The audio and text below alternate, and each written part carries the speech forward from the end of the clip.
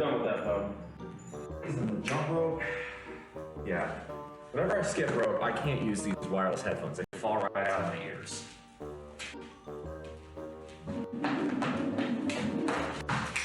So of course, it would be helpful if I could get the rope itself not to fall out of my hands.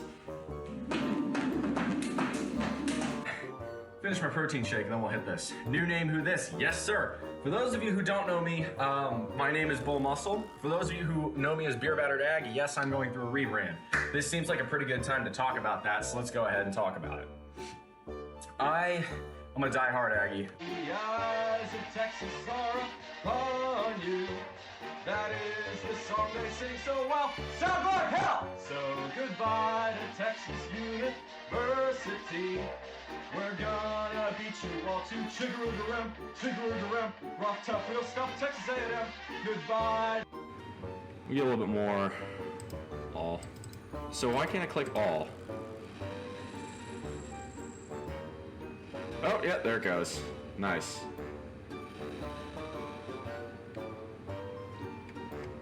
All right, let's do one more bronze bar. If you adopt the mindset, and this is a quote from Jacob Fisker of Early Retirement Extreme, if you know that guy, 10 points to you. But it's a quote that I find unbelievably poignant in today's era. Spending money represents a failure to solve one's problems by smarter means. I'm gonna repeat that. Spending money represents a failure to solve one's problems by smarter means. That's painful. But yes, my friends, pure protein, as theirs makes no difference, from raw egg whites. It's disgusting, the taste is vile, and it smells, but 100. Yeah, my poor roommate has to deal with the farts that come from this, and as you might imagine, they're not pleasant. But let me go ahead and knock this bad boy down.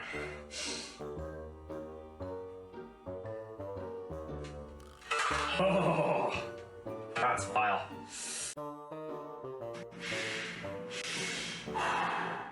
Good morning, everybody. Welcome on in. My name's BullMuscle. Today we got a good show for you. It is Friday, January 19th, 2024, and today we got squats.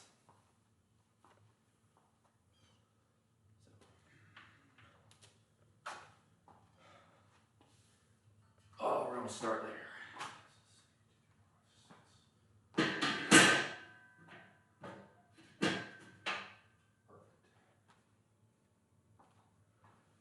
Oh.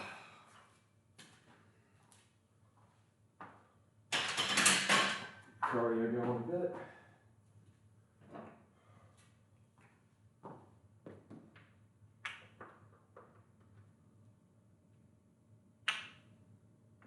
And turn on Bluetooth so that way you can connect. There we go.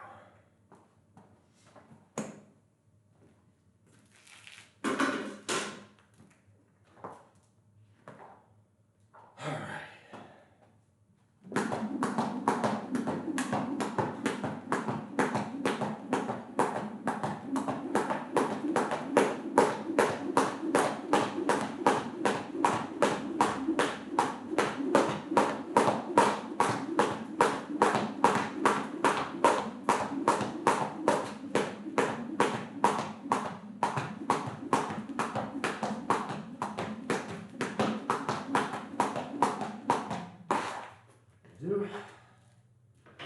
Just enough to get it on. Hey, welcome on in, Talia and Winter Raven. Welcome in, welcome in,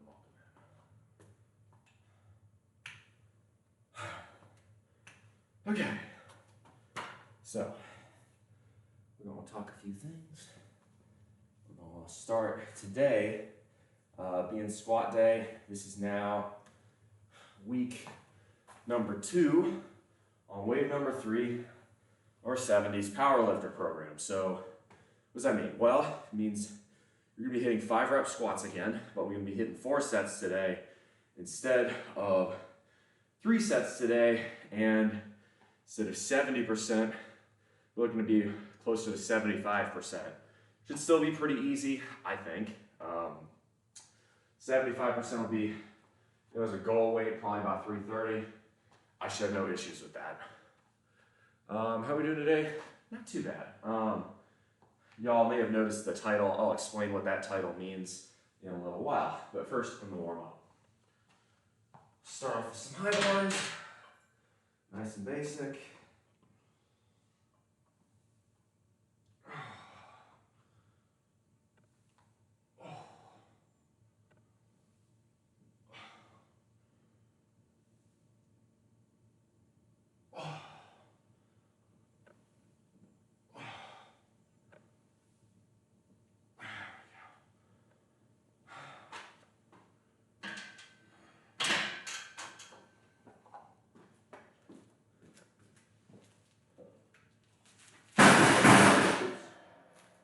That.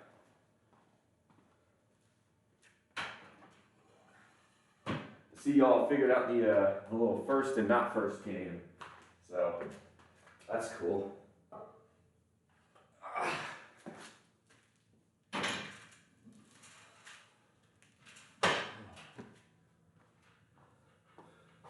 Puppy Pound Gaming, welcome on. What top? How are you doing? Puppy Pound Gaming, that is a name right there. So we're gonna keep warming up.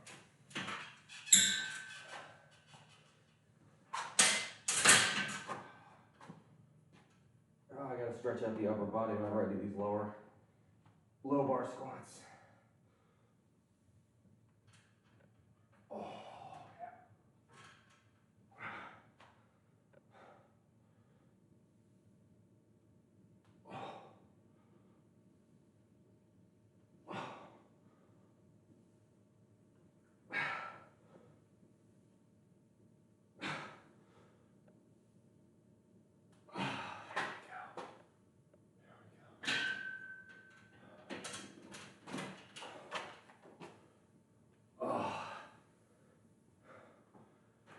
Yeah. We're gonna warm up a little bit more. Yeah. So for heavy 5-rep squats, right, if I'm gonna be doing this at 75% general, I think it's a wise move. Really kind of take your time on warm-ups, Throw a few at the bar, throw a few with one plate, throw a few with 2 plates, and then dive in, Doing good, just gaming this morning? Yeah, you have been here before. I can see that because it doesn't say first time chat, but still, some of y'all just have some rather peculiar names, to put it mildly. It's okay, it's not the weirdest one I've seen. There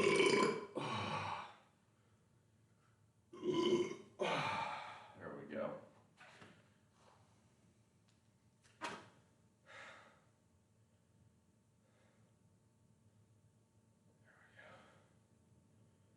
Let's go here. Throw a little cheap trick on there. We'll be listening to like the most boomer rock of boomer rock today. There's a reason for that. All right. Let's throw on just another set here. You know what, actually, since we're going fairly lightweight, we're just warming up still.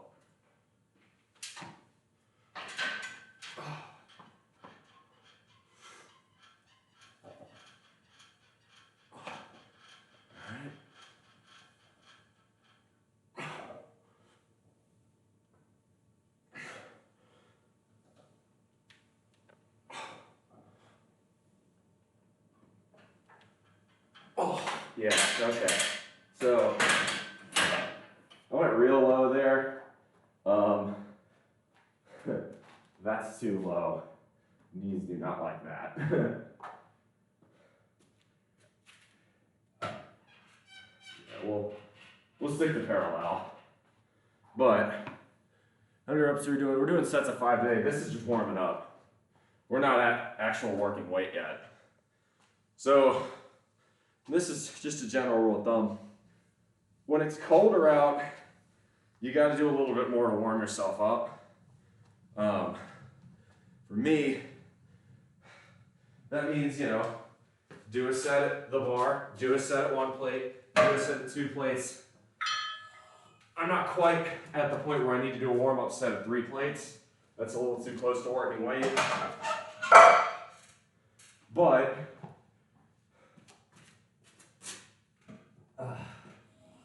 there's no reason we shouldn't skip warming up, especially on squats. You know, for squats and deadlifts, I find it more necessary to warm up a little bit longer than for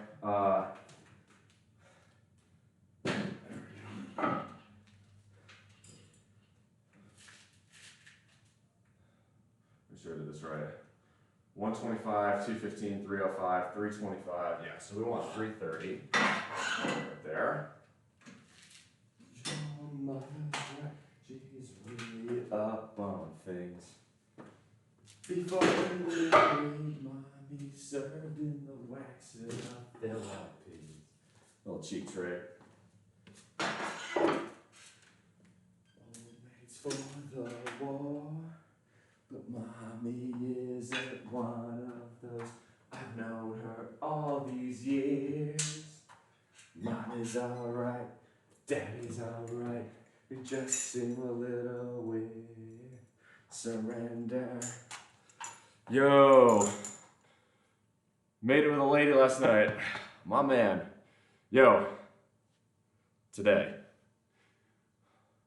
Just mean I don't list so like you do, so this would never be on my list to do where I'm at. I gotcha. Yeah. No, you gotta okay. So when you get to 300 plus pounds on squat, you're very, especially in cold weather, you're very much advised. Take a little time, warm up. You know, that's a good way to get hurt if you don't. It's just not worth it to just dive right in. Now I feel like I could do that a little bit more on bench, but no, not on squat. We're rolling on the couch. Rockin' and rollin', got my Kiss records out. Alright, so I'm gonna go ahead and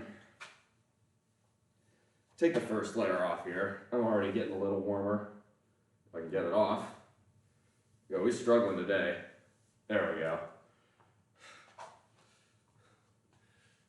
This girl pissed my bed. Dude, how did you fucking nail her? Nate. By the way, bro, not to be serious for a moment here, but that candle, you know what that's for. I'll explain that to the rest of the audience later, but it's January 19th. I'm gonna make sure to call mom today. You do too.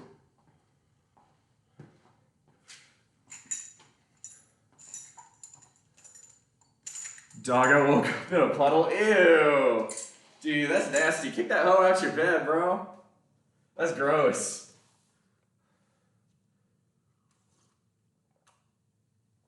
That is actually nasty. Alright. We're all alright. We're all alright. Alright, bro, actually, since you're here, and since I know I can actually trust you to do it, I'm gonna ask you to form check me. Heading to Vegas after work? Bro, that's gonna be nuts. Vegas should be pretty good. Alright, let's go ahead and move you guys.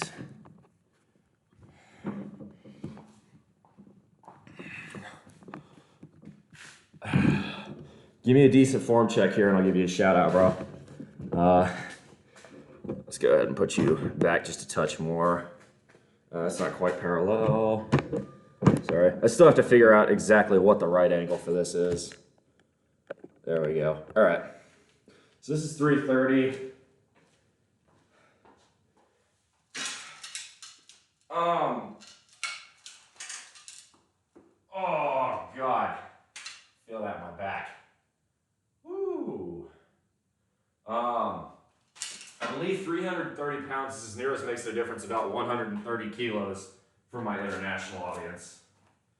All right, no more stalling. Let's send it. I'm gonna do these flat, but the next 3 sets I'm gonna probably put a little plate on for my feet, or for my heels. Here we go.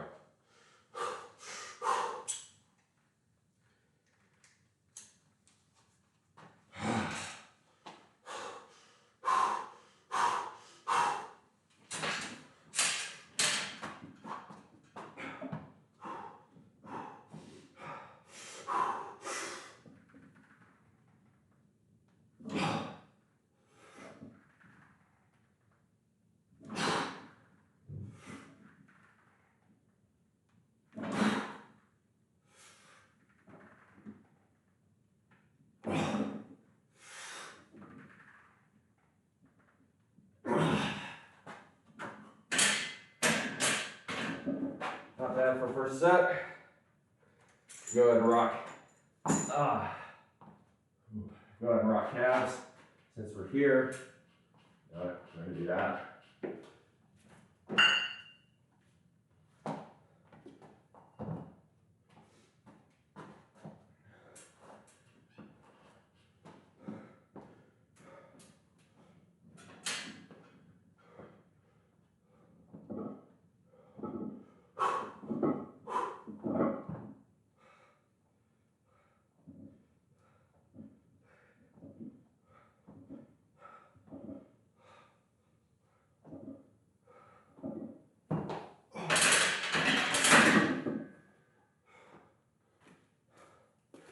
Form looks good. Was that below parallel or at least at parallel?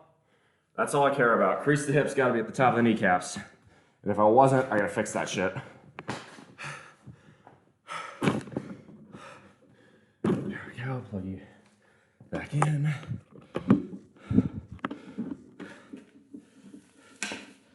Yeah, we'll hit a set of Raider pulls.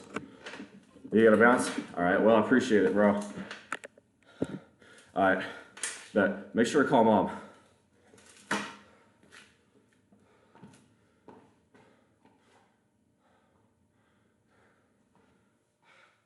Thanks, bro. Always good to see you. I'll give you a shout out.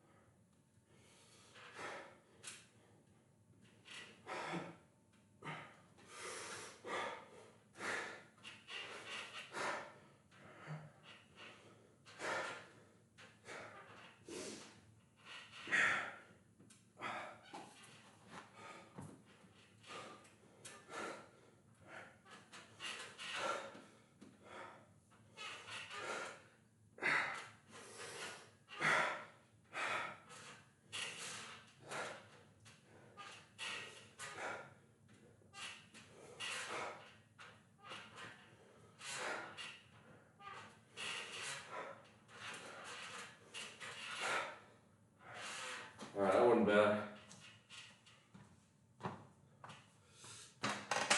Thanks for the form check, bro. Appreciate it.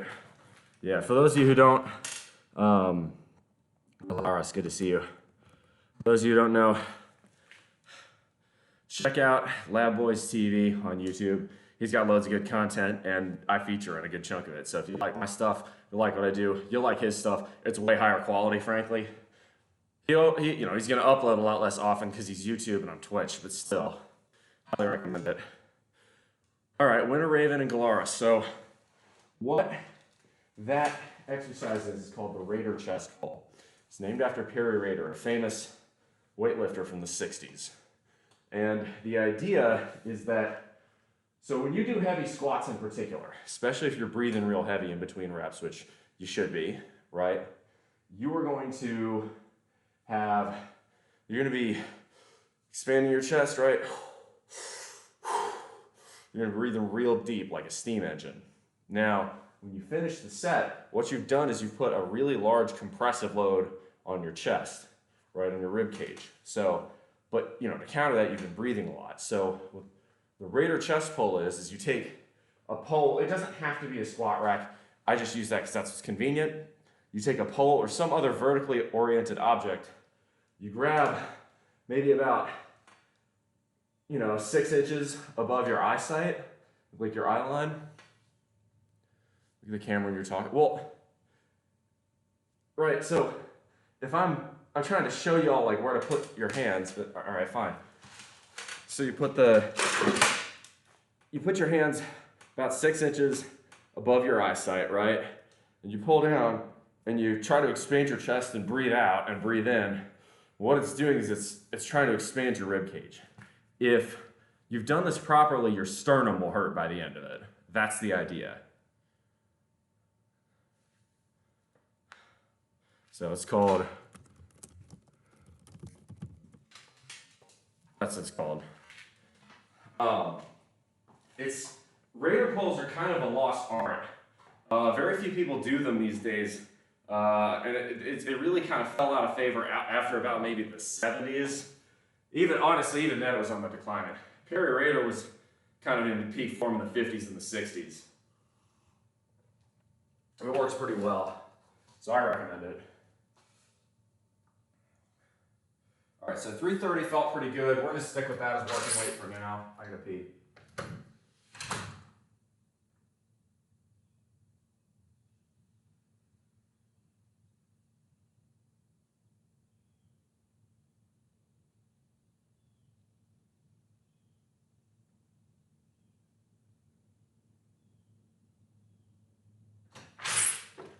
Oh, needed that. Sorry. Had to take a pee. All right. So as we're teasing. Oh no, I get you. No, if it's too quiet, let me know. I'm surprised. You're hard of hearing. Yeah, no, I'm sorry. No, that's. I appreciate you saying so. That's good, valuable feedback. Right. If my AV is not up to par, like if you can't hear me from here, I'd rather you tell me. Right, as opposed to me just assuming everything's good and then y'all not understanding what I'm saying. So I appreciate that, is what I'm saying. All right, so I gotta make sure I place these little plates right. So what I'm doing this time is to focus a little bit more on quad drive and a little bit less on posterior chain. What I'm actually doing is I'm setting, there we go. I'm setting up a couple small, maybe just a little bit under an inch thick plates for my heels to rest on. What I'm gonna do here, what it does is it allows my back to stay a little bit more vertically oriented. And it helps, basically it helps compensate for poor ankle mobility, which I will admit is a problem of mine. I ought to widen it just a touch though. There we go. Yeah, I can see my own breath in here. What's the temp anyway? 53. Yeah, it's cold. All right. So there's more. Yeah, no, that's all good. It's like decompressing, sort of. If you've ever seen guys do dumbbell pullovers, right, where they take a dumbbell, they're laying down on the bench and they come over their head, it's the same concept. I think the Raider pull works slightly better, but I'll also do pullovers. And you'll see me do those later in the workout. All right. Go to the song my old pops used to play in the gym. The riff on this song is just terrific. It's called Flat Broke Love by Bachman Turner Overdrive. Real good Canadian band there. I don't like everything the Canucks give us, but BTO was a winner. Keep the Justin Bieber up north, though. Thank you. Nobody asked for that. Nobody needed that. All right, I'm gonna do one more set with the shirt on. I'll probably take it off after this. Yeah. All right. Let's psych up, hit this properly.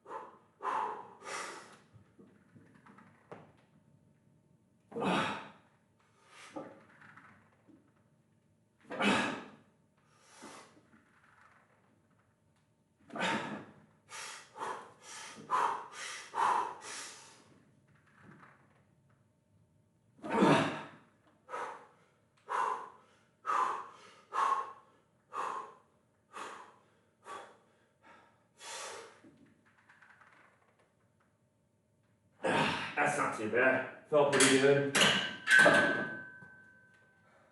With calves.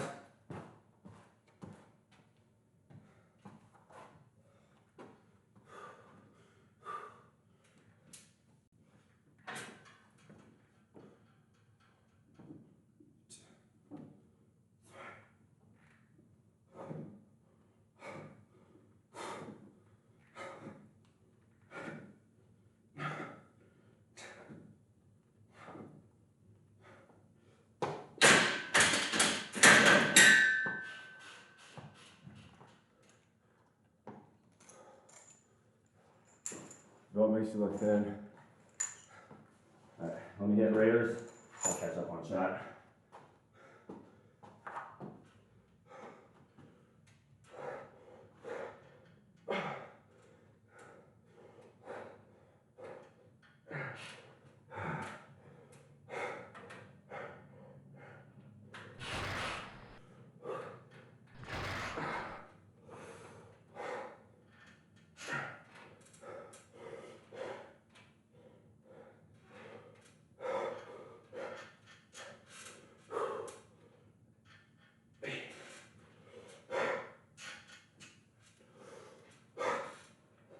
Good. Come on, other arm. Let's go.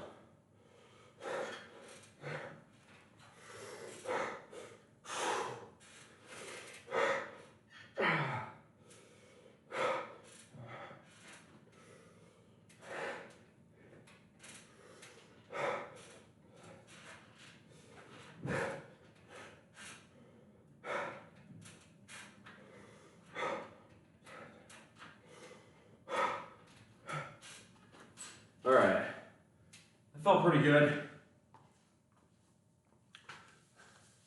All right. All right, 2-day leftover. Man, I have not seen you in a hot minute. Welcome back. Glad to have you in here. We're gonna take the shirt off since I'm warm now. Yo, morning Big Red, morning Lesbian Hot Sauce. Thank you for the follow. Welcome to the bullpen. Hot but full of red flags. Some of y'all have these strangest fucking names. I'm sorry. I'm trying to remain semi-serious. I see something like that. Bro, what the fuck kind of name is that? Welcome in, but like, bro, what made you choose that as your Twitch handle? All right, 2-day leftover. You were saying... You're always here just lurking. Aw, well, I always appreciate when you do throw me a comment just because it's not often, and you're one of the OGs, so I really appreciate that. You mentioned entering a competition. So right now I'm in a bulk cycle. So for bodybuilding, obviously that's not ideal. I'm trying to bulk up to about 235, 240 by the end of Feb. But then I'm gonna cut, and today, if you've been lurking, you probably know the whole information about me probably moving west. And if that's the case, then yeah, you know, out there, I have a little bit more access to bodybuilding stuff in general, because here in my neck of the woods, if I wanted to find a bodybuilding competition, I'd probably have to go all the way to Charleston, which is a 2.5-hour drive, and with all due respect, no thanks. J Guy, yes sir. I first read it, saw it full of red flags.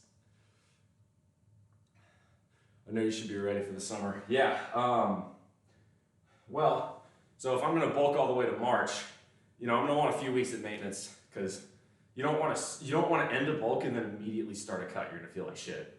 So maintenance for at least 2 weeks, probably closer to a month. Then April, May, June, July, August, probably a cut all the way down. I'd like to get back to about 210, but really look shredded. And if I move, the likelihood that I'm able to do that and eat a lot healthier is higher because, well, frankly, rural South Carolina is an obesogenic environment. And while I'm able to prevail against that, it would probably be easier if I lived in a less obesogenic environment. I don't know what the date is about, but sending you everything good. Okay, so I guess now that I've got audience here. For those of you, some of you may have noticed my title. My title said In Loving Memory. Today, and I'm not doxing myself by showing the name, but today's my dad's birthday. He would have been 62, and he passed away in 2020. So, thinking about him today. Gonna have a long phone call with my mom, I think, today, but never forget. So, little tender moment here, but yeah. For some reason I couldn't sub. You should be able to sub. I don't know why not. Well, if you're having trouble with subbing but you want to support the channel, I do appreciate that. It's never demanded, it's never expected, but there you go. Not to mention, Mr. Bezos doesn't get any of the tips, whereas he takes 55% really, of all the money from subs. So, if you're looking to support your favorite Twitch channels, unless it's a Prime sub that you've already, acquired, you're best off doing direct tips. Any Twitch streamer will tell you that. Condolences, I appreciate that. Yeah, my dad was a big inspiration to me. He taught me a lot about what it means to be a man, taught me a lot about work ethic, about pushing through adversity, about, and also, to a large extent, how to live. Now, my dad had a fairly severe leg injury as a result of his service, and as such, didn't really do a lot of squatting or deadlifting, but he certainly taught me how to do a lot of the upper body stuff. So for that, I'm very thankful, and I'm glad I got to know him, or not got to know him, but I'm glad I got to spend all those years working out with him. He worked a very stressful job, and lifting was sort of his respite from that. And I feel as though, in a way, I've kind of carried on that. He keeps saying that I have a credit card issue and you should try again. Well, that sounds like an issue with your card, not an issue with Twitch. When are you going to start live streaming on YouTube? I'm probably not, at least not here. With the move coming up, there doesn't seem to be a point to start that and then have to put it on hiatus as I'm moving. So I'm probably not going to do that. I know Twitch has recently relaxed its rules about live streaming to multiple platforms, but I'd rather play it safe for now. One to another. My dad was alive. Would have been 64. Yeah, well, I appreciate that. That's definitely a little bit of a heavy subject for today, but definitely worth talking about. Because a lot of influences are really important. So, Conservative K, you look more bulky in what I suspect is a muscular way. It's been months. Yeah, so I'm bulking right now. So that would be correct. I weighed in this morning at just the tick over is 225.2, which is about on track, right? I'm looking to be 235 to 240 by the end of February. I started at 205 in mid-November. That's about on par, right? It's roughly about a 10 pounds per month progression, so that's good. Bulking, but not in the muscle way. Well, I know you only just recently started Lesbian Hot Sauce, so for the first 6 weeks, don't make too many adjustments. You've got to give time to see results. I'm all natty. Yep. Lab Boys. Yeah, Lab Boys. Lab Boys is a lot better in the art of the Riz than I am. Now, this is partially because of practice, on account of, he lives in a place where there are actual high-quality dating people, and I don't, frankly. I'm not trying to be mean to rural South Carolina, but the dating pool is sad here. Look, a 50% obesity rating just makes things difficult. Shoulder span and upper size around your neck looks like a tank. I appreciate that. Well, we're going to hit another set. Please, y'all, form check me here. I want to make sure I'm getting this right. I am actually going to use the plates again for ankle mobility. I want to try practicing keeping my spine a bit more upright. It doesn't matter what angle it's at as long as it's straight, but if it's more upright, it's really going to hit the quad drive. That's really what I want to hit today. God, I feel that. So you've been looking stressed out. I thought you'd say something. I appreciate that. Honestly, I've been doing okay. Next week I've got a business trip up to the upstate, so that's also one thing. That's why I'm going to be streaming a lift on Sunday as opposed to a normal rest day. So that's the other reason I'm trying to put a little bit more quad drive on, because I'm going to have to use my posterior chain for some pretty heavy deadlifts on Sunday, and I want to be ready for that. Okay, so we're going to move you guys over. We're going to do our third set. Learned so much from you. Oh. Not like that. That's funny. Nah, it's all right. No, I'll tell you. So, 2-day leftovers. Speaking of, if you guys are looking for really great HIIT workouts, 2-day has some pretty fucking baller ones that have put me on my ass. So, if you wanna give yourself a challenge, hit that guy up for ideas. Actually, I think he's posted some in my Discord, so you can go hunt it on the Discord if you want. That way he doesn't get spammed with DMs. Okay, so this is 330. I felt like this was a bit narrow last time, so we're gonna kick this out just a touch.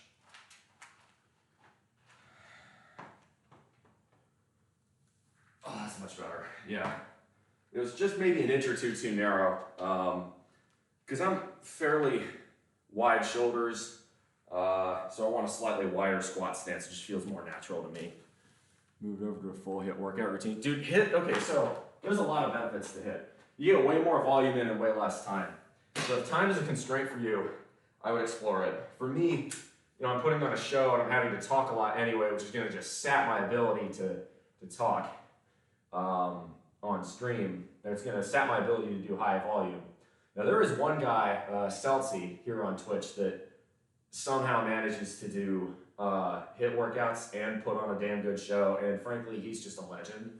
So I'll probably give him a shout out. But first, I'm gonna psych myself up and do this.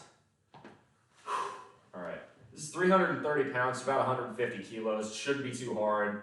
This is about 75% of my max is the goal. So feeling pretty good. We're only doing this for 5, so it shouldn't be too hard.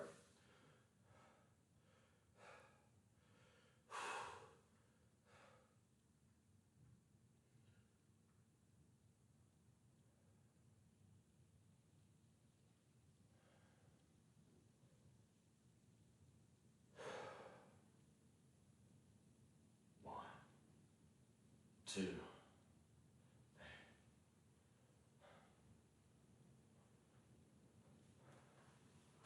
All right.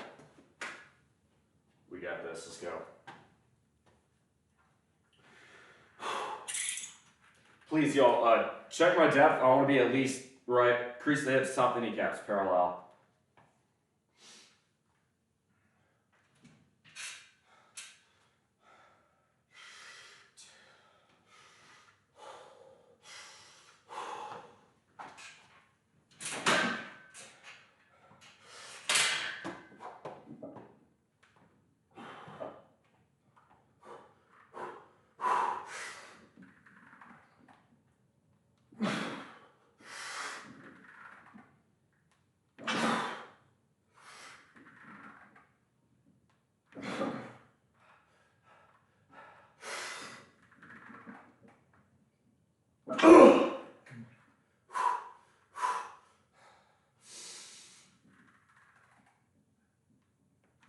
That's easy.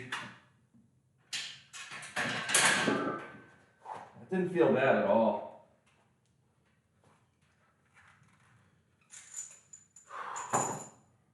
The calves.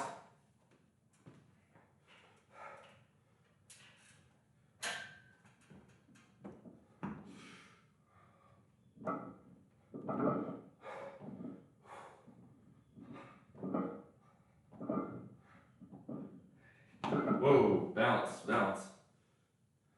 Slower.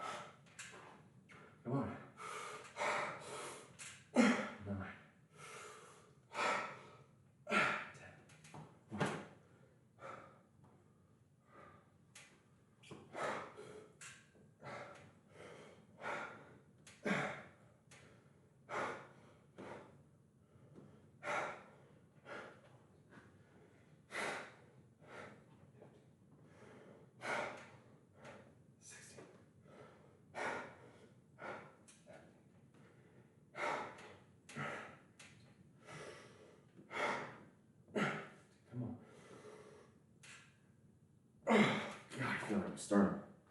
All right. Breathe control, just thinking with that lung capacity. Depth is good. Hell yeah, thank you. Old Jarrah boy. I don't think I can sing well really here. Community theater. What community would I have a theater for here? Think about where how far I'd have to drive to find one. Heard of hit. It's HIIT. Yeah. If it's HITT, I think it's a typo. Bulking process needs to be more red meat. If you've never bulked up or aimed to bulk up, that's fine, right? It depends on what your goal is. I'm trying to put on muscle mass and then shave off the fat. For me, I found that my body responds more positively to a bulk cycle and then a cut cycle than it does to what's called a lean bulk, where you're eating just above caloric balance and slowly but surely trying to increase your muscle mass. So how did that look, y'all? Depth-wise, tell me, was I parallel? So I'm debating on going up weight just for this last set. Well, I gotta pee first.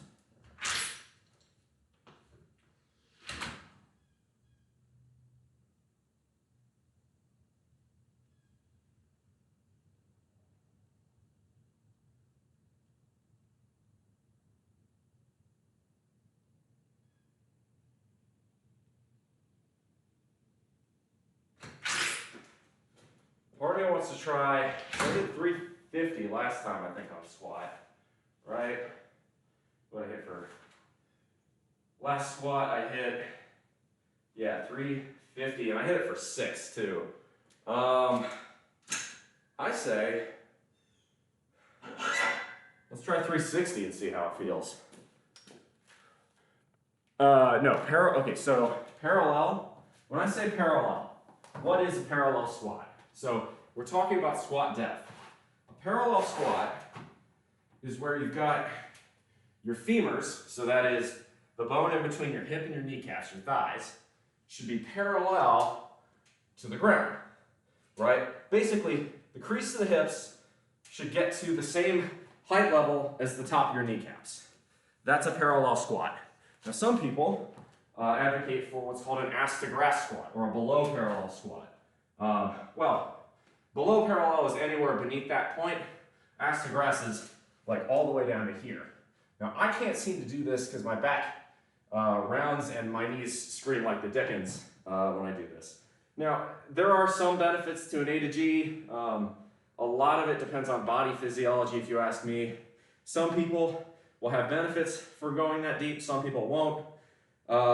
Really does depend on the lifter and the goal of what is being achieved. But for powerlifting, for Olympics, for most sports, people are going to be, people are going to look to a parallel squat. So like when you say, yo, what's your squat? Most people will think you're talking about, a parallel squat. Then you have the 90-degree squat, which is above parallel. 90-degree squat is you make a 90 degree at the knee. I personally think 90-degree squat doesn't quite go deep enough. So I go for parallel. Really the choice is up to you. There is no right or wrong definitive answer. It does vary person to person, but I think parallel is sort of the best middle of the road combination. So I think I'm gonna take it up just one notch. This felt pretty easy. I want to give 360 a go. So we'll see. This is not going to be easy, but I think I've got it in me. So far, this has been pretty easy. So we're gonna take it up a notch here. Calf.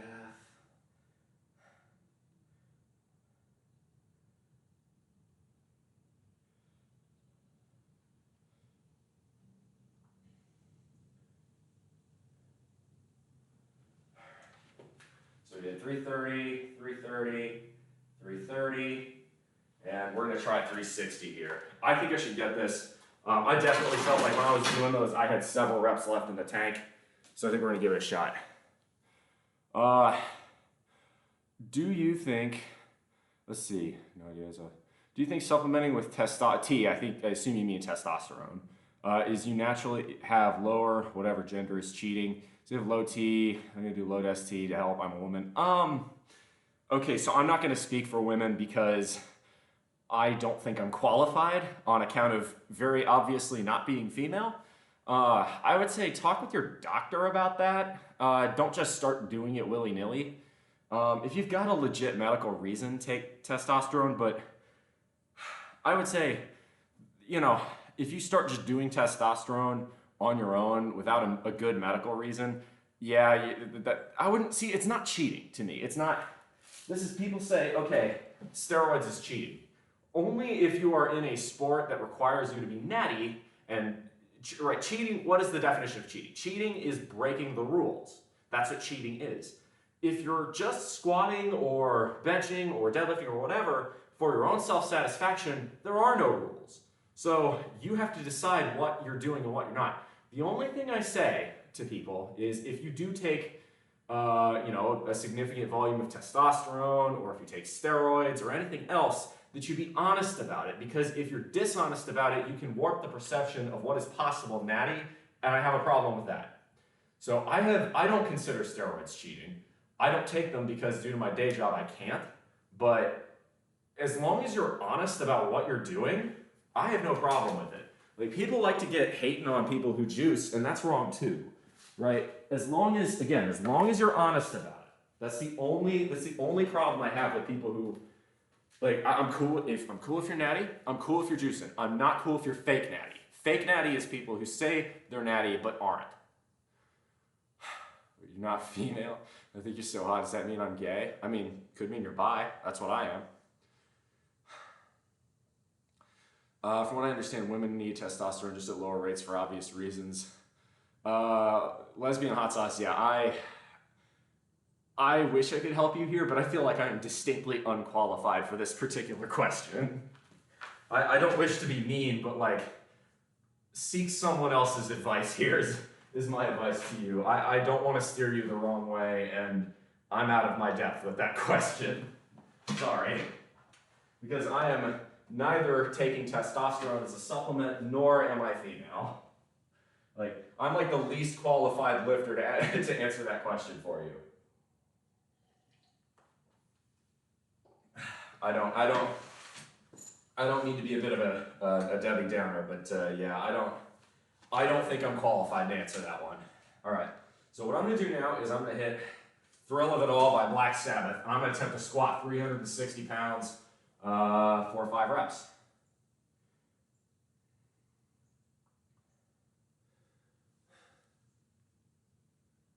You guys please can't have this combo. Yeah, you can. Okay, so, spoiler alert, I'm so gay. That's totally fine. So, as far as, the nice thing for you, Miss Hot Sauce, is that if you talk to your GP, you're not gonna get, charged $500 just for a conversation, which is that's my reality. I love America, but our healthcare system's a little bit screwed up. So, your shoulders are much bigger at the moment. Well, I appreciate that. I've really been trying to push my delts a little bit harder. I want to get my press up to 225, which is 100 kilos for a 1 rep max. And I'm talking strict military press, so that's hearing that from y'all, that makes me pretty happy. But yeah, I don't think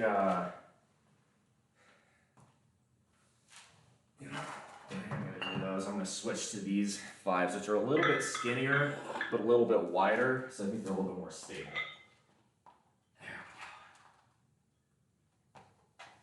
But yeah, fans of an ornamental fanny prize right from the wall. No, so the thing is, there's the other thing too. Thankfully, Twitch has finally gotten a little bit more clarity about what is and isn't okay to talk about. And that's why there's that content warning on my stream. Not because I'm some fucking thirst trap doing amateur porn on here, but because we have adult conversations about sexuality, about taking testosterone, about politics, about economics, about a whole range of issues. And as a result, I don't want to ever risk accidentally having, you know, a violation and then having to walk on eggshells in my conversation, because that fucking sucks. It doesn't allow you guys to speak your minds. It doesn't allow me to speak my mind. So I'd rather play it safe. We actually had a poll on that in my Discord because I believe very heavily in listening to my community. Titty titty boo boo.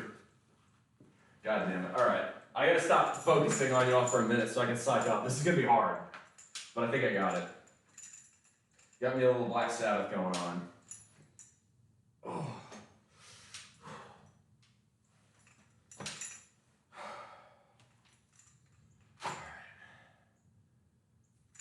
125, 215, 305, 325, 355, 360. Oh, goodness.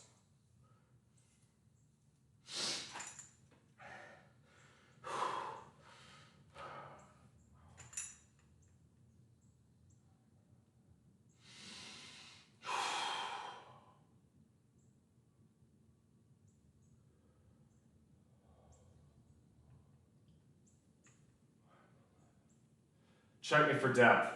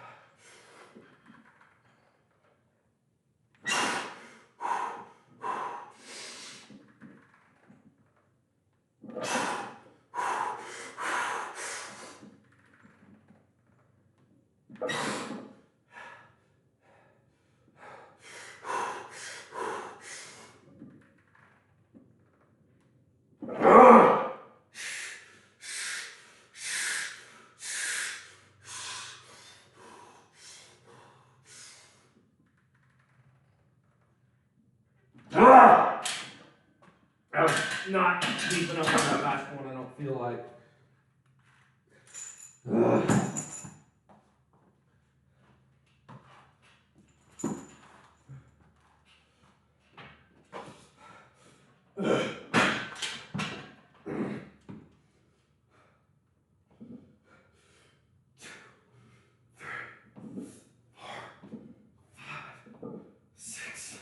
Come on.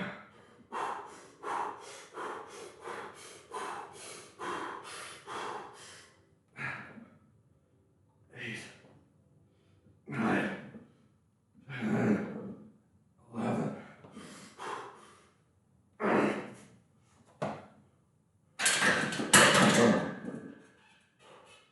Come on. I need the dumbbell pullovers. Come on. Come on.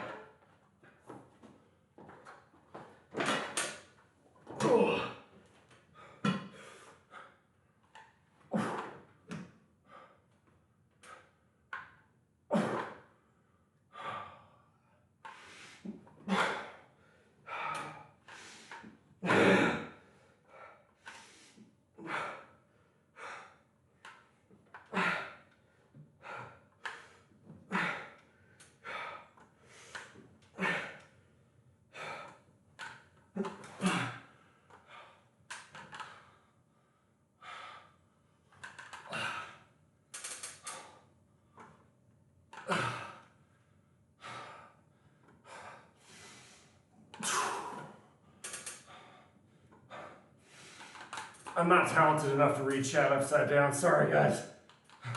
Give me 15, come on. God, this is torture. Exquisite torture, baby.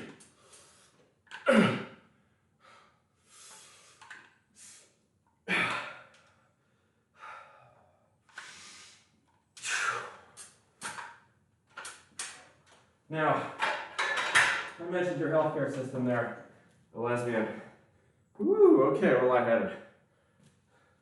What does the belt do? I'll explain. Let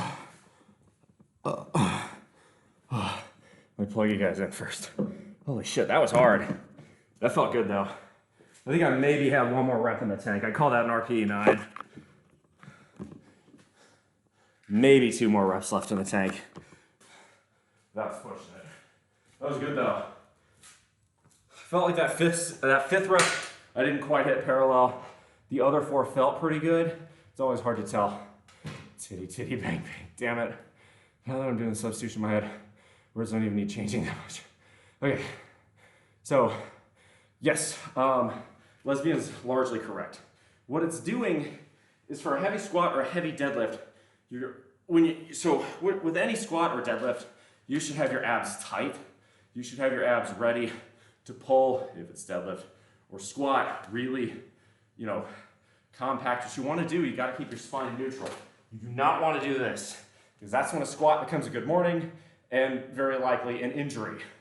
So what a belt does is it helps keep your spine stable by allowing your abs to press against the belt, which pushes forward on your lower back, which helps keep your spine in better alignment. Some people say it's a crutch. I think it's more of a safety device. When you get to more than 1.5 times your body weight, I think it's a good idea, just on principle. So now it's time for us to go down weight, because Jesus Christ, that was a lot.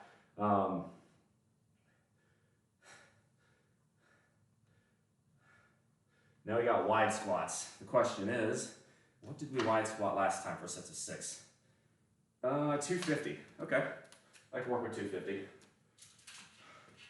That's gonna be the 15 and the 2.5. This side. Get to start peeling off the weights. Just a bit.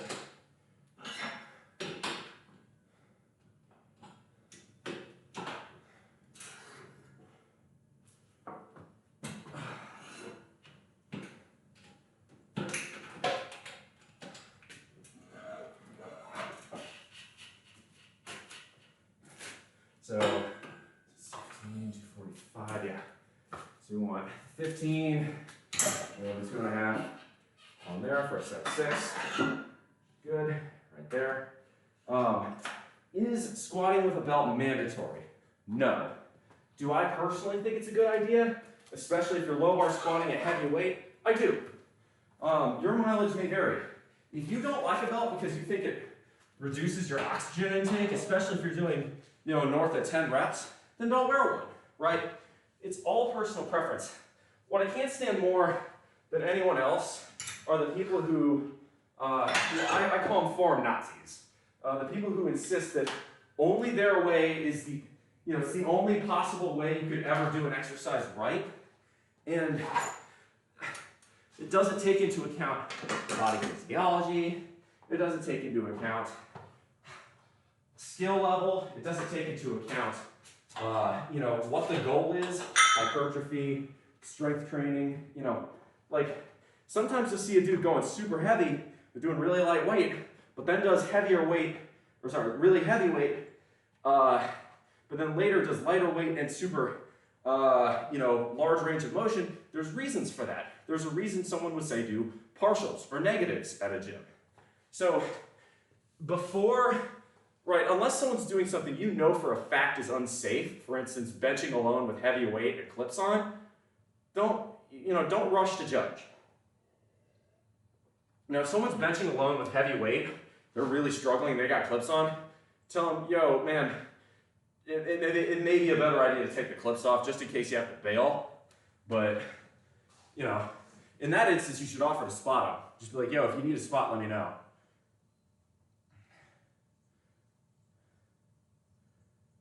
All right. So we got 4x6 here for wide stance squat. Dude, assume we would choose a Celine Dion song. Oh, I hate you. I mean, it's okay. That's the way it works. You can either, I've made an actual, I actually made a political compass of different music tracks for my workouts. And one of them is, actually there are 2 slots for audience redeems. It's a total slot machine. Sometimes I get great songs, I add them to my repertoire. Other times I get Celine Dion. I'm not saying Celine Dion is bad, but I am saying that Celine Dion is suboptimal for working out to. When you don't know, it'll be a building up beat song. All right, I appreciate that. Typically, Black Sabbath is more my speed for working out. Let's go. Actually, I haven't listened to Sabbath Bloody Sabbath in a hot minute.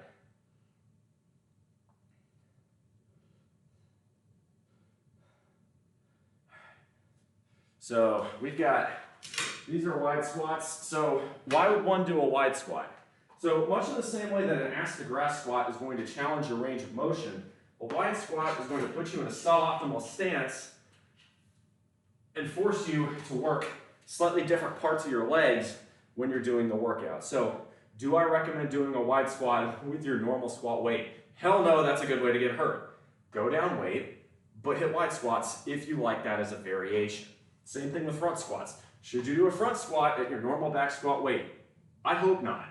If you're able to do that, it means your back squat is not strong enough or you're risking injury, frankly.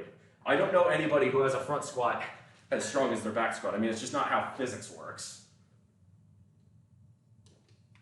The sheer amount of torque it would put on one's knees. Anyway.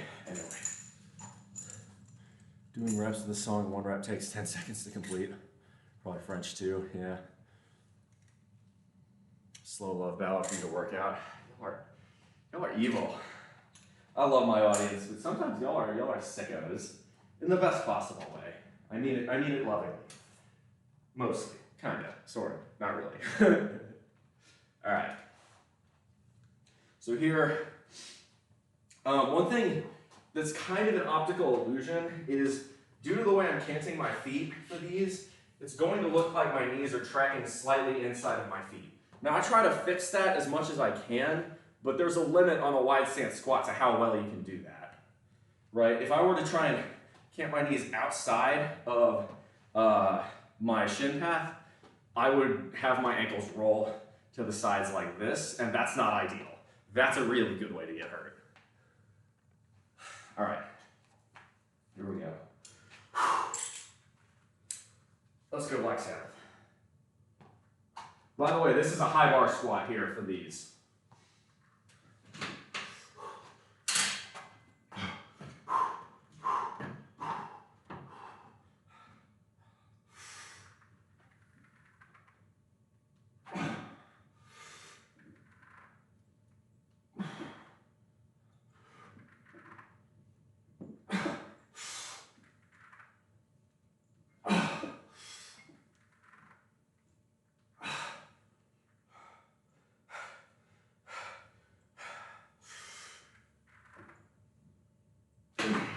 Not bad. 250, that felt pretty good. That's a little over 110 kilos.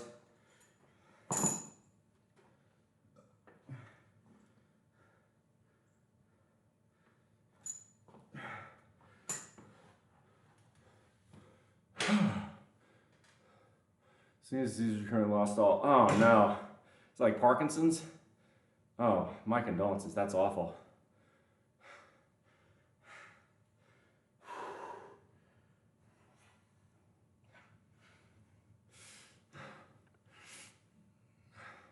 That's terrible. Well, blessings to her. Again, I'm not the world's biggest Celine Dion fan, but like, that's just miserable.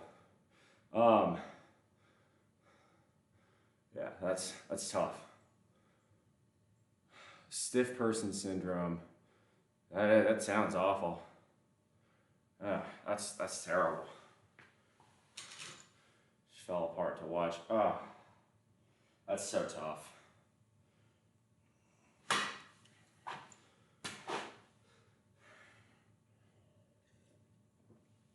All right. Did you ever recover from the death of her husband? It's a hard thing to do. I mentioned earlier the reason my stream title is titled as such is because my father's birthday, my late father's birthday is today. He would have been 62. So I understand to an extent that feeling of loss. I'm certainly going to call my mom today. Just talk with her. Doesn't have to be about that. It'll just be about life. You call your mom too, if you haven't recently. All right.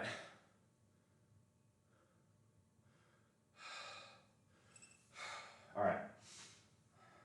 Set two. By the way, how did my form look on that? Was I going deep enough? Right, it's a little bit harder to tell with this, but I still want to try and go parallel. So, right about here should be where I'm looking to get to.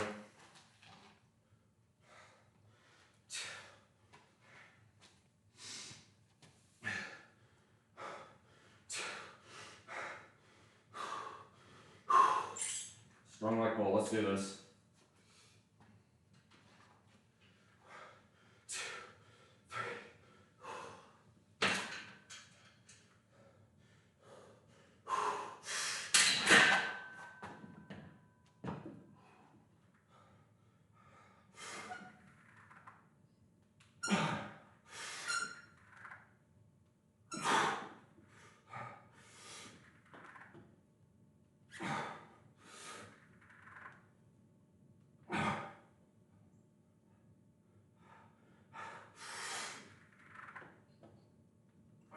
Come on, deeper.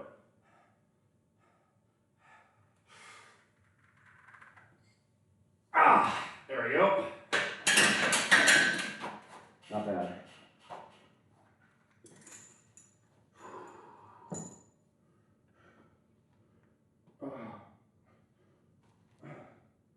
That felt pretty good.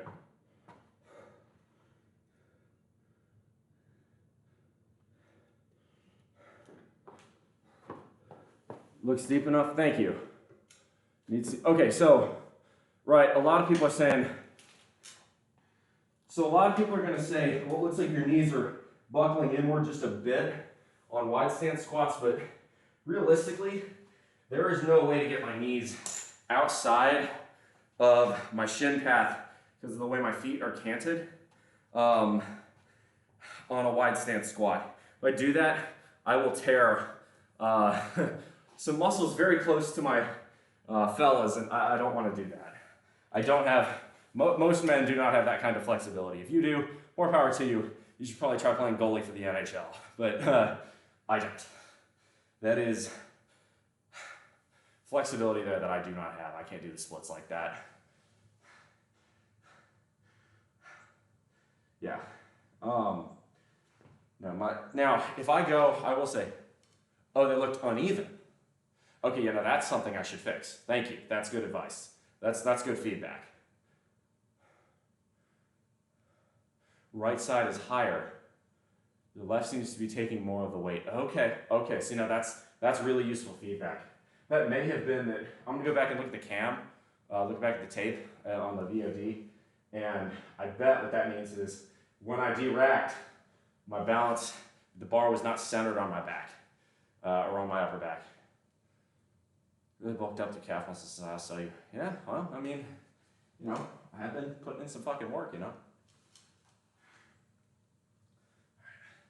throw in a little Molly Hatchet, get a little Southern Rock, throw in a Whiskey Man.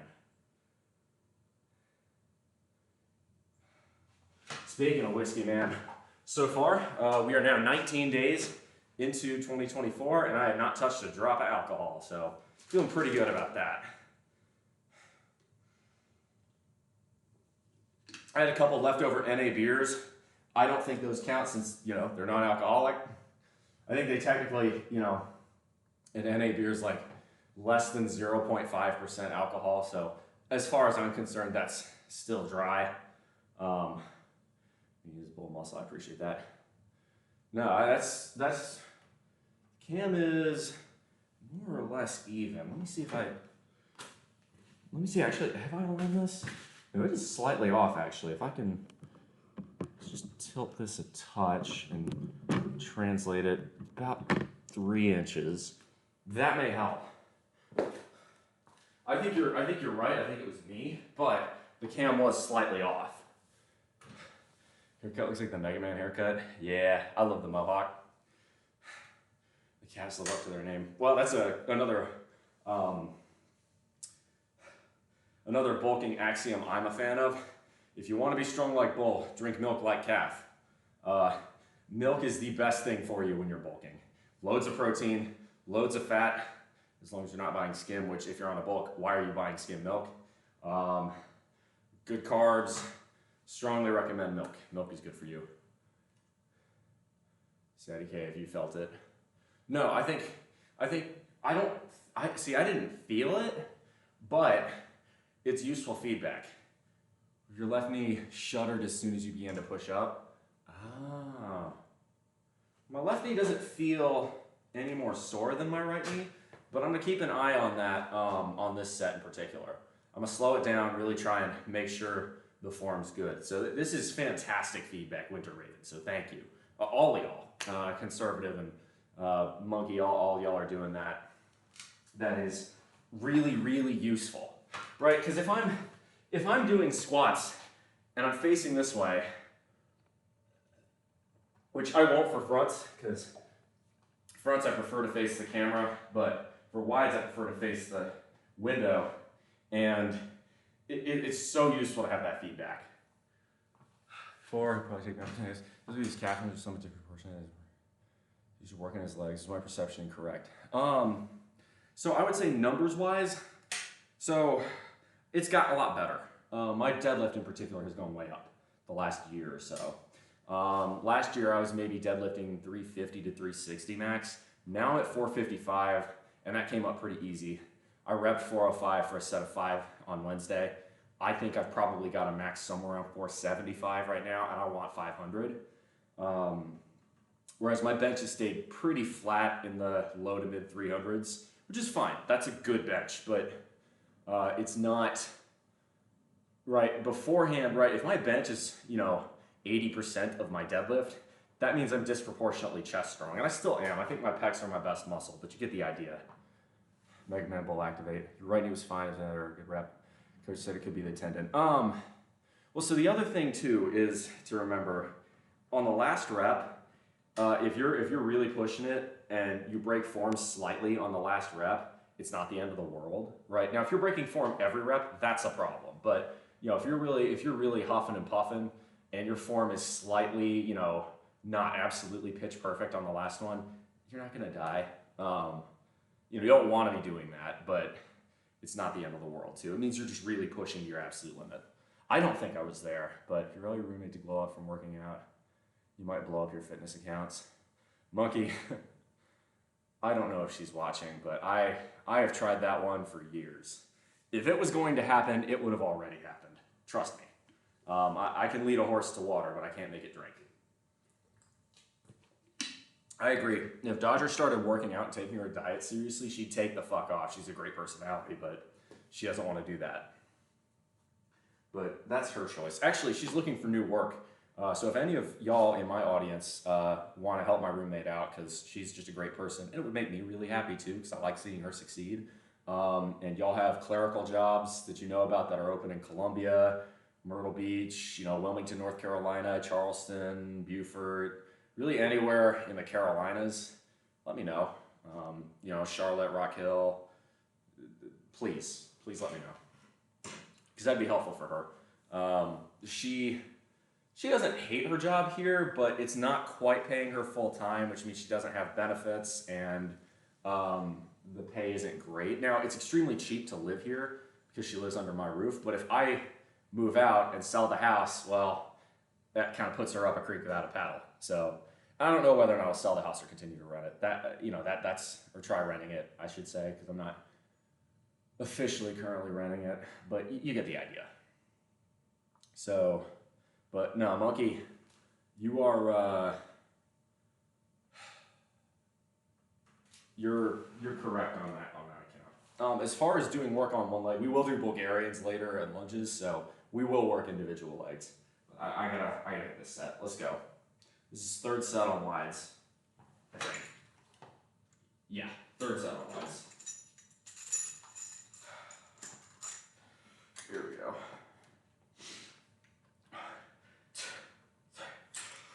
Strong leg pull. Let's go. Let's go.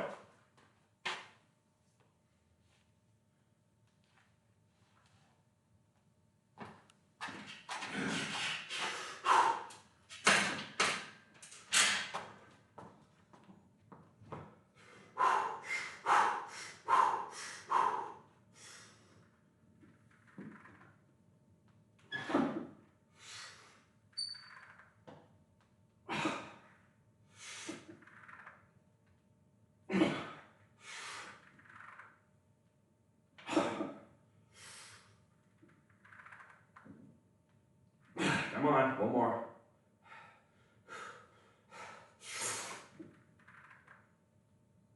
All right. I don't know if I was compensating there, but it felt pretty even. How'd it look? Go ahead and set of pullovers.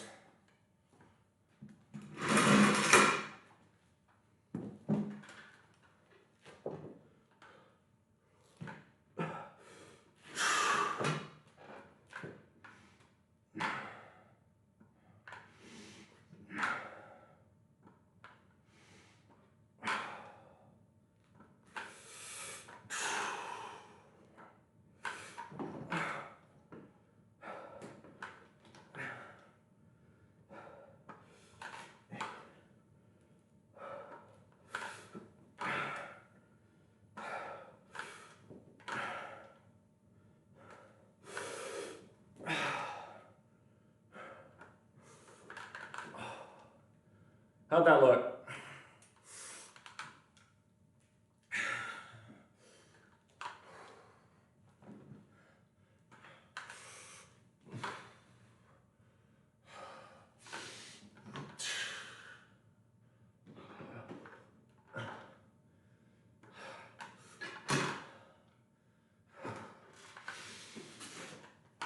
Hold on, one more.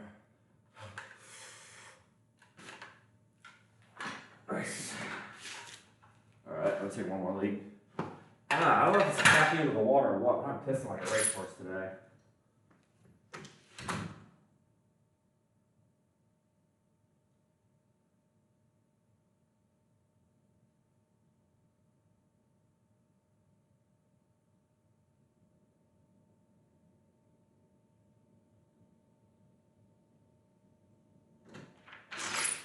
Damn. Whew. Got a northwest wind coming in. Fucking reeks of sulfur out.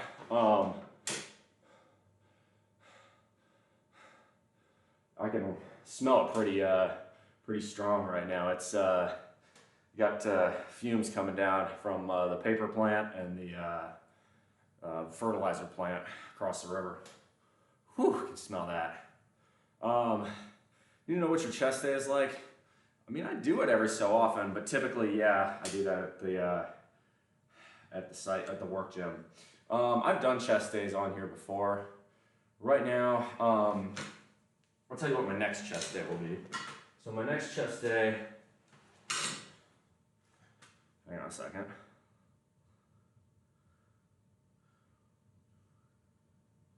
There we go. Everybody always, why is it that my Discord server always likes to DM and ping me when I'm live? Like, y'all know what I'm doing right now. You sound good to see you, criminal, good to see you. So, what was I saying?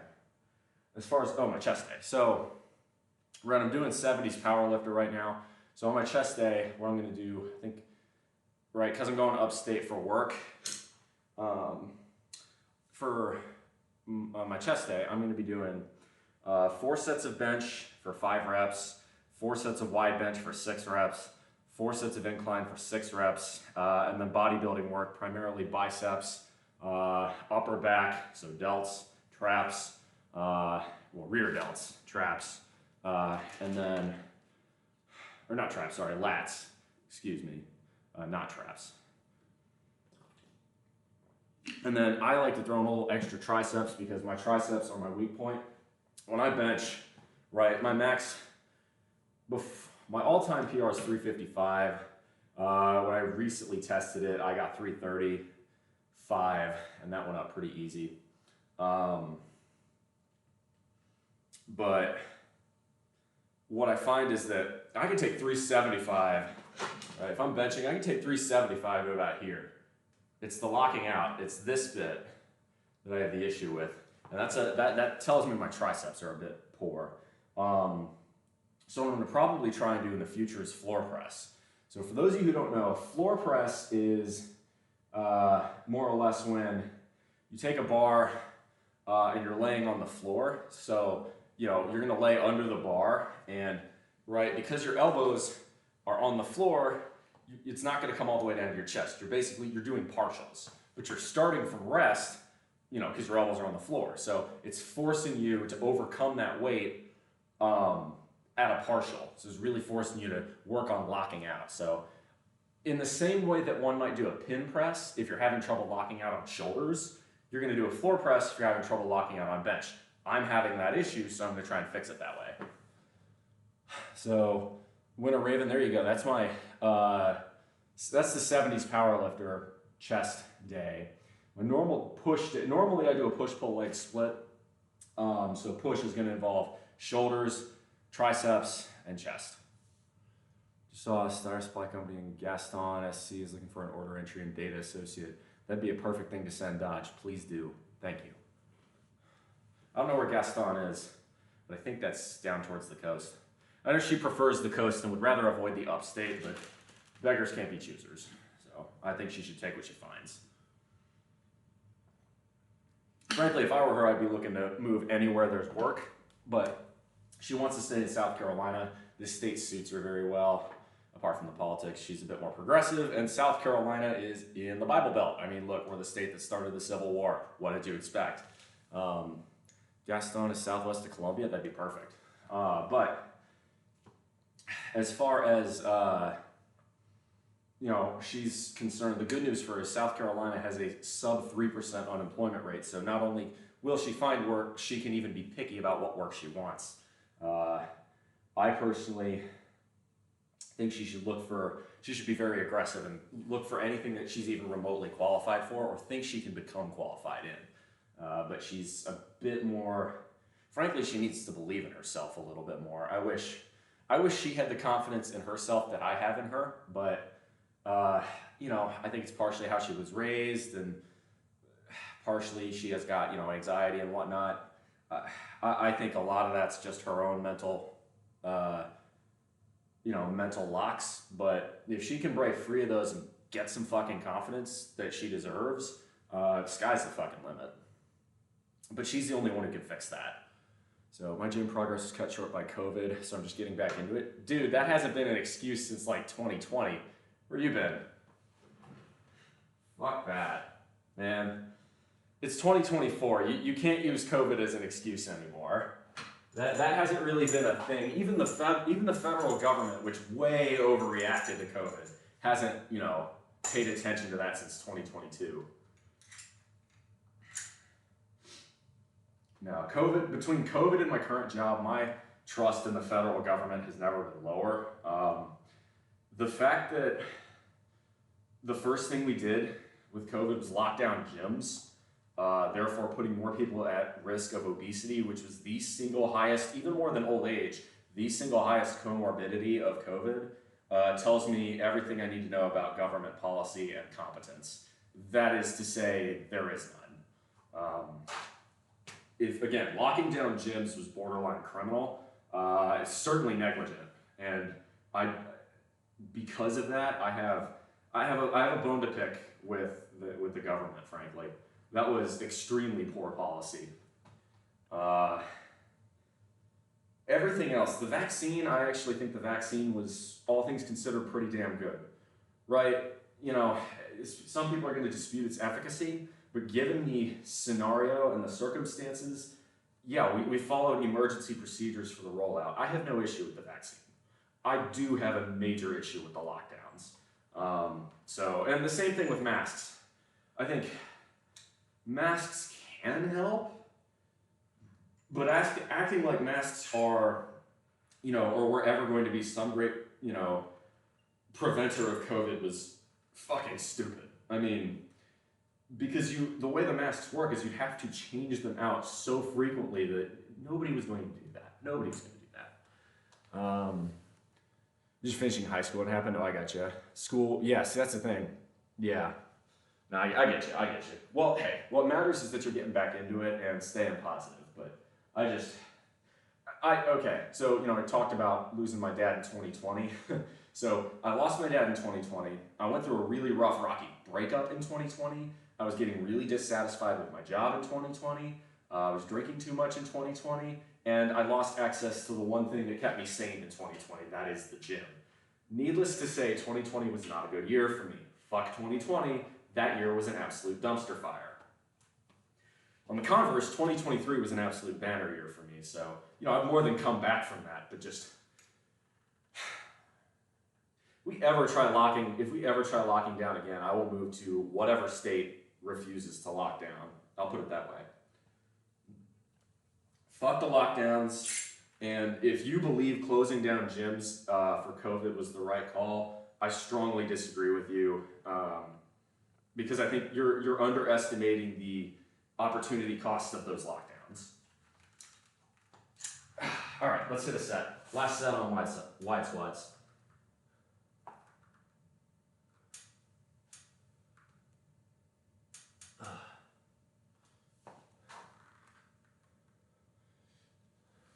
There we go.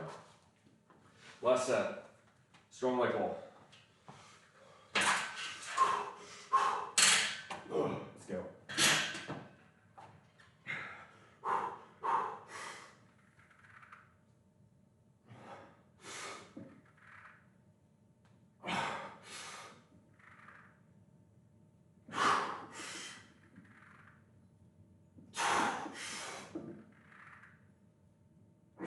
Come on, one more.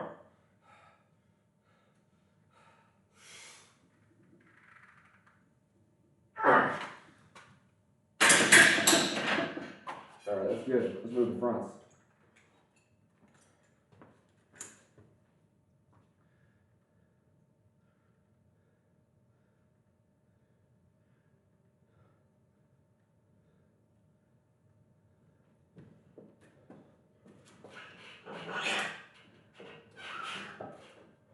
Yeah.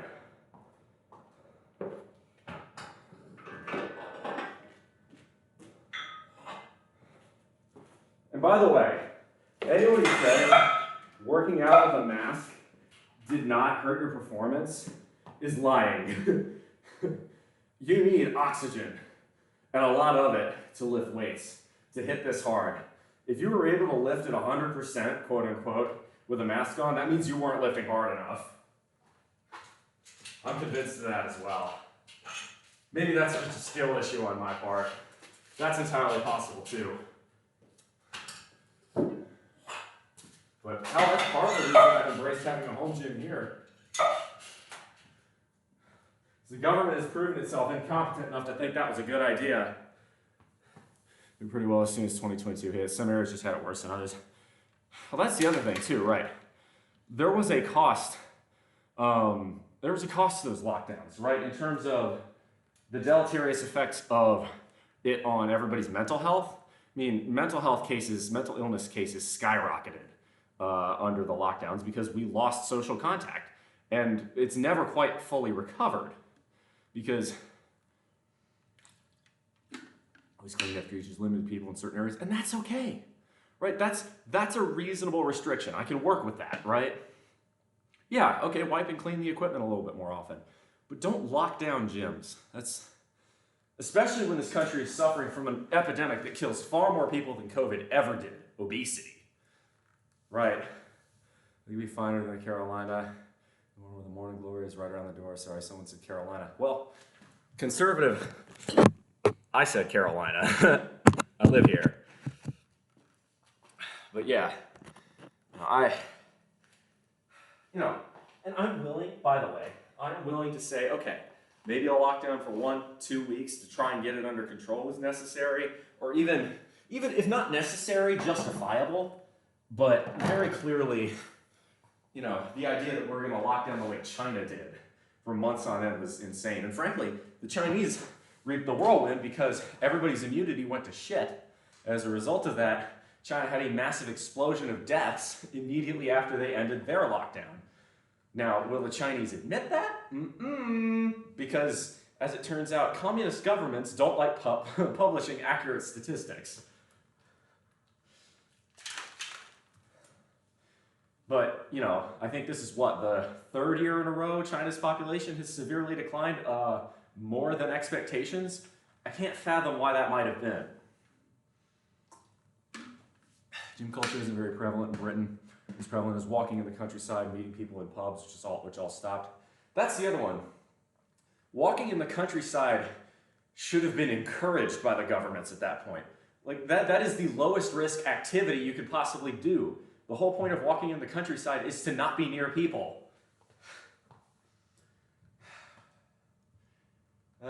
What's going on? Why is there someone, hold on just a second, y'all. Is there someone planning it?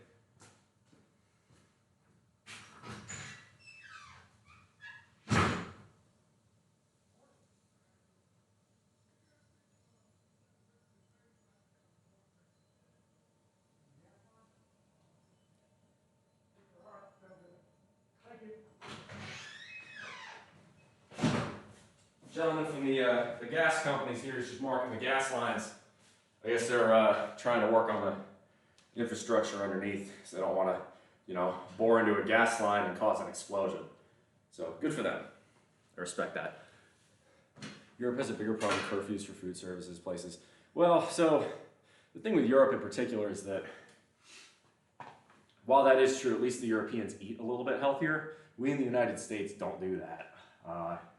And that's the other one. People are like, so do you support universal health care? And my answer is on a few conditions. If you want a European-style healthcare system, you cannot sit here like certain, what I would call intellectual hacks on the American left do and say the rich will be the only ones to pay for it. In no European country does that work. The middle class pays higher taxes in Europe, in every fucking country, because they have universal health care. That's just the trade-off. If you want the government to provide more services, you should expect to pay more in taxes. Am I willing to pay more in taxes for a universal healthcare system? The answer is it depends. Most European countries, too, they have extremely high taxes on things like junk food, okay? In the United Kingdom, they have a massive sugar tax. In Denmark, they have a tax on, I believe it's saturated fats. And then I think the French have, you know, all sorts of taxes to support their healthcare system. So if you want that, right, what I'm telling you is the only way I'm supporting especially given America's horrendous obesity rate, the only way I'm supporting universal health care is with massive taxes on junk food. I'm not willing to subsidize people's bad decision making. That's not fair to me as an individual, right? So if you want, you know about the sugar and saturated fats taxes, do you? I wish they were here. Nobody's gonna fucking die because they gotta pay $4 for a Little Debbie instead of $2. If anything, it'll prevent deaths. Another damn channel, which is basically under the ocean bed. I'm gonna take the Eurotel. Game over Mexican. I redeemed the pack bounce. Speaking of the Mexicans, I want to talk about something really cool that Latin America is doing. Colombia just came out with some new junk food warnings and taxes, but the Mexicans, if you're ever in a tienda here in the States, a lot of times you'll see Mexican snacks. And the Mexicans are pretty good at making snacks. But you'll see a little black octagon on them that says, you know, exceso sodio, exceso grasa, exceso calorías, right, which is excess salt, excess fat, excess calories, or I think the other one's excess sugar. I think it's, you know, exceso azúcar. I'm trying to learn poquito español. But the point here is that the point here is that it's nothing, right? It doesn't prevent people from buying it, but it's just a little, hey, this is really fucking bad for you. But why can't we do that in the States? We have a Surgeon General warning for cigarettes. We have one for alcohol. Why can't we have that for junk food? Every other nation has that. Hell, again, Mexico isn't as developed a nation as the United States is, on most accounts, nor is Colombia, nor are many other Latin American countries. But it's a really good idea, and just because they're not as developed a nation doesn't mean we shouldn't learn from that as an idea.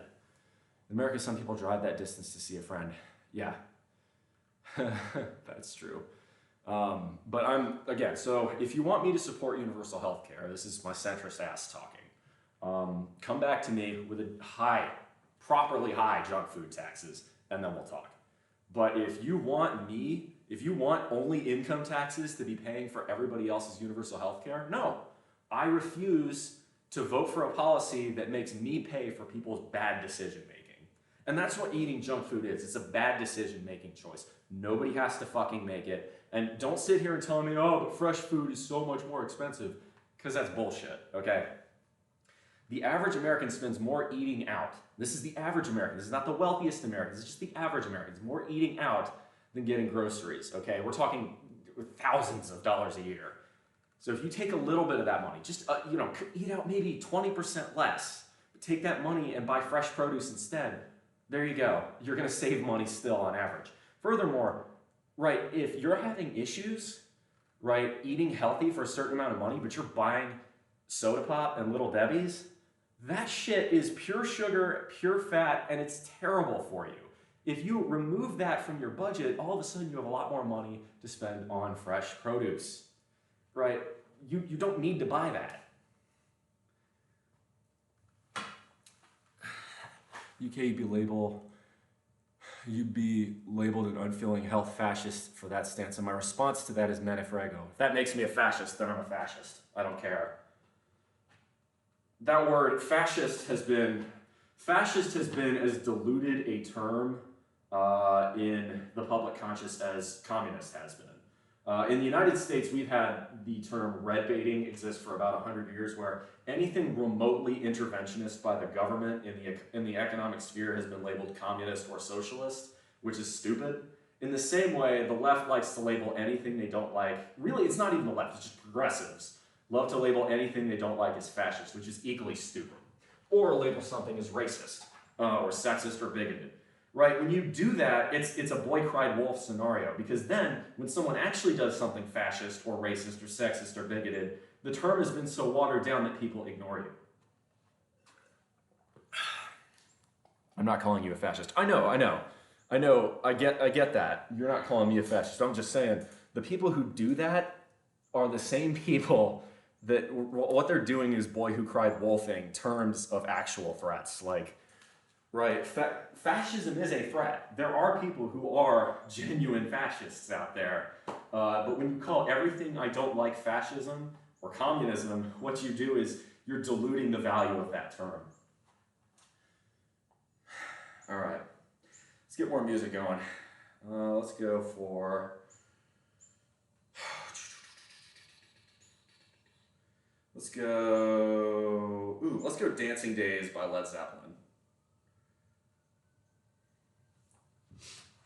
Speaking of great British musicians that may have stolen a few things from the Mississippi Delta, I love Led Zeppelin. All right, here we go. This is 225, 100 kilos.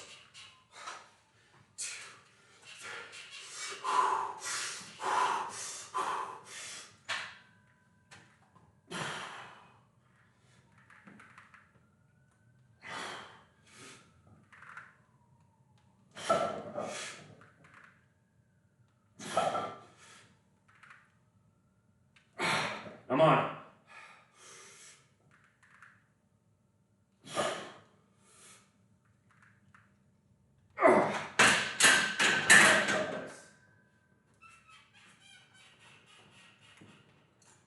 Be my only, my one and only.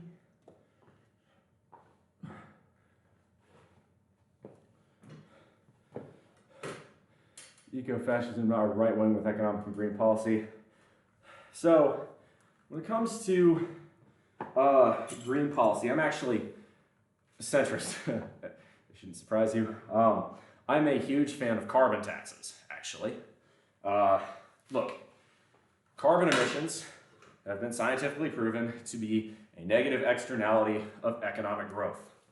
Right now, every single nation on Earth, with the exception of, like Iceland, because they've got geothermal power, is a carbon-based or a fossil fuel-based economy, pretty much, right? There are a few exceptions, but you get the idea. So what you want to do is, instead of this bullshit carbon cap and trade credit deal, which is just, to me, that's a really good way for governments to, skim the cream off the top and grift. A carbon tax is very simple, very direct, and for those of you who are fiscal conservatives, it can be revenue neutral. So if you raise a carbon tax, you can cut income taxes, which I think we want more, right? We want enough taxes to fund the government, but we don't necessarily want to tax things that are productive. In general, income is seen as a good thing. So lower income taxes, most people are a fan of that. In this country, we're running such a giant deficit, though, that I would just throw the carbon tax on there anyway. But then, I'm also a huge fan of raising the Social Security age to 73 immediately and tying it to life expectancy. Okay, so I'm a nuclear engineer here, conservative. It's going to be decades before we unlock nuclear fusion at the commercial level. We're just now getting fusion ignition, but that means it's going to be decades before we get it through. We still need to do it because if we ever want to become an interplanetary species, nuclear fusion is necessary, but you and I will both be dead before nuclear fusion is really commercially viable, unless we get some seriously groundbreaking breakthroughs coming through. I don't think that's happening. Now, what I will say is, if you want to stimulate the nuclear industry, all you have to do is make the regulatory process for getting new designs approved, getting new plants built, and getting new sites licensed. Like, there's so much red tape you could get rid of. Plasma physicist for 3 hours a week ago. Physicists they got their heads up in the clouds. What is theoretically possible on paper or in a lab does not necessarily translate to the commercial environment. Greenest alternative to nuclear fusion. See, I think the answer is nuclear fission, lots and lots of fission reactors, and green energy, right? The trouble with, first off, green energy is silly, but wind, solar, and what I like to call wind, solar, and unicorn farts is sustainable in some places, but what it does is it creates a duck curve in the sense that, right, sometimes these are intermittent sources, so you need either battery storage to combat that problem or the grid stops working, or you need baseload power. You can pick one of those two options. I prefer having shit tons of electricity to work with, especially since we're trying to electrify our vehicles, right? If we're doing that, we're going to need a lot more electric power to begin with, so baseload power is what you want. And for that, your best option is nuclear, particularly nuclear fission designs.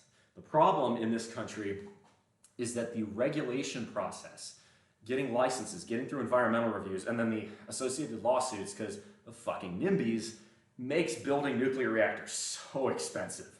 And I know this from an inside perspective, okay? I can see Plant Vogtle, the newest nuclear reactors in the United States. I can see that from like a couple miles from my house. I know what I'm talking about here. Is the bright sunshine outside deceiving us, or is it actually warm there? It's 52 degrees, so about normal. You know, the highs here usually get to about 60 in January.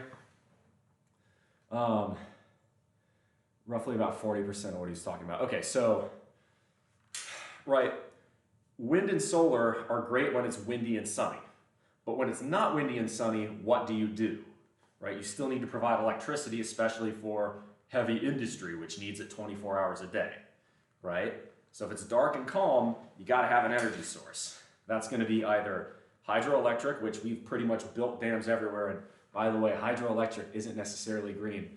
For instance, we're actually destroying a bunch of dams on the Klamath River in Oregon and California because it has absolutely decimated the salmon runs there.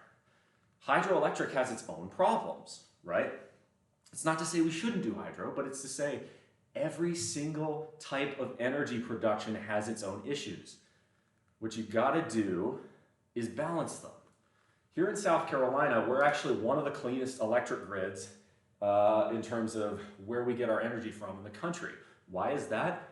55% of the electricity in this state is nuclear. Another 25 to 30 is hydro, because we have a bunch of dams along the Savannah River, mostly. I think there might be one on, I want to say the Santee? Don't quote me on that. No, wind, solar, and hydro is not enough. That's the thing. We have dammed, dude, Winter Raven, in the United States anyway, we have had pretty much every viable river dammed up since the 30s and 40s, really. There is no more hydro to tap. And here's how I know it's not sustainable. The state of Vermont got almost 100% of its energy for decades from a non-carbon emitting source. That was the Vermont Yankee nuclear plant. Thanks to a certain political hack from that state, it got shut down prematurely in the 2010s. And that same political hack sat there and told the public, oh, we're gonna replace it with renewables. You wanna know what happened? New England, not just Vermont, but all of New England's carbon emissions skyrocketed when Vermont Yankee went down. Because that certain political hack from Vermont was lying through his teeth. Because you can't just replace that much baseload electricity with wind and solar overnight, no matter how much government spending you have. No, a bull like a plant that runs on all three. That's not how, you can't have a plant that runs on wind, solar, and hydroelectric. Very few places with rivers big enough to dam are also that sunny and that windy. For solar to work at an industrial scale, you need a lot of land. Which I will say one thing I'm pleased the Biden administration is doing is opening up a lot of BLM, that's not Black Lives Matter, that's Bureau of Land Management, tracts of land for solar panel development, especially in states like Nevada and California and Arizona, where it makes a shit ton of sense, right? Solar works really well there. But if you live in a place like the Midwest where it is fucking cold, fucking snowy, and fucking cloudy, solar's not gonna work so great. Wind, solar would be enough, we get our battery tech better. What we're really on is better batteries. So that's the other thing. Everybody says, well, wind and solar are terrific, they're low carbon emissions, but if you need a shit ton of batteries to store all that energy, battery creation is very carbon intensive. So what I'm saying is every single type of energy production has its drawbacks.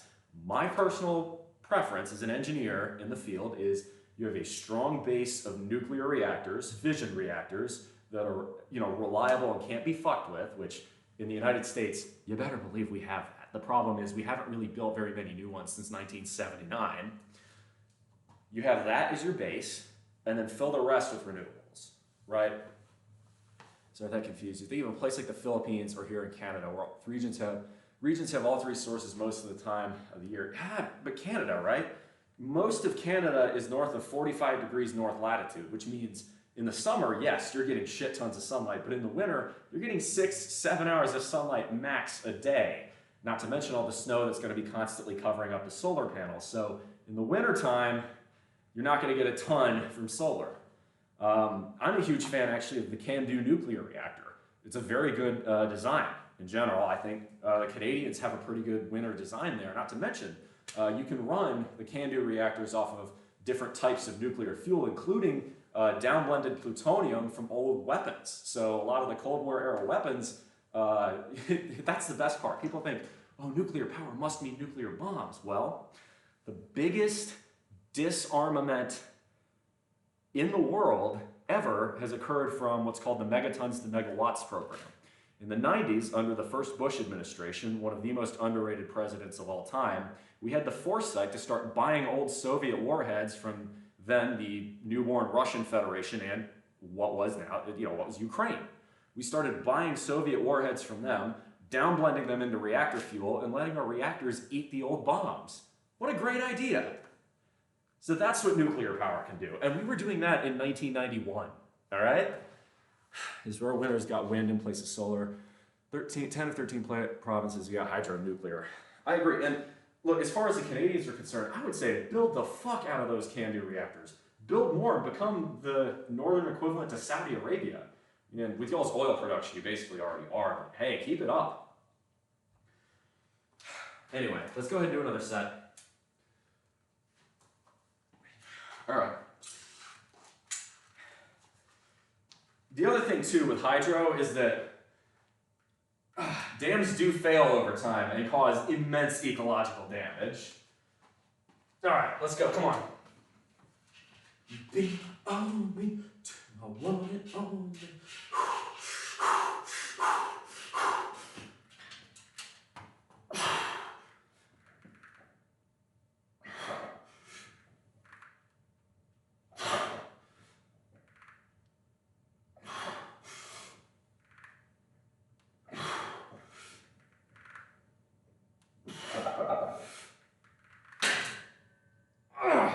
Oh, went a bit too low there.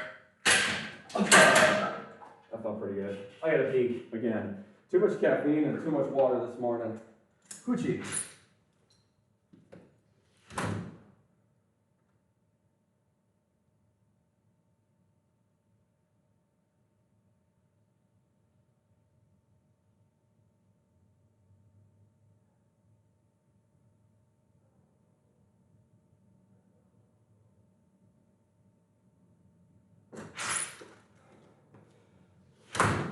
Sorry about that, y'all. May or may not secretly be working with CERN. Why make that a secret, man? That shit's based as hell. We're building fusion plants to be at miniature ones in the UK. It's being done, yes. So I'm a huge fan of fusion research, but I'm not a fan of putting all my eggs in the fusion basket. Fission already works, and if we were to deregulate, it would be extremely cheap. When nature calls, we're all nature's bitches. Big fucking facts there, luminary sovereign. Nuclear fusion and fission are different. I agree.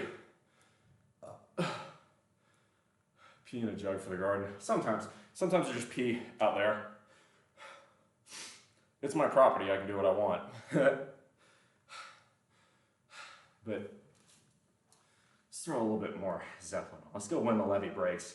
My dad loved that song.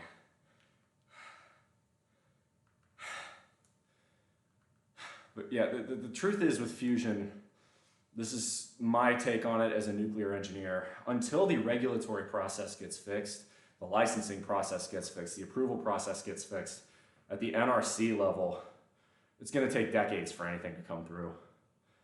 Because the NRC is so risk averse, right, that what we have done is we've made nuclear so safe that it has become uncompetitive cost-wise, and it's purely a regulatory problem.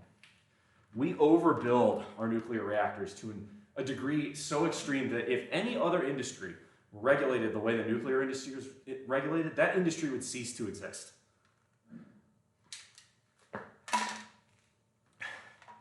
The US NRC is mismanaged, poorly. And it's because they're scared of the fucking lawyers, man. They're scared of the lawyers, they're scared of the politicians.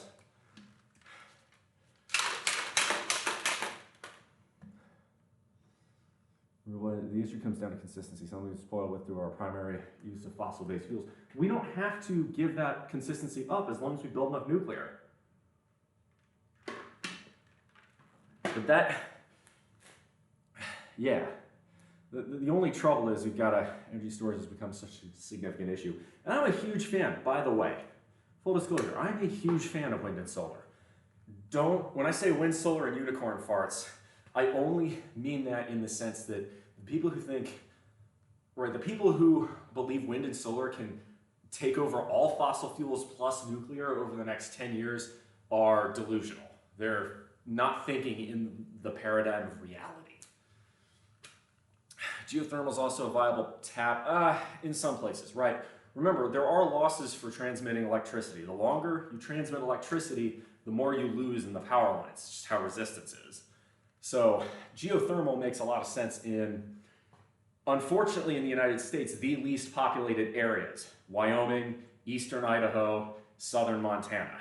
There just aren't that many people in that chunk of the US. even transmitting it, you might be able to cover Boise, Missoula, Jackson, Wyoming, maybe Salt Lake City, but that's about as much as you're going to get. Geothermal doesn't work anywhere on the East Coast, anywhere in the Midwest, anywhere in the Deep South, or in California. But thankfully, those states have better options. California has solar, and given California's seismic issues and, well, government stupidity, frankly, I have words about Mr. Newsom, who is just Patrick Bateman made real. But given California's head being lodged up its ass, I have no hope for California nuclear. In fact, I'm stunned they've managed to keep Diablo Canyon as open as they should have.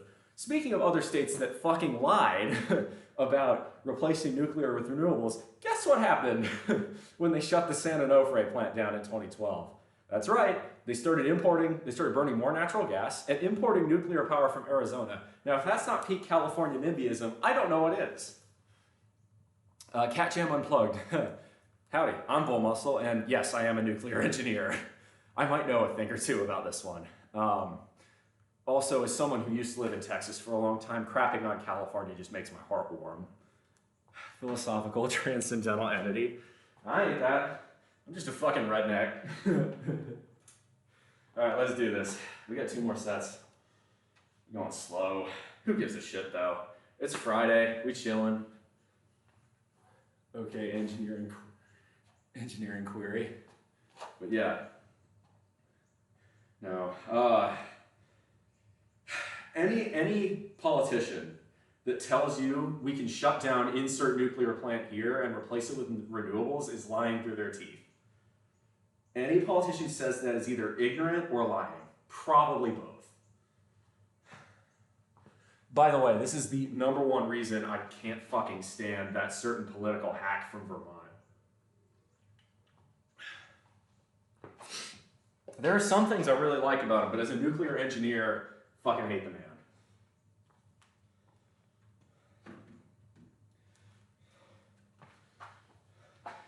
Go ask, I tell you what, there's another thing.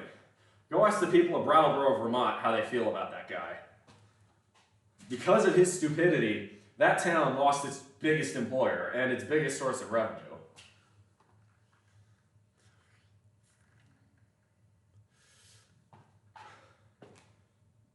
This is a good question. Is it true that modern nuclear power plants can take direct plane hits onto them and be fine? Yup. If you flew a 747 into the containment building of a modern nuclear reactor in the United States, or really any U.S. nuclear reactor built after about 1955, it would be like a bug hitting a windshield. Nothing would happen to the containment building. You could drop a fucking, hell, I can tell you this much. At the site I work at, which is not a power plant nuclear site, but a nuclear site nonetheless, you could drop a fucking atomic bomb on that building and it wouldn't do shit. It's many, many feet thick. I don't think I can officially say how many, but it's many, many feet thick of rebar enforced concrete. That fucker ain't going anywhere. Wouldn't a wind and solar tower be more efficient? Pine or birch tree bodies with the panels are movable like on satellites and the wind turbines are tiered. To an extent, but imagine trying to service that thing. That's going to be... Think about the labor costs of getting someone insane enough to go up there on, right, because if you've got like a giant arm, like you're suggesting like a tree, what is wind going to do to those solar panels? It's going to move them up and down a bunch, unless you've got a ton of support structure, which is expensive. If it's going to be moving up and down like that, you try getting a serviceman up there. Thought nuclear bomb will do the job? Nah. Love nuclear. Nuclear goes wrong, its devastation is immense. No, it's not. Really? Okay, so when nuclear goes wrong, its devastation is immense. I assume you're talking about 3 Mile Island, which killed 0 people, and the average radiation dose to the workers there, not the people living in, Harrisburg or any near towns. The average radiation dose to the workers there at the time of the accident was equivalent to that of an airplane flight from New York to Los Angeles. Or are you talking about Fukushima, where a magnitude 9 earthquake hit the plant? The only reason it fucked up was because TEPCO ignored the regulator's advice on moving the backup diesel generators out from under the seawall. Or are you talking about Chernobyl, which is an indictment of the failures of communism, not the failures of nuclear power? Anybody who tells you Chernobyl is proof nuclear power doesn't work is fucking ignorant. No reactor design in the West ever has been designed as poorly as the RBMK. No reactor in the West has ever been run as poorly as the RBMK. Chernobyl is the poster child for why communism is a bad idea, not for why nuclear power is a bad idea. The communists can't do fucking anything right. Of course they fucked nuclear power up. They fucked hydropower up too. Go check out the Banqiao Dam failure of 1975 in China. It's a failure of, Chernobyl is a poster child for the failures of communism, not nuclear power. And by the way, am I an anti-communist? You're damn right I am. I'm an American, of course I am. All right, here we go. Third set.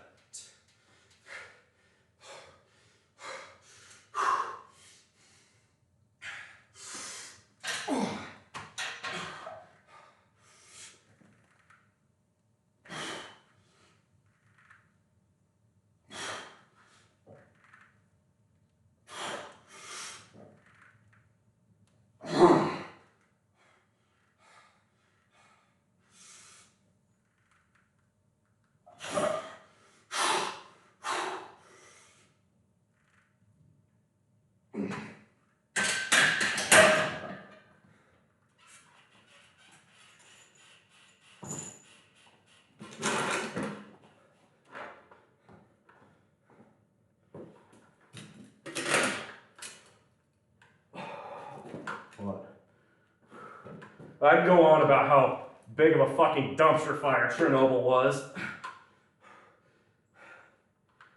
But the more you learn about Chernobyl, the more you will learn how bad an idea communism is.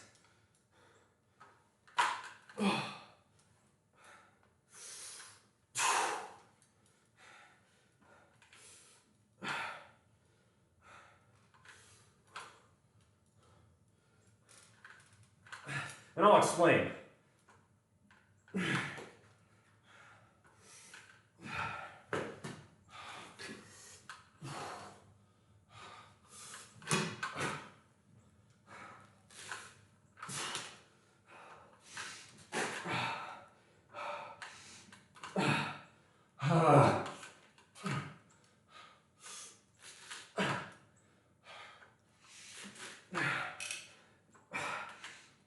Anybody who wants to sit here and espouse the model of communism needs to study the Chernobyl accident. Here's why, okay? There's a higher possibility going wrong. It's that if when it does go wrong, it's big bad. It's not, though. When 3 Mile Island melted down, nobody got harmed and nobody died, okay? You gotta remember, right? Dozens to hundreds of people worldwide die every year from falling off of roofs installing solar panels. Wind service and wind turbine technicians die from falling off turbines every year. Hydro dams fail, and God only knows how many millions of deaths are caused by the burning of fossil fuels. Every single power generation method has its own costs. Nuclear's damages are greatly exaggerated when it's done by anybody but communists. So with Chernobyl, okay, my best analogy here is saying nuclear power is dangerous because of Chernobyl is a bit like saying cars are dangerous because of the Moscovich. The problem isn't nuclear power here. Nuclear is fighting a wall of skepticism. It may not necessarily be bad. It is, though, because every decision has its opportunity costs. The opportunity cost of not embracing nuclear, especially since the 70s, is why we have such high carbon emissions in the 21st century. Right, because in 1979 or 1986, solar and wind were not real options, okay? We didn't have the technology ready to mass deploy solar and wind in the 70s and the 80s. We did not. It was either fossil or nuclear, and we chose fossil. That's what happened. And by the way, here's proof of this. The Sierra Club, which is a anti-nuclear environmentalist group, was funded by the oil and gas industry for years to demonize nuclear power, because the oil and gas industry knew back then that the only real threat it had was nuclear.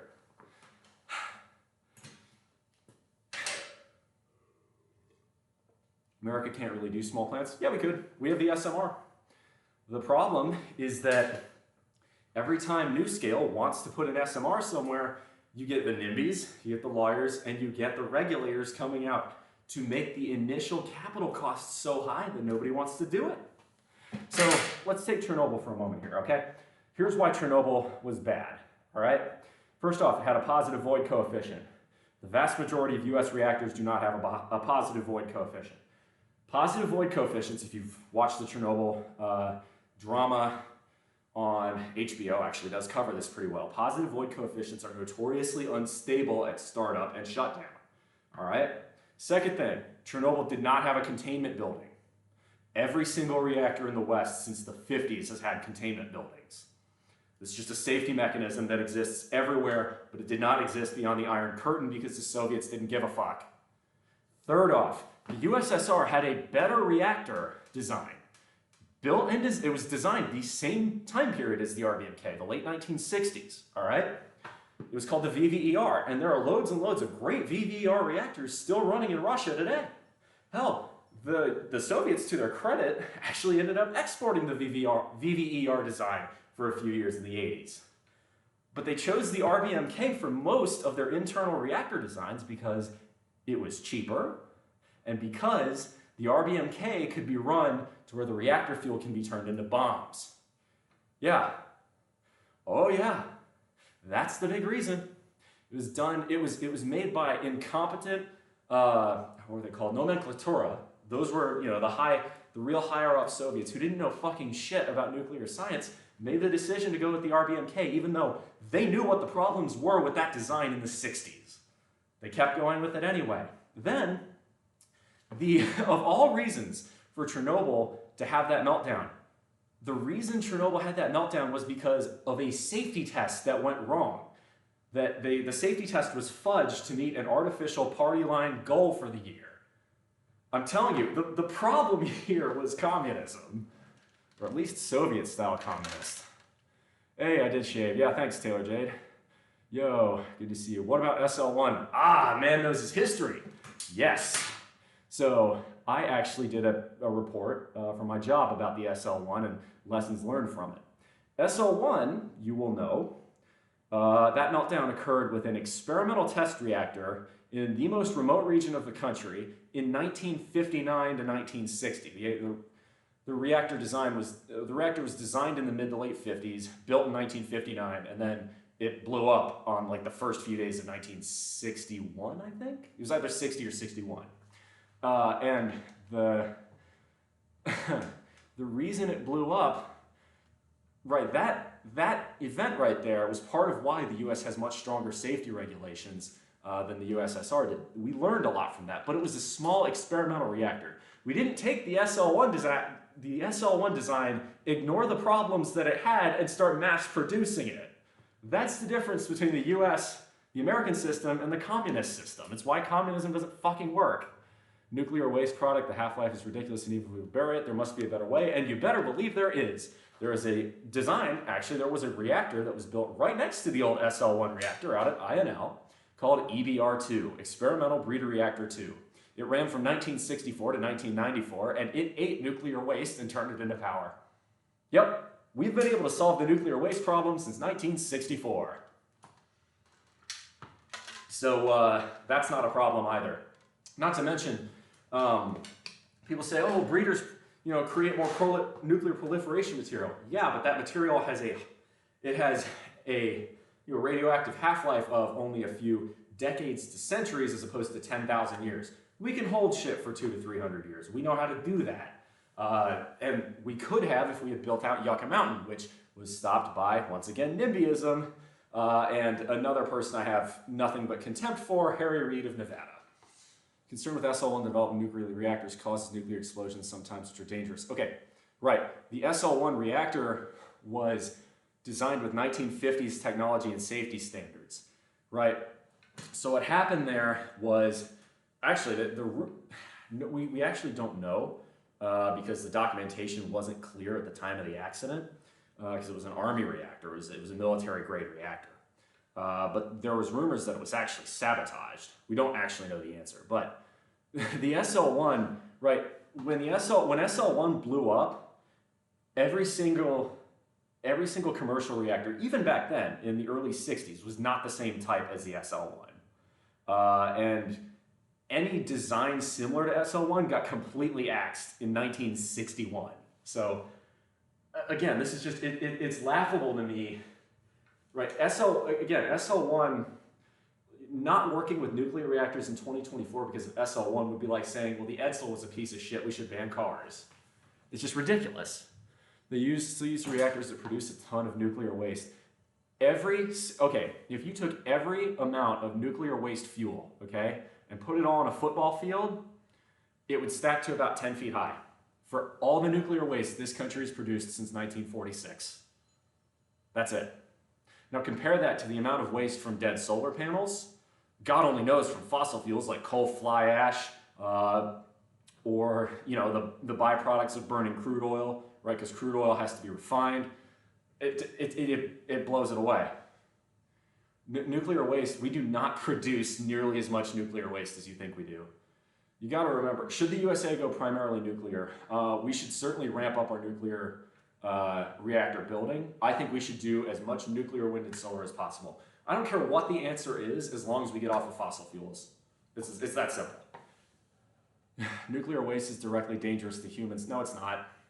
So nuclear waste, it depends on, first off, what type of radiation we're talking about. We're talking about alpha, beta, we're talking about neutron radiation, and it has different effects, and it has different abilities to penetrate the human body, right? Now, if you eat plutonium dust, yeah, you're gonna have some fucking problems, but don't do that, right? There are certain types of radiation that don't even penetrate human skin. The sun, actually, we get solar radiation. That's what UV light is. It's why you get a sunburn, for instance. Nuclear waste is far more enduring than fossil fuel waste, but it's far less dangerous. And it's far more regulated, too. Fossil fuel waste, just Google coal fly ash dumps. We just allow coal and oil companies to dump that wherever. We don't really care. But nuclear waste, oh God, everybody freaks out over it. Including the stuff they buried and covered in concrete. That's the other thing. So with nuclear waste, if you don't want to throw it into a breeder reactor and make even more power out of it, which I'm a huge fan of, what you do is you put it in a spent fuel cask, which means you seal it in concrete, and it does nothing for tens of thousands of years. It poses no threat or harm to anyone. We have nuclear waste dump sites for the military side. We never created one for the civilian side because of Harry Reid, but it's called WIPP, W-I-P-P. It's down in New Mexico. Guess what? The cancer rates in Carlsbad, New Mexico, or any nearby towns are just normal. The highest cancer rates in the United States are in Louisiana and southeastern Texas. Why? Because that's where all the fucking oil refineries are. Ramping up increases risks the likelihood of negligence and accidents on all front. Fuck uranium, thorium, gang. Any nuclear is good. The risks of any nuclear, be it uranium, thorium, molten salt, breeders, whatever, is far, far lower than fossil fuels. And I would argue, in some cases, lower than even wind and solar, depending on how you build it and which reactors you build. So, no, the nuclear waste, right. I work at a site that processes nuclear waste. Now, it's not civilian nuclear waste, but I know what this stuff is and how it works. It's not these canisters of green goo that are in leaky barrels like you'd see on the fucking Simpsons, okay? Nuclear waste is treated very seriously in this country.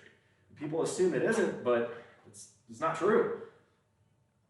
Hell, because we haven't built a nuclear waste storage facility since, really the beginning of the nuclear age, we've just had nuclear waste sitting on the power plant sites and spent fuel pools and just sits there and does nothing. Because as it turns out, if you submerge your spent fuel rods in water and put and you don't try and bombard it with neutrons, it's fine. Doesn't hurt anybody. People get scared of nuclear waste, and they really, like, of all the things to be scared about on this earth, like, compared to my biggest thing is, you talk about the dangers of nuclear power. I just want you to compare it to the known risks of continued fossil fuel use, right? Compare those two things and tell me, is it really that scary? Is there a trucker who trucks it? Oh God, no. Okay, so first off, you don't spill nuclear waste. Nuclear waste, especially once it's out of the fuel pools, is solid. It's rods. They're spent metal fuel rods. So it's not this, again, it's not glowing goo. Get that image out of your head. The Simpsons, fuck Matt Groening is all I'm going to say about that. But nuclear waste is not trucked anywhere. We don't let trucks touch that shit. No, we have guarded trains that send it places. And now, while I would certainly advocate for more rail security, those trains are tightly monitored, right? It just blows my mind the amount of misunderstandings about nuclear waste out there.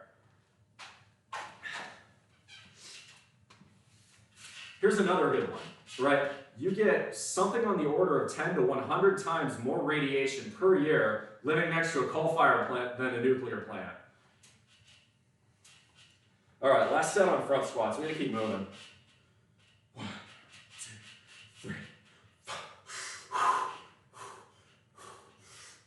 Oh.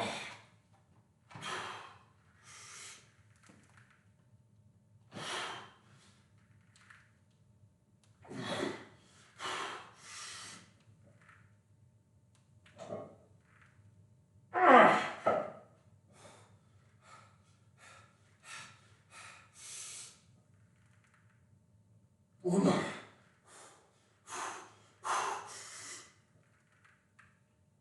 There we go. Now I promise you, y'all, you've been lied to about nuclear waste. Nuclear waste is the nukes that got me worried. Oh, you mean the number of nuclear weapons we have? Remember what I said earlier about megatons to megawatts? Nuclear power is the single easiest way to get rid of all those nukes.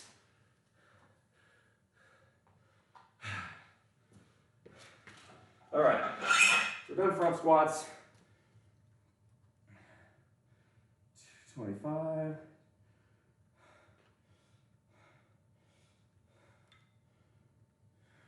We'll do Bulgarians. Fuck Bulgarians.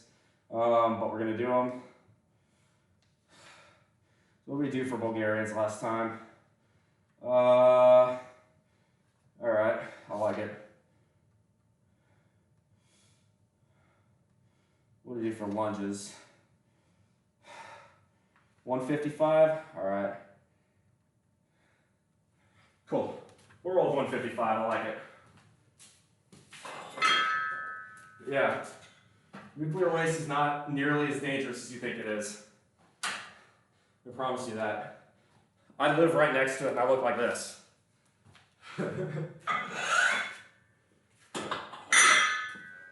There are obscene amounts of regulations that prevent nuclear waste from ever posing threats to the public. In fact, we have an entire thing called functional classification. Functional classification deals directly with what hazard is this? Is there no hazard? Is there a hazard to workers if something bad happens? Is there a hazard to the public if something bad happens? There's different classifications for it. There is, I cannot stress enough just how fucking bonkers the nuclear regulatory agencies are. Trust me, you're safe.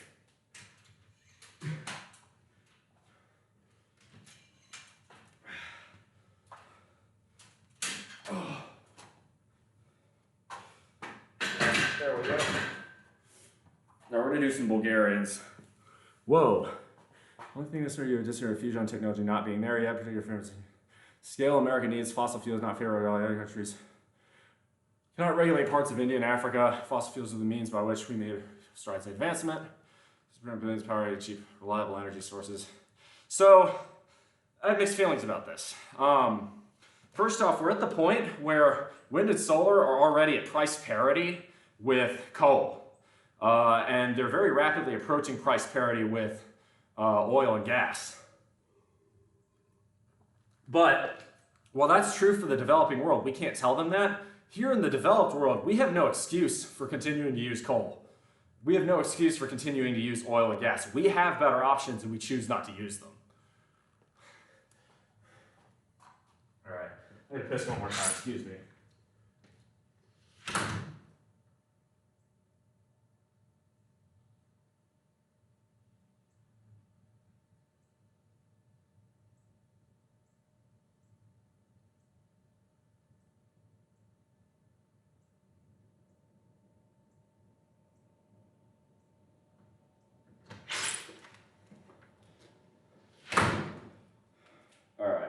let's go on Bulgarian.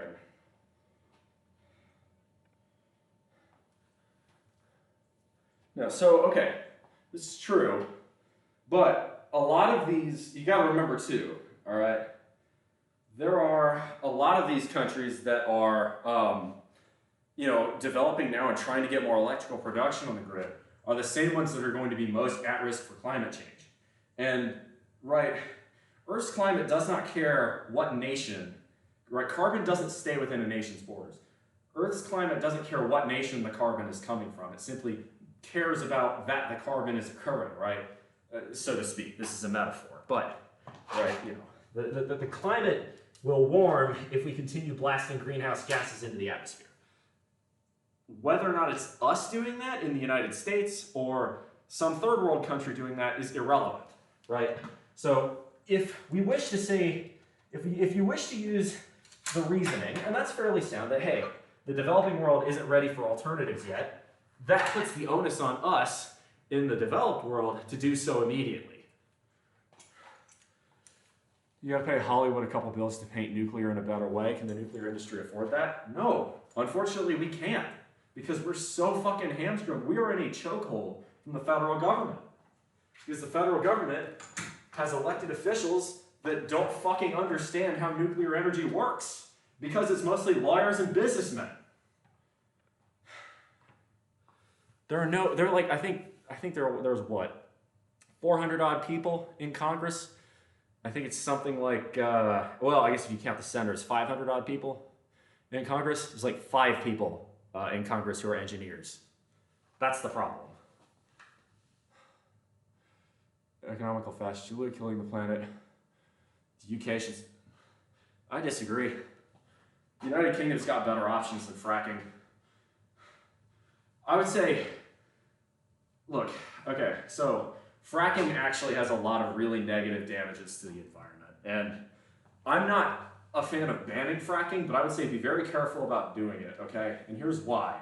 The state of Oklahoma, here in the United States, has had more earthquakes in the last 15 years than it has in any time since recorded history. And the main reason is because Oklahoma has started fracking. There are some serious problems that are associated with fracking, including potential ground well water poisoning. This is another one where people are like, oh, nuclear waste could cause that. Bro, you're telling me we're fracking right now. You're telling me nuclear waste is the big environmental issue? Like, get real. No, what the United Kingdom needs to do, frankly, the United Kingdom needs to do is double down on nuclear, right? And decrease the insane amount of legal and regulatory burden on the industry.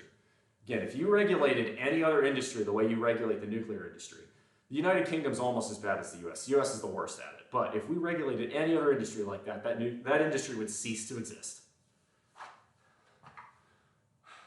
Oh yeah, gas and oil absolutely lobbies for that. But fracking for oil and gas, in the short run, yes, it provides jobs and an economic boost. In the long run, I'm not very convinced it's worth it. Look, man, I've drank the water in Midland, Odessa. It's not good. There's a reason for that. There are some serious long-term damages fracking is going to do to large chunks of the United States. I wouldn't recommend it if I were European. Y'all don't need the oil that badly. Especially, again, if y'all wised up, and I can't believe I'm crediting them, but did what the French did and embraced nuclear. Or the Finns.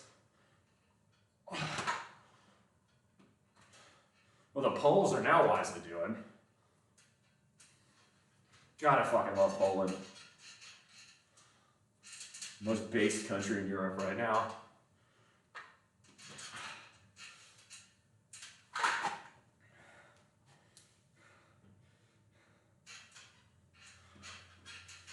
Oh my god, I fucking hate these. 4, 5, 6.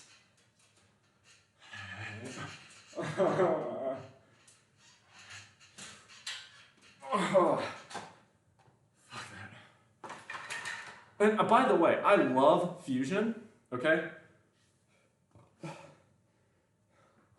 It's also better that people aren't so stressed by just surviving, staying warm, paying bills. They have a social conscience, collectively think about the environment, provide them with cheap, reliable sources of energy. On that one, I'm going to go ahead and say skill issue. Y'all have a bad obesity rate, almost as bad as the US. Start doing more push-ups and the cold doesn't seem so bad. That's a skill issue. Right, it is, okay, 53 degrees in here. So that's about 11 degrees C. I'm nice and warm. Why do you think that is? Here's your answer. Anybody can do that. Get good, start lifting.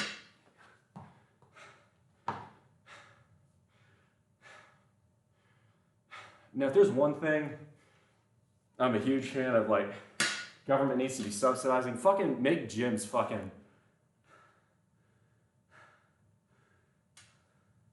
make fucking gyms subsidized. That's what you gotta do. We have an aging population, or at least we did. So do we here in the US. Big deal. It doesn't stop, that shouldn't, age is just a state of mind. Look at fucking Arnold Schwarzenegger. Dude's 76 years old and he still looks better than I do. Get good. I have an installed fear of nuclear power plants. Cat Jam, check out my Discord if you want more on this, and I'd happily keep talking about it, but please get over that fear for your own sake. I'll put it to you this way. If you're one of these people that says trust the science about climate change, we'll also trust the science about nuclear power, all right? You can't do it both ways. You can't be pro-science and anti-nuclear power. It doesn't work like that. I learned of a power plant that built like 400 kilometers away from our town. I was very worried.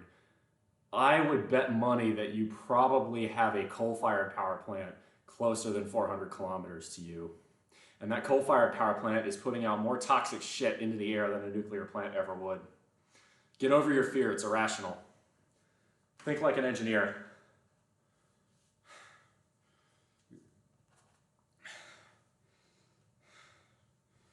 Now, and by the way, conservative, when I say get good, right, here in the United States, we have even more work to do on that front. But like, all of a sudden, cold weather isn't so scary when you have muscle. So just build muscle. Again, get good. Someone seems can't afford cheese sandwiches, they shouldn't have the cheese sandwiches. Huh. Lifting is not hard to do. Even if you don't have weights, it costs you nothing to start doing push-ups and abs every day. I do it. Anyone can do that. Literally anyone with a fucking pulse can do that shit. Right? Stop being a lazy motherfucker, stop watching the TV and go up and take a walk, go for a walk or start doing push-ups is the easiest thing in the world. Humans work as amazing space heaters. Like, get off your ass and touch grass. It's just not, that's not that hard. Now, look, as far as heating is concerned, maybe this is why. I keep my house at 64 degrees Fahrenheit. Not because I'm trying to save money and not because I think it's, environmentally friendly. I do it because that's the temperature I'm comfortable at because I'm normally running really hot because I have lots and lots of muscle on me. 64, I believe, is 17 Celsius. So, and the only reason it's not lower is because my roommates protest by putting it any lower.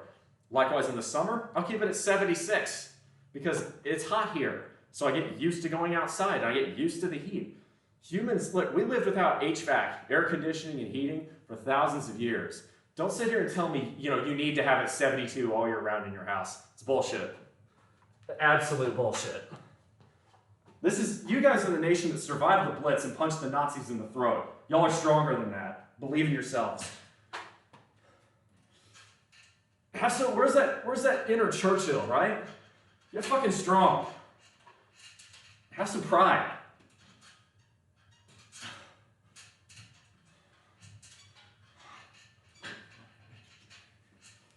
Been here for 10 years selling rap tunes. Ever since I was wearing Sassoon. Now it's 95 and they clock me a watch me rock. Looking like a Rob Liberace.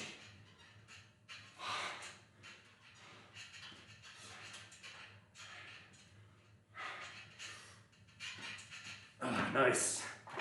Hey, as far as the patriotism is concerned, right here.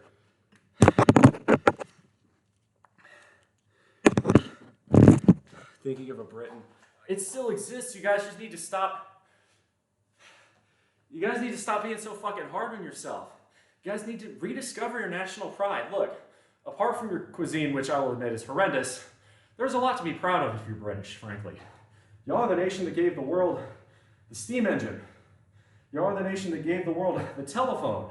Y'all are the nation that gave the world... Shit, these are all just Scotsmen, aren't they? Y'all really need to do what's necessary to keep Scotland in the UK.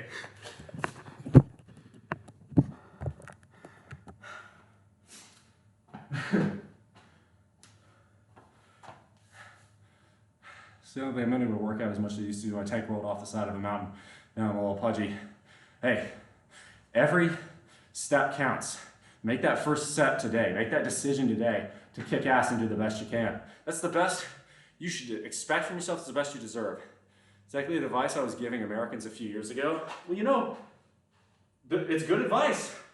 Damn right I'm fucking proud to be American. Right, okay? Take a look at the title on the stream, right? It would have been my dad's 62nd birthday today. You know what he did? He served for the United States Air Force for 29 years. He served in the Gulf War. Remember that when Saddam invaded Kuwait and then we basically pressed the reset button on the entire country of Iraq? Yeah, you know what? We did that like that. We just deleted, I think it was what, the 5th biggest army in the world overnight? You're damn fucking right I'm proud to be an American. Likewise, because I know in the Gulf War, you know who was right next beside us was our special relationship, man. Our homies in the UK. Y'all are a great nation. Start fucking acting like it again. Rediscover some of that national pride, man. Little national pride ain't a bad thing, as long as you don't go too jingoistic, right? You want 1991 proud America. You don't want 2003 proud America, because Iraq Part 2 was a bad idea.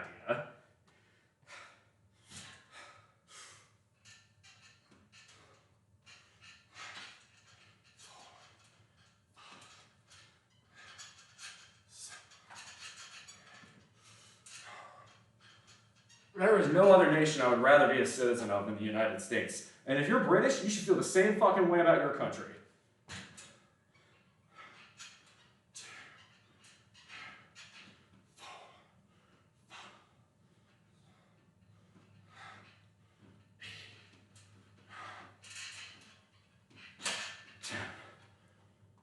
I think America had a huge problem with self-hatred. We do.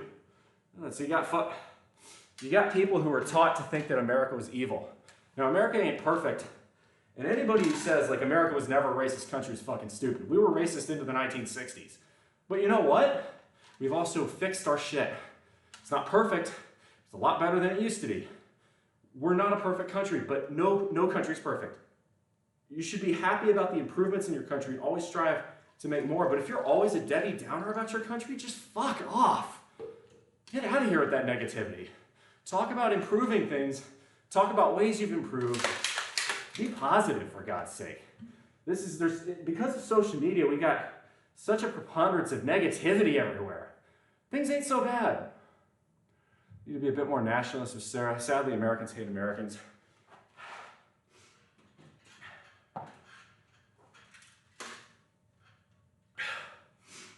What I can't stand is wasted potential.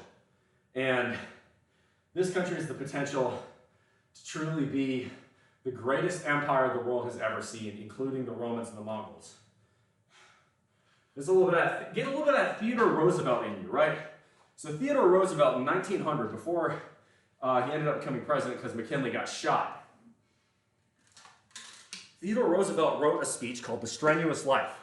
And it's about not shying away from working hard, not shying away from pursuing your passions, not shying away from difficulty or strife or the strenuous life, but because it makes you tougher, it makes you a better person, and a country is only as good as the citizens that live in it. Therefore, if you care about your country, do the best you can to be the best person you are. God, I love Theodore Roosevelt.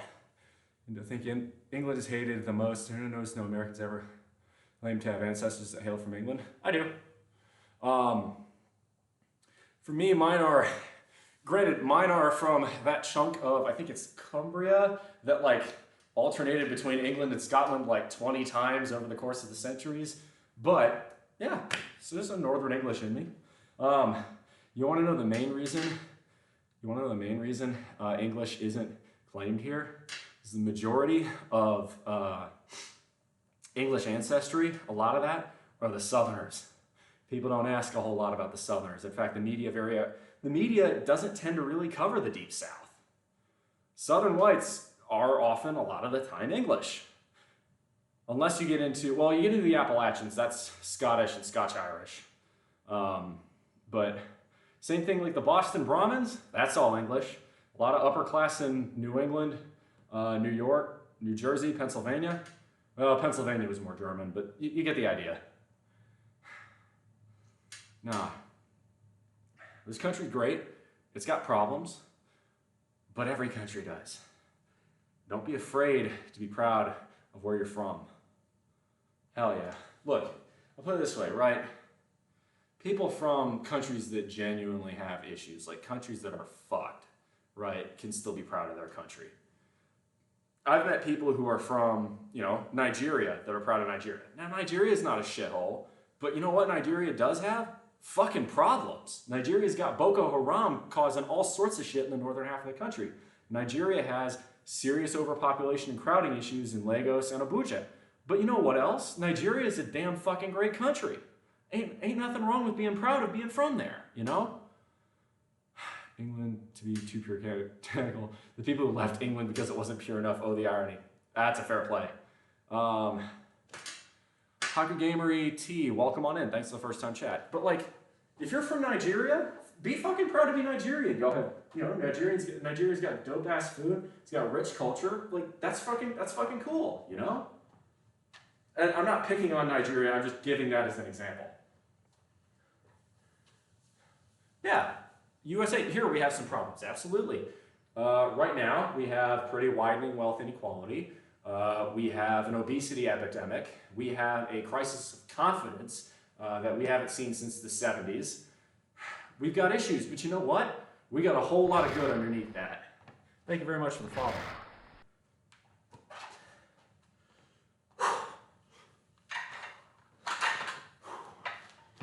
Let's go.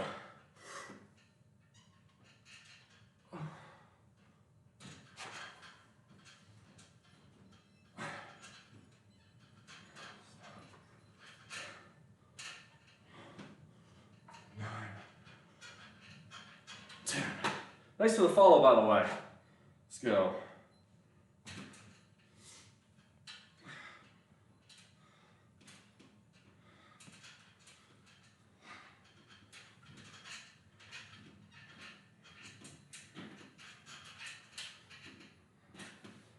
Well, here's an example, right? Okay? I'll give you another country. China, all right? The Chinese have their fucking problems. Their birth rate's really low right now. Their government's a little authoritarian in the sense that it cracks down on free speech. Do you know what else the Chinese have done? The country of China has brought more people out of poverty than any other country in the last 50 years, than anyone else on earth. And that's something to be proud of.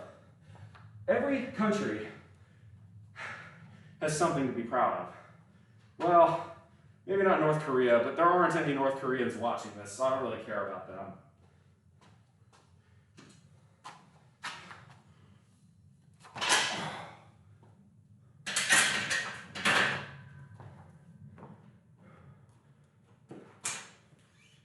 Every fucking country has something to be proud of. Now, there's a difference between being proud of your country and refusing to accept any criticism of your country. I'm more than happy to have criticism of America. In fact, being open to criticism is part of what makes this country great. It's part of why we've succeeded as a nation. You know, the marketplace of ideas. But it doesn't mean everything's perfect here, you know?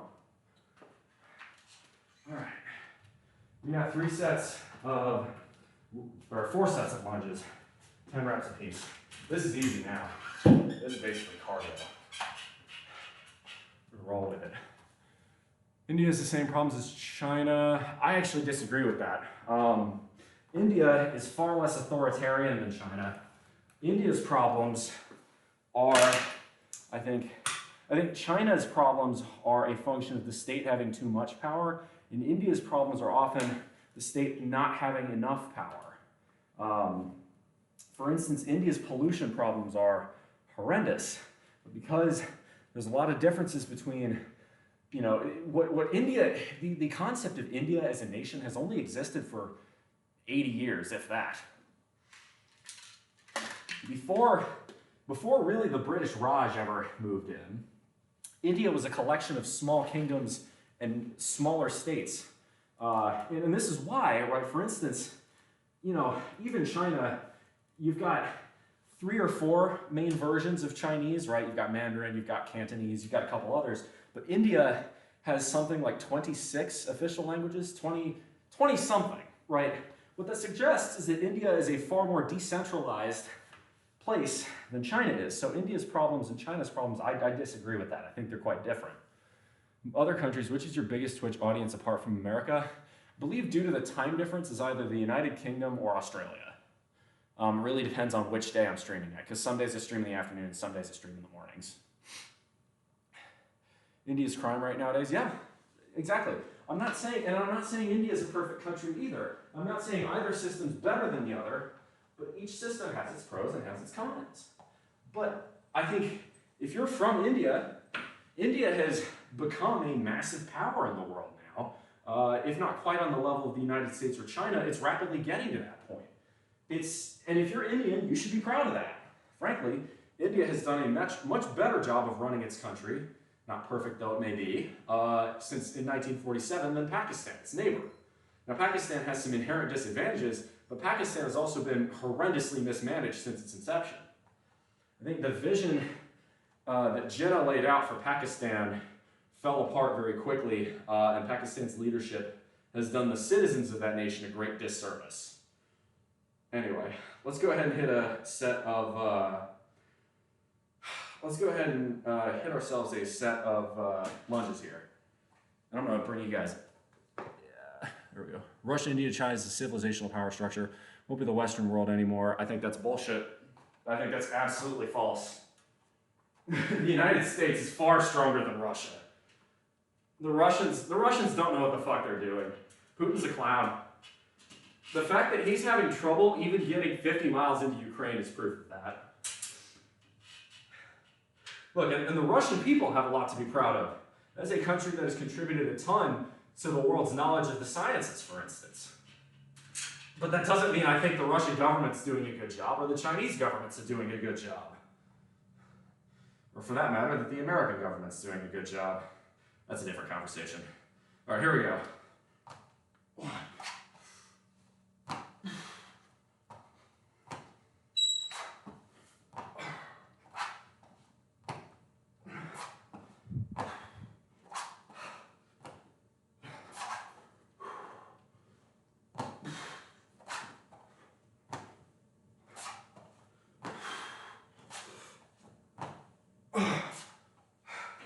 Come on. 6.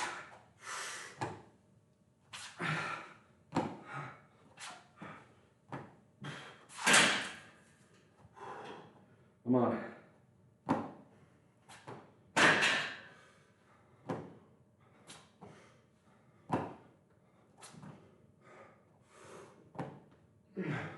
One more.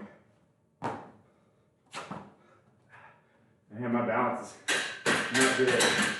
I had to prove that.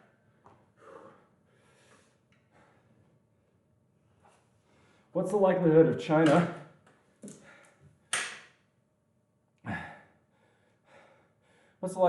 becoming more developed than America in the next 10 years? Low. The Chinese are going to have massive issues over the next 10 to 50 years because of their demographics problem. The Chinese are already losing population. They've ceded the most populous country to India. The problem from a military and societal perspective is that China's advantage depends on that giant population. The idea being that, say, if China wanted to invade Taiwan, China would simply overwhelm the island with power, which is what Mao tried to do in the 50s and 60s, and frankly, is barbaric. I think the current Chinese leadership is intelligent enough to think that's to realize that's a really bad strategy, but hopefully, I'd like to hope that's the case. The trouble with the Chinese society right now is that it's getting very old very quickly. And as a result, the number of working age people in China is going to shrink dramatically before China gets even wealthier. You can see this with the current housing crisis they've had over there. Regarding, it was the Evergrande scandal last year. We're going to see more consequences of that going forward. Both of them get started WW3 if they escalate. The United States isn't going to escalate. Regarding the United States versus Palestine, it's mostly Israel. The United States is in the region, but we're a whole lot more concerned with providing safety for international shipping in the straits at the Red Sea, because the Houthis in Yemen are trying to stop that, and I am stunned that Egypt in particular has not taken the side of us, the United States, in this conflict, because the Houthis are Shia rebels that, as a result of screwing with trade in the Red Sea, that's going to dramatically lower Suez Canal shipping, which is going to hurt Egypt's economy. So if I was Egyptian, I would be piling the fuck on the Houthis right now. So I'm shocked the Egyptians haven't been doing that. As far as solving it with immigration cat jam, the problem is Chinese society is a lot more xenophobic and frankly racist than American society is. Everybody loves to say, oh, you Americans are so racist. The United States is one of the most diverse countries on earth. Do we have our racial issues? Oh yeah, I live in the deep south. Again, I live in the state that started the Civil War. I see this on a day-to-day basis. But it's nowhere near as bad as people say it is. And trust me, the xenophobia in a place like China is real. You see how they treat their Uyghurs, right, out in the western parts of China, or the people in Tibet, right? Those are people who are at least semi-close in terms of race to the Han Chinese, versus how the Chinese treat immigrants. Oh, it's a different world. So the Chinese, it's the same thing. It's the same problem the Japanese have. The Japanese also don't really do a whole lot of immigration. As a result, their society is getting very old, and it's part of why Japan has had the lost decades, so to speak. Only very recently did Japan's stock market finally pass where it was in 1990. That's how bad the lost decades have been for Japan. Think about that. All right, let's hit another set. I think people really are underestimating America's internal strength. And that's okay. To use a quote from the great British Prime Minister, when the eagles are silent, the parrots start jabbering.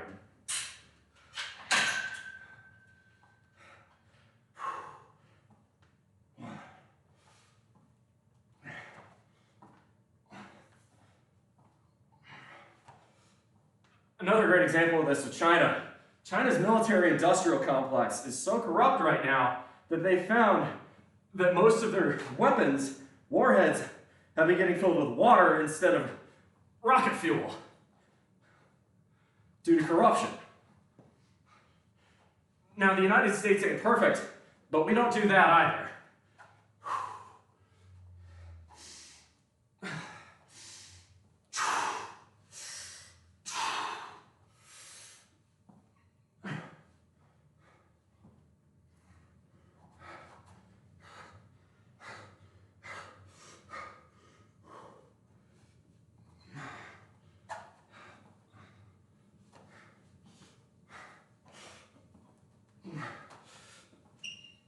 Whoa, losing balance. I think America's a lot stronger than people realize.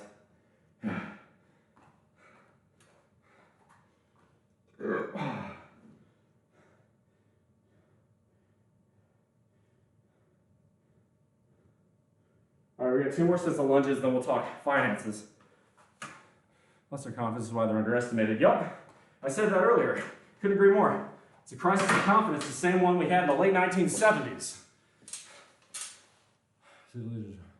All right, we'll move from west to east. Some where it is. Russia ceasing trades with Western arms, oil and other few types is not good.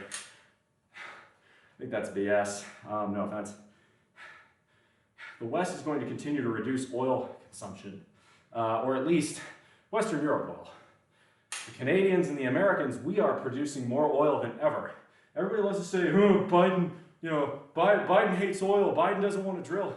The United States drilled more oil in 2023 than we ever have in any other year recorded. In fact, the United States produces more oil than Saudi Arabia does. People are shocked to learn that. The trouble is here in the United States, we consume pretty much all of that oil. What I would love is to see a really large fuel tax happen here in the United States. It'll slow down the economy, which will slow down inflation, which means we can drop interest rates, which is good. And then furthermore, it'll allow, when consumption drops, we can start exporting oil. And we can take the Russians and the Saudis and put them right where they belong.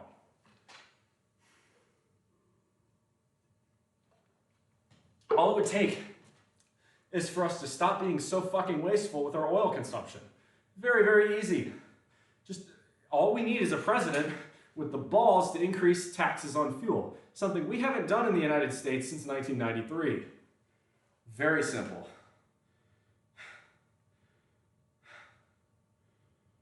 Now, I'll put it to you this way, and here's proof of this. In the 1980s, Lee Iacocca, of all people, an automotive CEO, the guy who saved Chrysler, openly advocated for the Reagan administration to increase fuel taxes.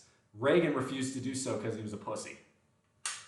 He pussied out of it because he thought, that's the one thing I will, get shellacked for in the polls. And that's just pathetic. If you talk about a bloc much like the European Union, Western powers operate, it's going to be Russia, India, and China. I don't think the Indians are going to cozy up to China.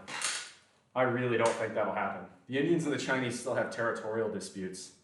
And the Chinese are openly trying to create and control trade through the Indian Ocean. India hates that. India and China will not work together at that level. Now, India may not necessarily join the Western Bloc, even though they should. Frankly, one of our biggest foreign policy mistakes was ever backing Pakistan in the 1940s when we should have chosen India. But that's ancient history as far as I'm concerned. No, seriously though. The United States, if we stopped consuming as much oil and we started exporting, the Russians would be our bitch. The Saudis would also be our bitch. All we need to do is stop consuming as much oil in the United States. We would absolutely dominate.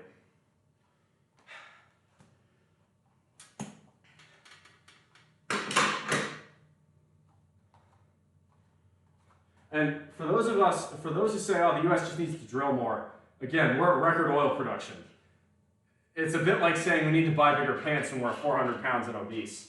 We just gotta consume less. It's just not that hard. The easiest way to do that is to start building out nuclear power plants and tax fuel. There we go, 2 more sets.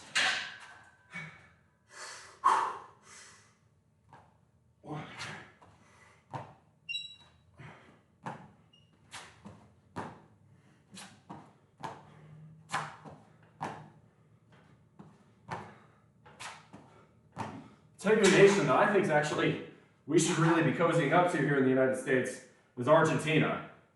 I think Milei is the shot in the arm that country needed. I hope he does really well.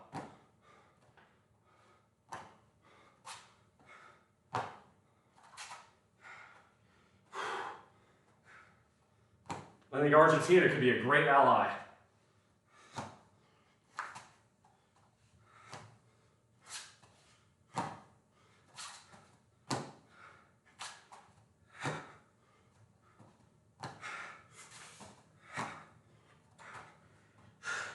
Come on, 2 more.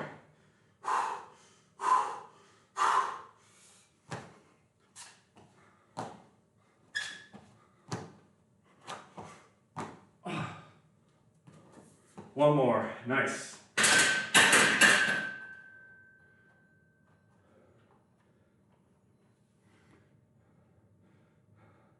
Now, Chinese have demographics issues. India's not going to tie themselves to the Chinese, and Russia's fucked. Russia's military technology is inferior. Russia's oil production is inferior. And their economy is basically, it's a petrostate. The fact that they're buying munitions from the North Koreans, munitions which, by the way, are extremely unreliable, is kind of proof.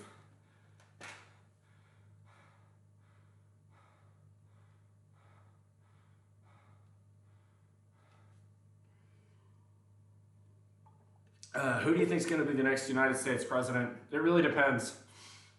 I think if it's going to depend on the Republicans.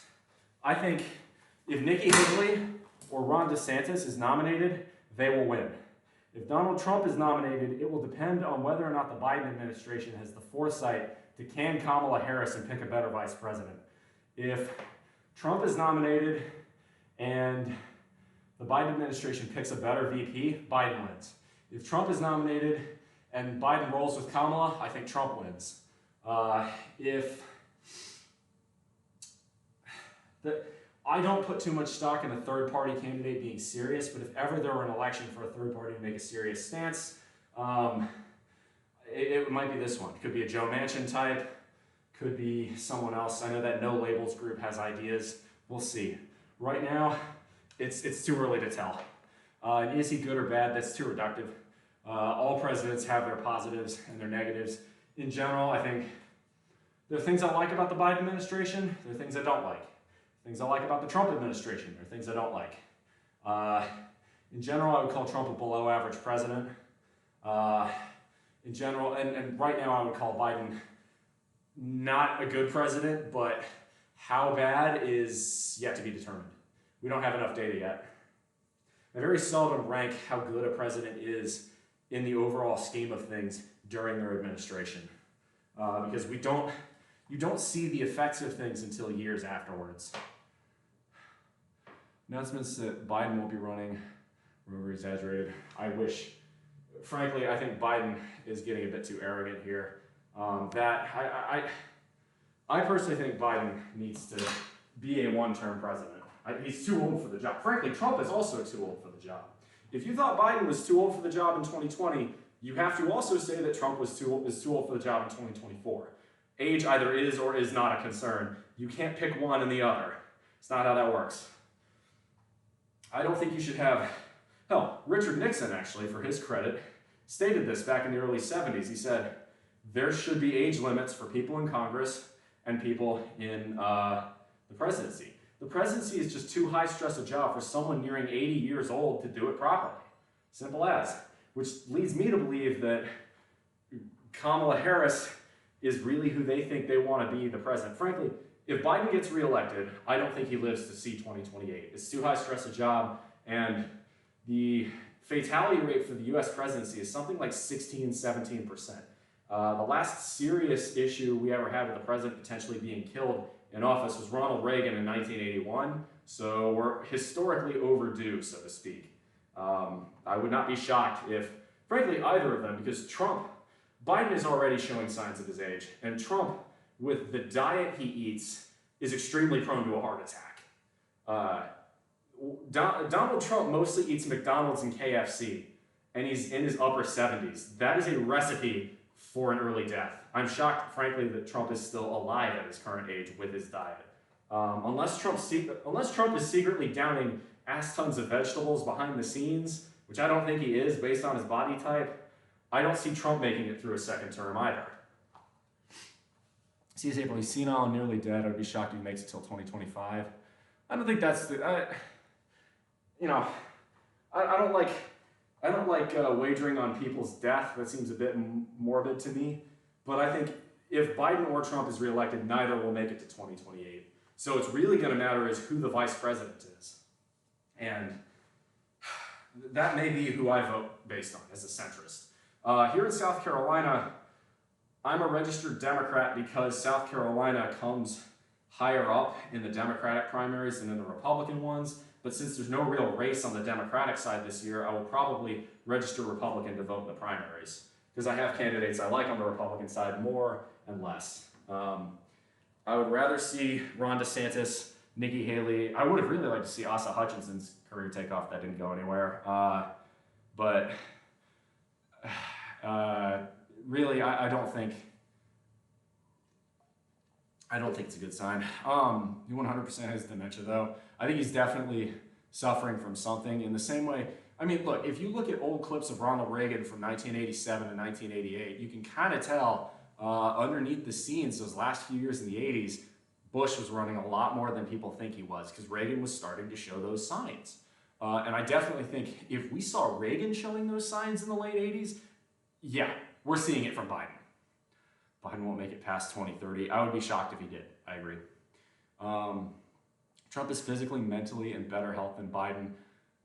Mentally, yes. Physically, I'm not so sure about that one. Again, Biden is certainly a lot less fat than Trump is. And the idea that Trump is 215 pounds is fucking laughable. He's not. I can promise you that. That is the most fudged number I have ever seen. Trump is fat. I mean, again, look at what Trump eats on a day-to-day basis. That is a recipe to die early. The only way I'm convinced Trump would make it through 4 more years in the most stressful job in the world is if he dramatically changed his diet, and he's not going to do that.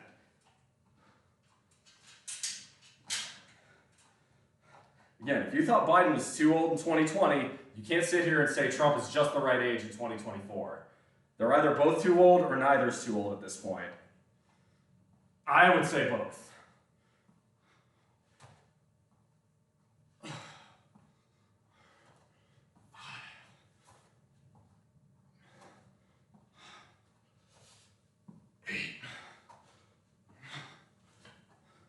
It's a shame Arnold can't run for president.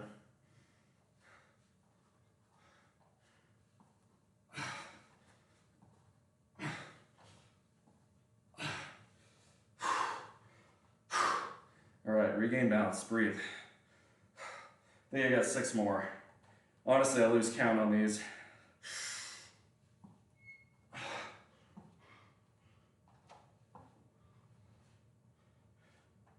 You know what's sad?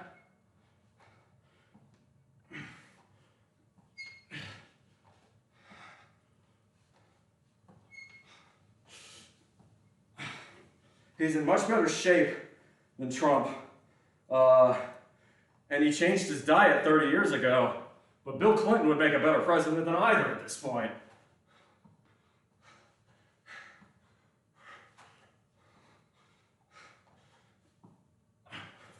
All right, obviously, per the Constitution, you know, he can't, but I'd definitely 110% take a Bill Clinton 3rd term over either of them. Stress makes you lose your days. Damn right it does. Churchill is also fat. Yes. And look, say what you will about Trump or Biden, but Winston Churchill was an exceptional person. Churchill was also a drunk. I have no earthly idea how Winston Churchill made it through those tough years, but those years were so hard, I can't take criticism at how Churchill handled them. Trump will make it to 2028. I disagree. Not with that diet. Richard Swift, alcohol poisoning, still came back in a wheelchair during the war. I cannot believe that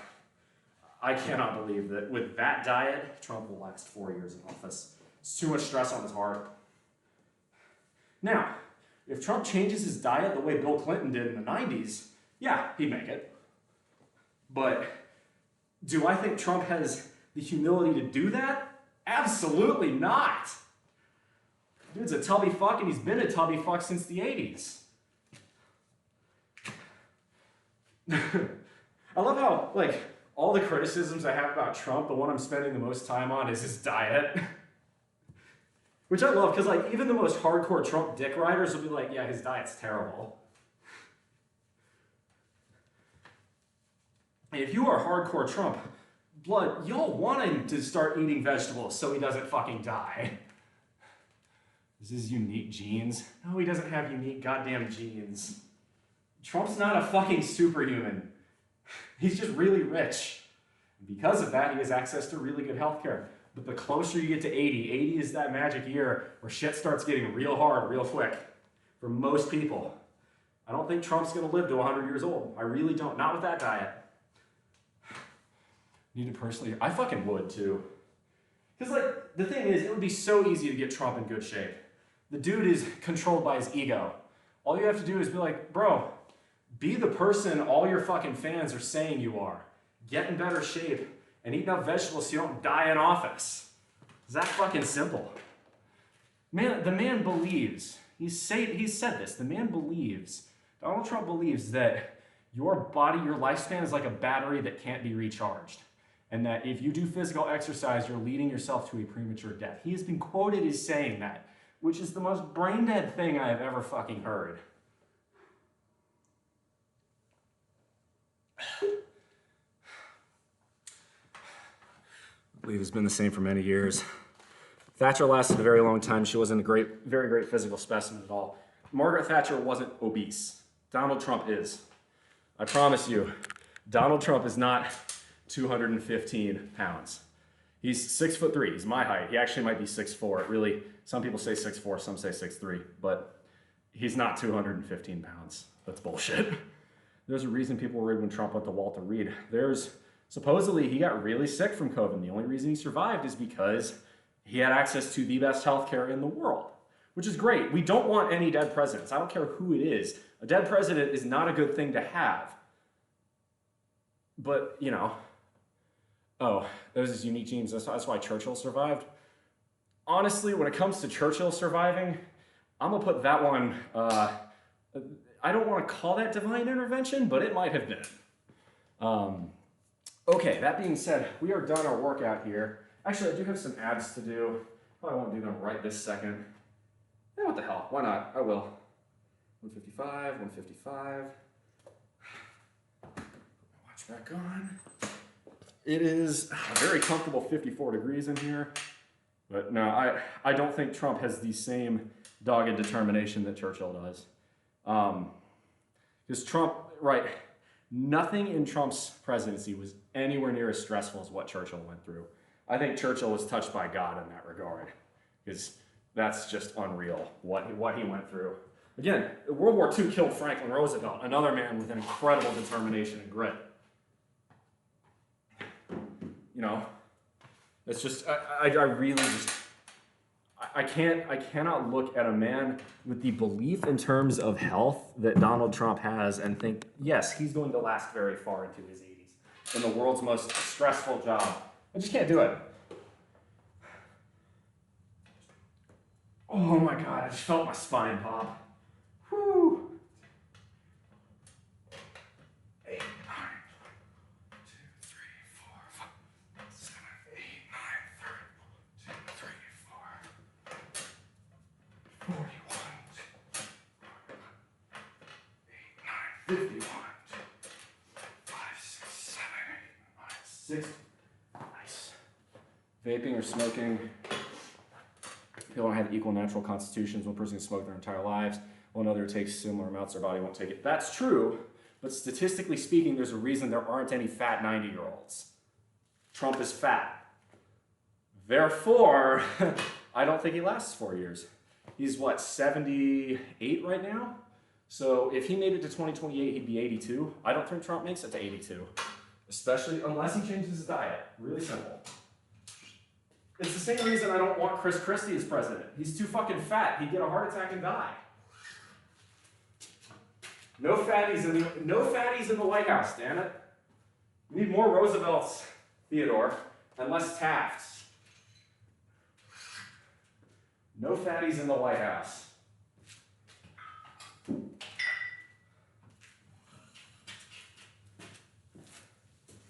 There you go. You can make a meme out of that. The virgin, I don't vote for Trump because XYZ. The Chad, I don't vote for Trump because he's fat.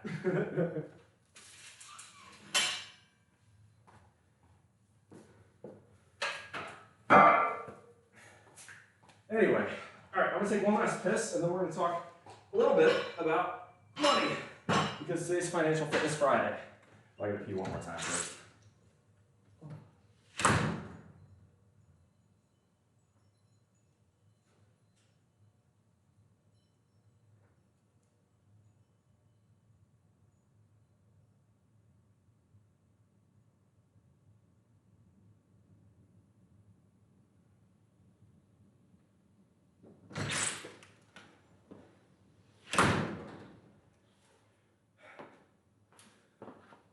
Some people last a lot longer as obese than other people do. I don't know any obese 90-year-olds. Do you? I wouldn't be surprised if you were put on the watch list. Dude, I'm a nuclear engineer. The government already knows what I think. I already work at a federal nuclear site. If the government thought I was a risk, I wouldn't be working there. I'm extremely patriotic. Again, I believe in this country. But I believe in this country the same way Theodore Roosevelt believed in this country. In other words, a country is only as good as its citizenry. And if we get fat and spoiled, our country gets fat and spoiled. So don't become fat and spoiled. I'm just saying, statistically speaking, if you are obese, you are far, far less likely to make it very far into your 80s. And if Trump isn't obese, he's very close. So it's very simple. I think if he gets reelected, he either fixes his diet or dies in office. And I don't want him dying in office, so no fatties. If you cared about your country, you take care of your own health. Okay, so this is now Financial Fitness Fridays. What are Financial Fitness Fridays? Well, on this stream, because I stream typically between 9 and about noon, we went really long today, but whatever. Because I normally stream between 9 and about noon, that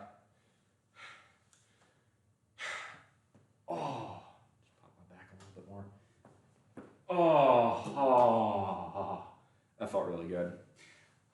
Because I stream about 9 and noon, on Fridays, this is the only time where I am streaming and the stock market's open. So it makes sense to talk about money and finances here. I have this little counter down here to state that I'll be financially independent. In other words, I needn't work to support myself financially in about 467 days. This means, again, I will have enough invested to where that will cover my expenses. The way I've managed to do this is saving a lot and spending a little. Very simple. Mainstream body influencers now being dead before the age of 45? Yes, because a lot of those body influencers, quote unquote, are going under the knife and taking steroids and not talking about that. Stay off of social media. Don't get TikTok brain. TikTok brain is bad for you. No TikTok brain. CCP, it is Chinese Communist Party social engineering. Stay the fuck away from TikTok. There's a reason you don't find me on that platform. Oh, no, the obese ones? Oh, well, I mean, that one is kind of obvious. Yeah, all these healthy at any size peddlers are the ones fucking dying really easy. Look, I hate to be like, use the phrase, I think it's kind of cliche to say facts don't care about your feelings, but no, you can be beautiful at any size because beauty is subjective. You cannot be healthy at any size because health is not subjective.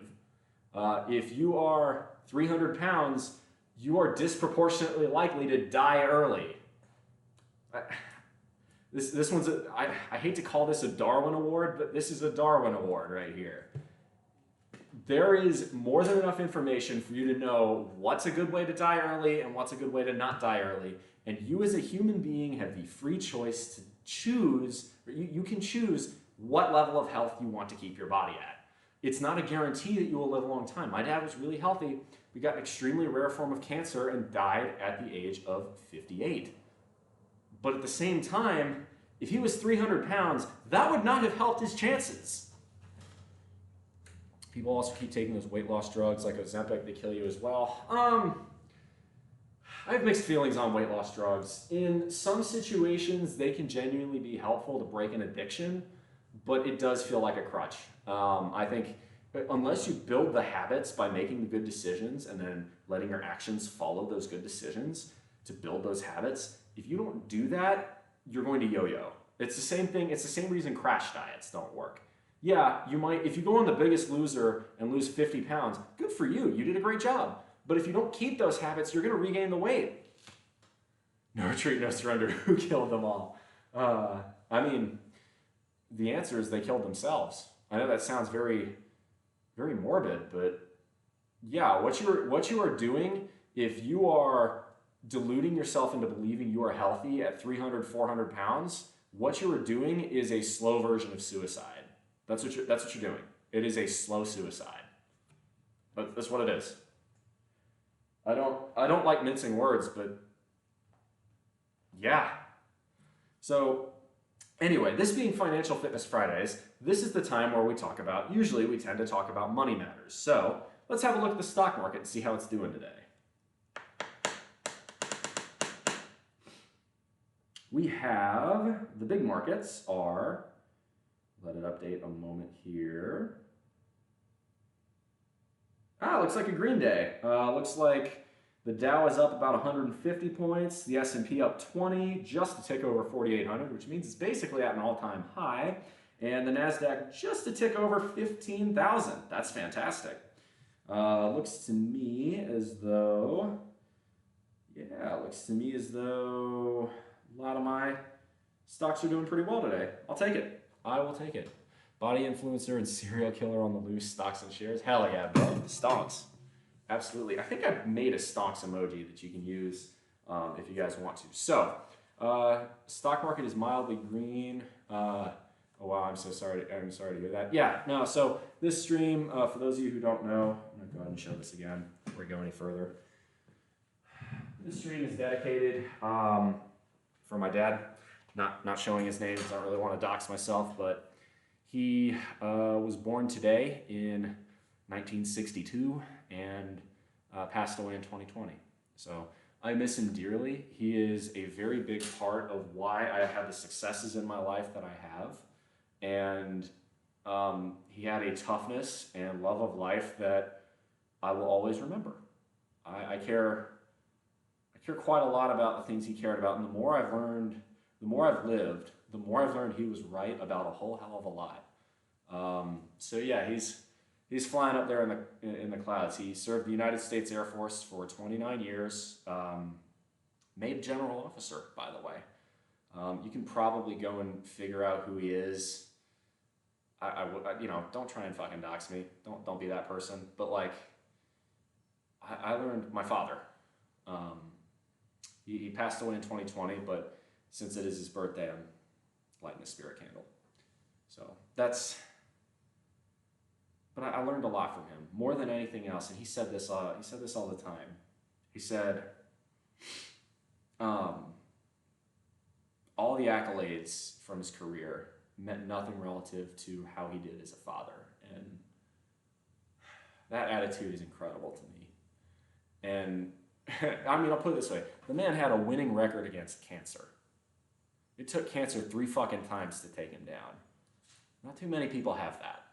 And I'm convinced the reason that was the case, I mean, before I was born, he was 2-0.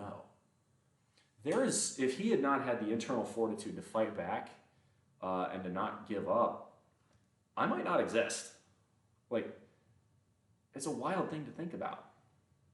You know, I look at that too. And, you know, times get tough for me. Sometimes I have a high stress day. Sometimes, you know, I'm failing in the gym, not hitting the weights I want to, or work stressing me out, or whatever.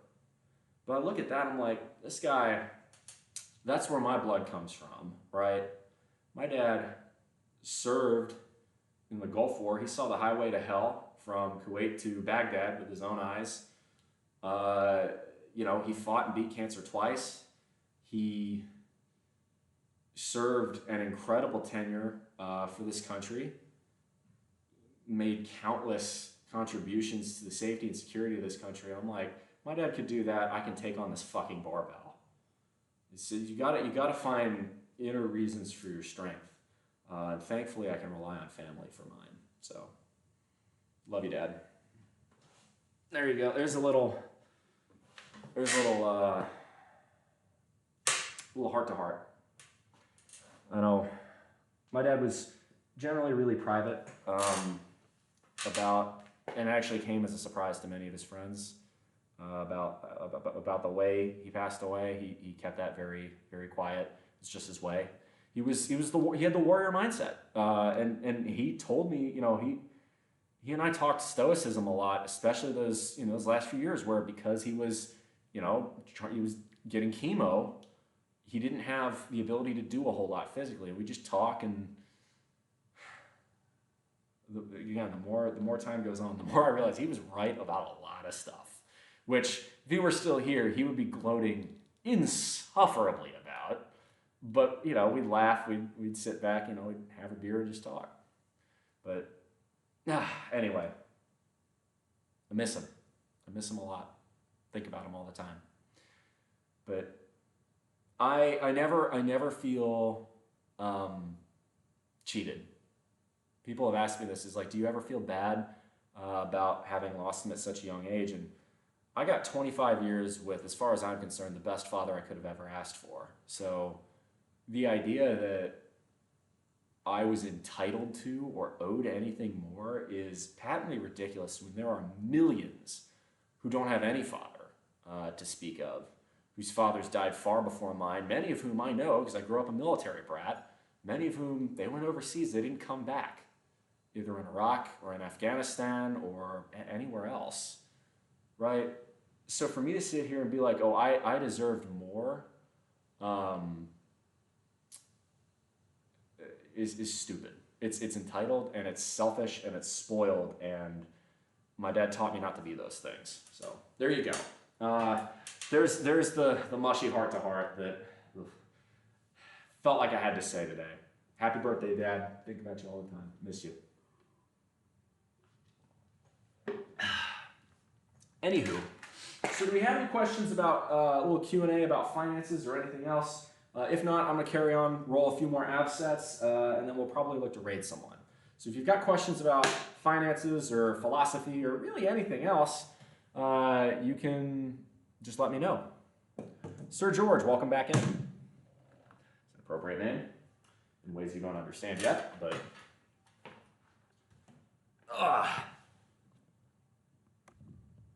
Sounds like a good dad. Couldn't have asked for a better one. Could not have asked for a better one. Think about him all the time. I'm gonna call my mom today to make sure, make sure she's doing all right, because January 19th is always really hard for her. My mom and dad were happily married, got married in, this would have been, their anniversary comes up in February, it'd be 34 years, so. My mom's doing good though. 2020 was, as hard as 2020 was on me, as you can imagine, it was even harder on her. Oh, okay. 2, 3,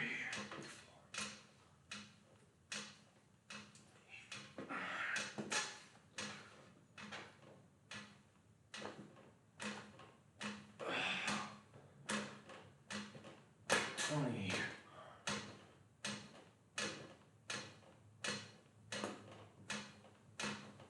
30.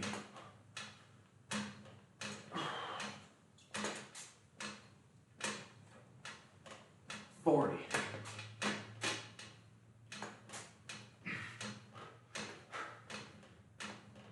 50.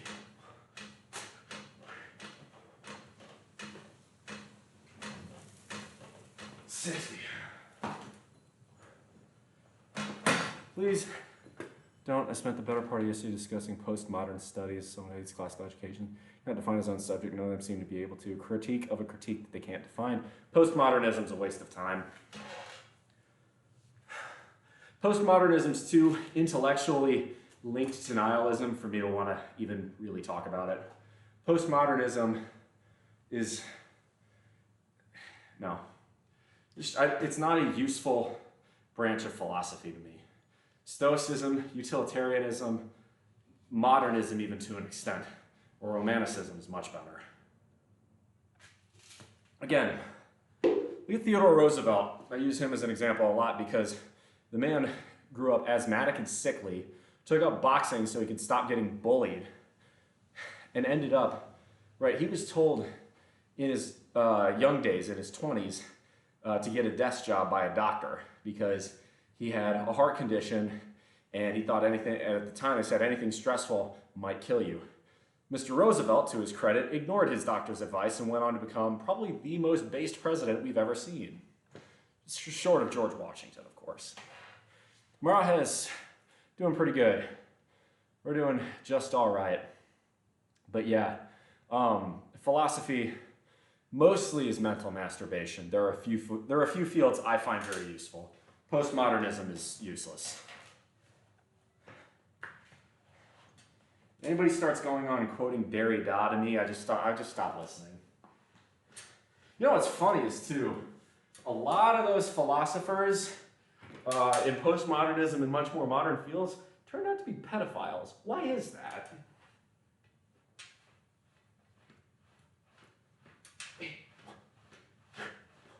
Same with psychology.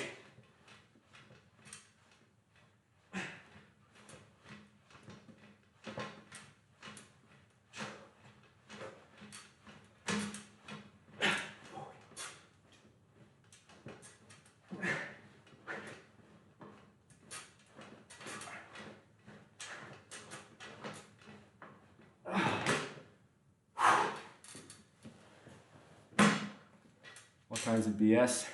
All kinds of BS. Welcome on in. I swiftly moved on to Hegel. Fair enough.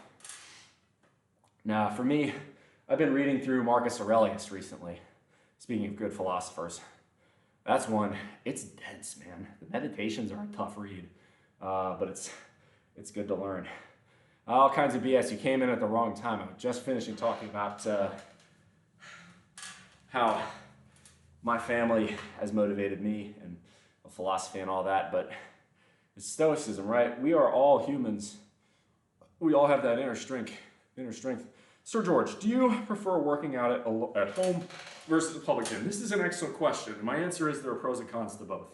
For streaming, obviously, the home gym kicks ass because I can stay as long as I want, I can do as many reps as I want, I don't have to wait on sharing equipment. That said, the amount of equipment I have here is limited versus a public gym. So pros and cons. I had to go, opening up about your father. Thank you very much, Yummy Yum. Welcome, thank you very much for coming in. I appreciate it immensely. And enjoy the rest of your day. I hope it's a good one. But Sir George, I would say it really depends. I do like the current status where typically Fridays and Saturdays I lived here. And then, you know, Tuesday and Wednesday, sometimes Monday, I lived at my work gym. It's a really nice balance. Now, versus a public gym, yeah, you might have to share equipment, but you can also socialize with people. And for me, that's really enjoyable because at my work gym, I'm like the only, so I'm an engineer, right? So I'm the only white collar guy in there. Most of the guys at the work gym are construction or the site cops. And so they're blue collar. And so, you know, I get crap for being the engineer, which honestly, fair play, I'm not going to stop them from doing that, but they slowly respect me because I'm the only engineer they've ever seen put up decent weight in the gym. You know, a bunch of you guys are coming in, they're like, oh, you're an engineer? That's strange. Then I deadlifted 405 for 5 reps, and they're like, oh shit, he's not the normal nerdy engineer. I mean, I am in terms of the way I can talk, but I don't put all my stats in INT. I certainly don't put them in WIS because I'm not always the smartest. There you go. There's your D&D reference for any D&D nerds in here. I'm gonna do another set of abs. Keep asking questions. Again, I got the whiteboard right here if you want to talk finances or anything else, but there haven't been any money questions yet today, so. Okay, 2, 3, up.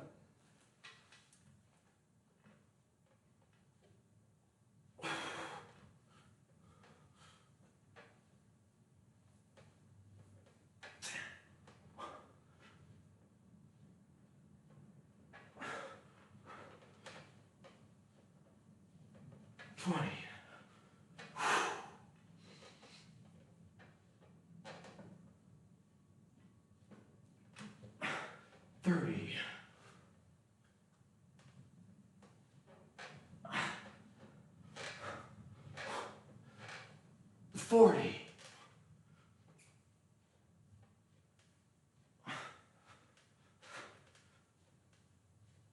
50. Come on. Stretch them out.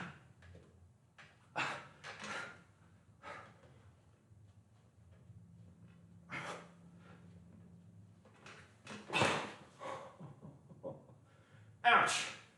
Okay, we're done with that. Woo! The form was breaking down on the last few. Good looking and smart plus muscles. Well, I appreciate that. Oh. Now we're gonna, speaking of that, you talk about dating and attraction too. Another one where I realized my dad was right a lot more than I once thought. For me, dating has more or less become a non-factor because of my location. As it turns out, rural South Carolina is not the best place to meet other young people. So, yeah. As a result of that, I've more or less been in a dating Sahara since 2017, when I graduated college. Even then, I was an engineering student. I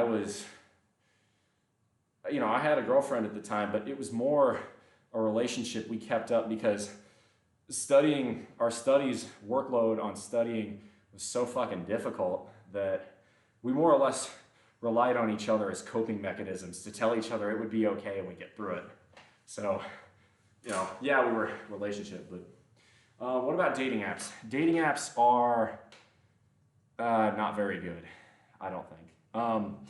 For me, they don't work because the nearest matches I will ever get are in Columbia or Savannah, which are an hour and a half and 2 hours away, respectively. There's not much of a point for me in the dating apps. I think the trouble with dating apps is that what it has done is it's amplified the natural, and we're just talking straight here. So for those of you who are gay or lesbian, this advice doesn't quite apply. But for those of you who are straight, it's generally speaking the women that pick the men. Not always, but this is a broad discussion.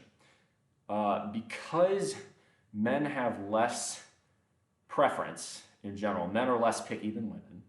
Again, this is not everyone, but this is just in general. As a result of that, the ratio of men to women on dating apps is fucking really, really skewed. 3-to-1, 4-to-1, even more sometimes. There have been incidents of dating apps creating fake profiles for women to make it seem more even. And as a result of this, women get the choice very often. What that means is, unless you're an absolute stunner, you might not be getting a lot of likes. Might not be getting a lot of, I think it's right swipes. Now the reason I know this is because I tested this on a dating app. So for those of you who don't know, I'm a switch hitter, so to speak.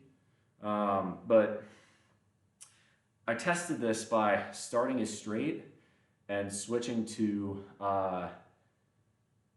bi. And what I noticed was it went from all women, but when I switched to bi, like that, 90% male. Now, I don't think there are that many more bi men than there are bi women. What that tells me is that the disparity in men to women on these dating apps is horrendous. It's a math problem. Oh, there are definitely less women on dating apps. For me, again, I swing both ways, so I don't have to worry about that as much. But around here, because of a 50% obesity rate, and look, again, I'm not trying to be mean, but I'm done dating people who are out of shape. I know that sounds really, really shallow, but I've done that for a lot of the time. And I care too much about the way I look to be held back by someone I'm dating. Now that sounds really, really selfish, but in general, couples gravitate to a certain fitness level, and I'm tired of having to be the one to try and pull my partner along with me. I want someone who's there to make me a better person, not someone who's holding me back. And I know that sounds brutal, but it's the truth. That's what's happened. 3,000 likes on Bumble. I don't mind a thick boy. It's cuddle season. All kinds of BS. Are you male or female? Everyone has preferences. That's a good thing. Again, not obese does not seem like that big of a deal until you realize the local obesity rate is very close to 50%. So that's a huge cutoff. Unfortunately, it makes the dating pool very, very low. And again, what people I do get around here often tend to live in Columbia or Savannah. And do I want to date female? Yeah, so that's why you got 3,000 likes. Again, women get way more attention on any dating app than men do. There's a reason for that. It's just statistics. There are far fewer of you than there are of men. So you get your pick of the litter. Some will say, the feminists will probably say that's a great thing. There are some good things about it. There are some bad things about it. I'm not gonna say that, but I will say you're on your bikini on there. Well, that's certainly going to get guys' attention. But I will say that you can. Okay, I'll put it this way. There's another phenomena here. Women, in general, and all kinds of BS. Correct me if I'm wrong. Women don't like to date down. Women want to date up. In general, you know, women, and this is just historically, women tend to look for men as providers, right? That's just historical gender roles. Now, there are some women out there who are willing to go with a more egalitarian view of things. Most women don't want that. You can have two things. You can have equality. You can have, right, so you got to pick two of the following. You can have equality, you can have men not sleeping around, or you can have men paying for everything. You can pick two, right? If you want equality, but you want men paying for everything, that means there's going to be a very small number of men that all the women are going for. Women are only going to go for the 10s, basically. And those 10s are going to have shit tons of options, while everybody below a 10 has nothing. When that happens, women are then going to be shocked. You hear, where have all the good men gone? Well, there you go. There's your answer. Women want rich, successful men. Of course. The guy I'm with doesn't own a house, but I do. He rents a room. That's pretty baller. Good for you. Well, I pay for half, not more of everything, since we are always at my house. Again, there are exceptions to the rules. Good for you. But you know, if you've only swiped right 5 times in 11 months, what that says, if you've got 3,000, you had 3,000 options and you picked 5 of them, that says you have the ability to be very picky, which means you're probably a fairly high-value woman. But think about it from a man's perspective, right? If my odds are 5 out of 3,000, that is a less than 1% chance. Those odds are grim, really grim. It's super easy to find someone you're physically attracted to. It's hard to find someone you have good chemistry with. Very true. I've only been on 2 dates in my entire life. Jesus H. Wow. I mean, credit to you. It means you're keeping, you know, you're not sleeping around. I think there's, right, you don't want to, I'm not going to be like slut shaming or anything, but at the same time, right, you don't want to just have endless, casual, meaningless sex, if only because, well, statistically speaking, it means you're more likely to get an STI. But, you know, I believe in general, you shouldn't have sex until there's at least some sort of emotional connection. I'm not one of these no sex until marriage people. I think that takes it a bit far. But there should be a balance here. I'm not a huge fan of one-night stands. It's just not my thing. Hey, Louis XO, good to see you. Screen name is all kinds of BS, so I'm suspicious. I mean, I don't care. Like, that's the other thing. If you want to catfish people, I would say go touch grass, but like, I'm not going to stop you. I don't really care. I had one boyfriend for 13 years. I didn't have for sex for 9 years after that. Damn, that's a long relationship right there. Holy crap. Anyway, as far as dating is concerned, my body count for someone who, look, I'm not trying to be immodest, but okay, let's put this statistically speaking. Think about the averages. Pick the screen name without knowing what Twitch was. Fair enough. But think about the averages. If it's a bell curve, right, the average will be a 5. Okay? So I'm 6'3". The average American is 5. The average American man is 5'10", I believe, is the average height. It's 5'9" or 5'10". It's one of those two. So I would say being 6'3" probably means that gives me at least 1 point. So that puts me at a 6. I work out quite a lot more than the average man, and for the most part, women are attracted to men in good shape. Am I as shredded as I should be right now? No, but I'm on a bulk. I'd say it gives me at least 1 more point. I'm a 7. As far as every other thing, I like to play conservative. As an engineer, I like safety margins, so I'm going to go ahead and assume that anything good here, you know, I make an engineer's salary, I own my own house. These are generally positive traits that men or women are pretty much attracted to, no matter what orientation or gender you are. These are generally seen as high-value items. I'm going to go ahead and assume that all of those positive traits, if you think I'm, you know, good looking, I'm not even going to touch that one because looks are subjective, but all those positive traits are canceled out by any negative traits that I have. Maybe, you know, the fact that I run my mouth about all sorts of shit because I'm an engineer and that's just how I operate. That, you know, maybe I'm a bit blunt, maybe I'm not very good in touch with my emotional side, whatever the case may be. So conservatively speaking, I'd say a 7 is probably a fair thing to say.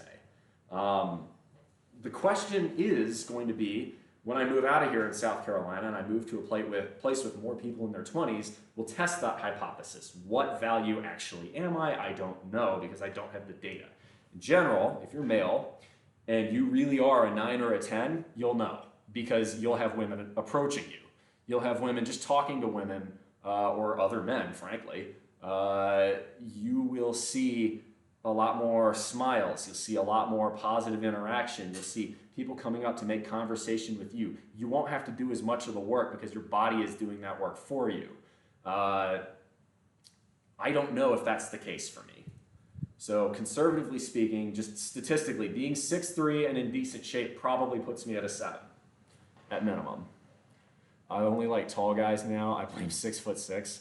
All women like tall guys pretty much. Very, very few women go for the short guys, which is brutally unfair because men can't control their height.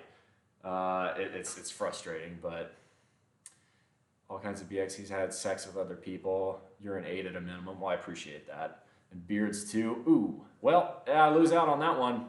I have them Northern European genes where like I've never shaved my chest once in my life and it looks like this. So I can't really grow facial hair. For a long time last year, I had a really shitty kind of 70s style porno mustache and it looked ridiculous when I finally got rid of it. Big game Mike, yeah, I appreciate that. More of a 9 or an 8 at a minimum. I would rather play it conservative. I would rather use data to the extent that I can and just assume the worst case scenario, which is what a nuclear engineer in particular really ought to be doing. So I'd like to assume that I'm definitely on the better half of 5 at least, just based on my height and physical fitness alone.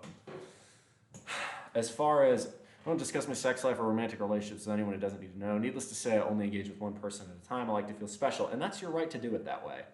So if you don't use dating apps, how do I find dates? Around here, I just don't bother. There is no dating pool here. I use dating apps a little bit, and again, the fact that I had to go all the way like 100 miles for my nearest matches is proof enough. And frankly, those were marginal matches at best. It's just the dating pool here. I'll put it this way, okay? Now, for men, it's no better because the obesity rate here is about as bad either way. You're 5'3" and 110, so you want to be picked up. Bro, girl, you're dating fucking 6'6"? Okay, I'm just telling you, every tall girl out there hates you. You know that, because almost every girl wants a man who's taller than them. So all those 5'9", 5'10", 5'11" chicks fucking hate you. Hey, get whoever you want. That's more power to you. If you can get a 6'6" guy, good for you. But I'm just telling you, you make it all them tall bitches real salty with that. Hope your dating world explodes and you move. I'd like to see it happen. But for me, dating apps are a complete waste of time here. Again, even though I've basically doubled my odds since, I'm willing to swing both ways, with a 50% obesity rate, it doesn't matter. And as far as women are concerned, just talking the women's side of things here, they ranked, I think it was the US News, ranked the top 180 big cities in the country for women. My nearest big city, Augusta, Georgia, ranked 175th. It was tied with Shreveport, Louisiana, and Huntington, West Virginia. Huntington is an old coal mining town that has never really recovered since 1950, and Shreveport's a dump. But I'm not going to elaborate on why Shreveport sucks, but if you've been to Shreveport, you'll admit it sucks. You're bi, you'll date the tall girls too. Okay, fair play. But, yeah, so in other words, that's the nearest big city to me, and mind you, I don't live in that big city. I'm still a hot minute from Augusta. So I live in a very small town where the average age is closer to 60. There's nobody my age in my town. So I have to drive at minimum, 30 minutes to get to a place. And now that I've given up drinking for 2024, a bar is a no-go for me. So I'm gonna go in and order water. What the fuck is that, right? Why people are smarter, they have way more options. I mean, I don't think it's an intelligence thing. You like who you like, and that's that simple. That being said, I've had people tell me, nah, you're just prison gay because you don't have any options for women here.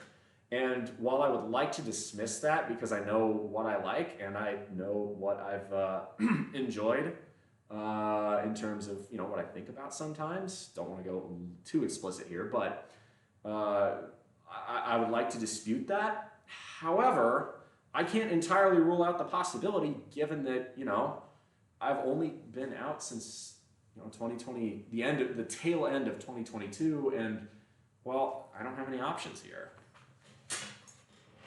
I have my age setting from 38 and up on the apps. I gotcha. Well, I'm 28, so that's fine. I feel like they're more evolved because about it. They're not so black and white about attraction. Yeah, I do believe the Kinsey scale is real, though. I believe, right, you do have people that are 100% hetero and 100% homo, but there's definitely, it's not a spectrum. You're not just 100% gay, 100% straight, or 50-50 bi. You can have preferences. You can be mostly for men, and then, yeah, but there's some women I'd go for, or mostly for women, yeah, there'd be some men I could go for. And then as far as, you know, non-binaries, I'm not even touching that one with a 10-foot pole because, well, I don't have any data to draw upon here. I don't live in a place where there are that many non-binary people. I live in the Bible Belt. That shit don't exist here. So, I mean, yeah, I'm sure there are trans people around here. I'm not trying to, you know, dismiss them, but like, statistically speaking, not as many. Wouldn't mind talking about old relationships, definitely nothing sexual. Inexplicable reasons, tall people have been attracted to me, 5'10", keep attracting people over 6 feet tall, always been fairly lean. I mean, honestly, right now with obesity rates in the Western world being what they are, just staying in shape puts you so far ahead of most people. Now, it's not everything. You know, if you have a garbage personality and, you know, you look like the fucking hunchback from Notre Dame, yeah, lifting might not get you all the way to what you're looking for, but it doesn't hurt. You're in California, bless your heart. That's all I'm gonna say about that. Bless your heart. Ooh, oh my God. My quads are killing me. Gotta pee one more time. Excuse me for just a moment. Oh yeah. Girardi. It's exactly what you think it is.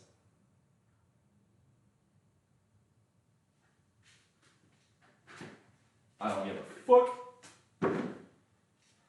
That said, because I finally stopped lifting, I'm starting to cool off a bit in here, so I'm gonna probably put my shirt back on. We'll probably look to end the stream fairly soon. I'm cool with any size person as long as there's an emotional connection. I'm cool with any size person as long as they're in shape. In shape, okay, so I'm not asking for someone to be, you know, an absolute fucking Giga Chad bodybuilder or whatever the equivalent for that is for women, but look, lifting weights and like in my spare time on my rest days, I go out for long walks and hikes and, you know, I ride my bicycle, I'll go for jogs because it's what I like to do. Because of that, right, if you don't like doing that, it's a compatibility issue. If you prefer to be, you know, a bit more of a homebody or I would say a couch potato, right? That's gonna have a difference. It's gonna be a major compatibility issue, and it's been a compatibility issue for some of the girls I've dated in the past, and well, some of the men I've talked to. Unfortunately, I haven't had a long-term relationship with a guy yet because, again, no options. There's nothing to date here. I know that sounds really harsh, but it's bad, y'all. Now, I will say there are some. Now, I've crapped on the dating scene here in rural South Carolina, but to my credit, Sir George, you don't want to know what I paid for this house and what my annual spending is. All kinds of BS. You need to go to I assume you're talking Los Angeles and not Louisiana with that, because Louisiana has the best food in the world, but that's a really good way to become 400 pounds real quick. You need to go to Los Angeles. Now, I will say, actually, so what I'm going to talk about, I'll mention this for a second. I believe it was Taylor Jade was talking about this too. Taylor, if you're still in chat, I know she's from around LA. I will be, in all likelihood, it's very, very likely that I'm going to be taking a new job at some point in 2024. It's likely going to be with the Navy, and it's going to be either in Washington State or in Hawaii. So living here in South Carolina means I'm going to have to move west. I have some friends in Los Angeles, well, the greater LA area, Some live in the valley, the San Fernando Valley, and some live close to Santa Monica, and some live in Orange County. And pick a blue state. Well, Washington, Hawaii are both blue states. I don't have to worry about that. It's going to be one of those two. South Carolina is very much not a blue state. Anyway, so I will probably end up rolling through Los Angeles at some point to see friends. So if you are in LA and you want to hang out, I'll probably be there. I've also got friends in the Central Valley. So my plan is going to be, I got loads of friends through the entirety of the Deep South. So when I move west, I'm going to see all my friends, you know, Alabama, Georgia, Mississippi, Louisiana, and then hit my bro, all my homies in Texas, because Texas is fucking amazing and it's better than California. Suck it! You knew I had to. Then I'm going to head west, see my homies in California, head up north to Washington, where my family's at, spend a little time with my family, and either start work in Washington or ship out for Hawaii.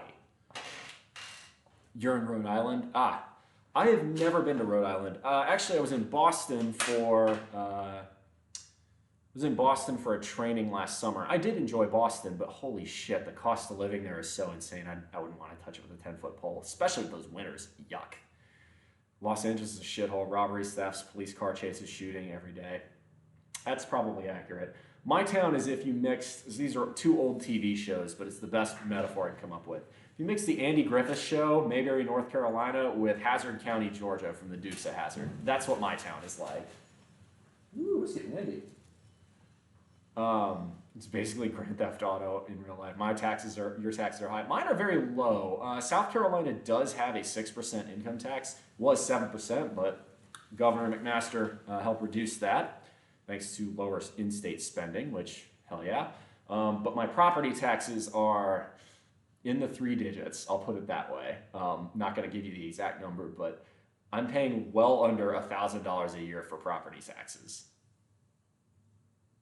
I know. Yeah. They want $500 for a modest house a month? $500 a month just in taxes?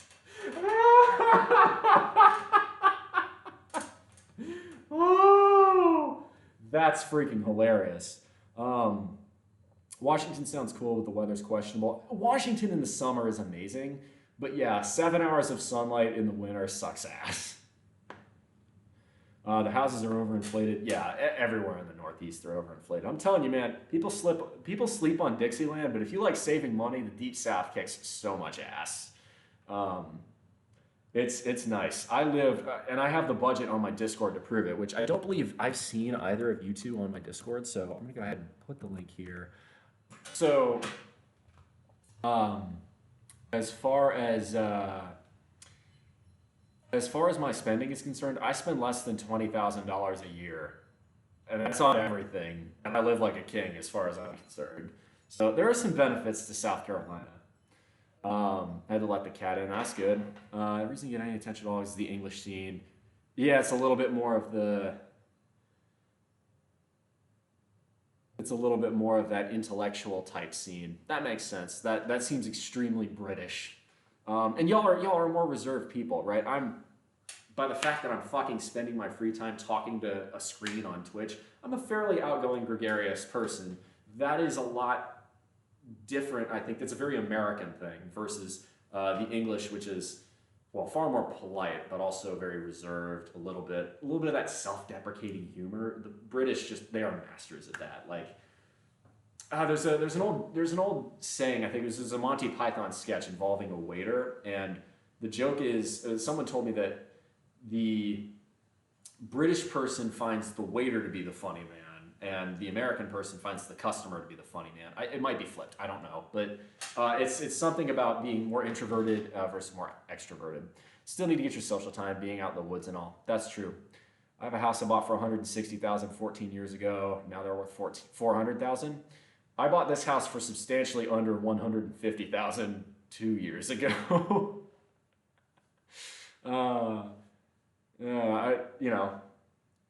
Everybody likes to joke on the Deep South for being backwards and whatnot, but like, man, the cost of living is so low here.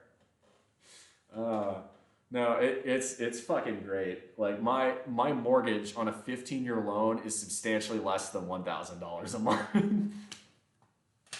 Again, I've talked about this. I save more than 80% of my paycheck, mostly because I have nothing to spend it on here. I want to rent a one-bedroom apartment from California for $3,000 a month. Jesus Christ, man. Oh, that's awful. I'm so sorry. Bless your heart, man. Bless your heart. That's, whoo. That's a kick in the nuts, man. I have a 15-year loan. So the majority of my mortgage payment every month is equity.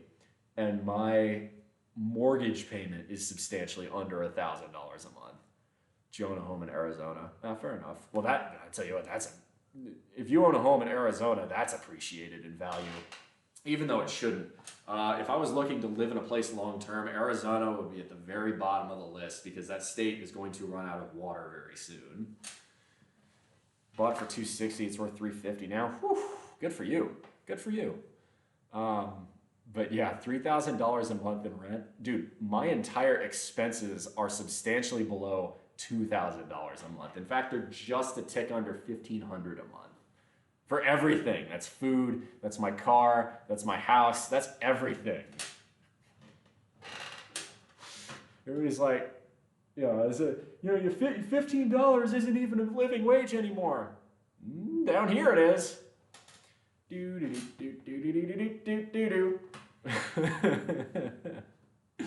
Arizona's pretty awesome. It's a purple state. People are friendly.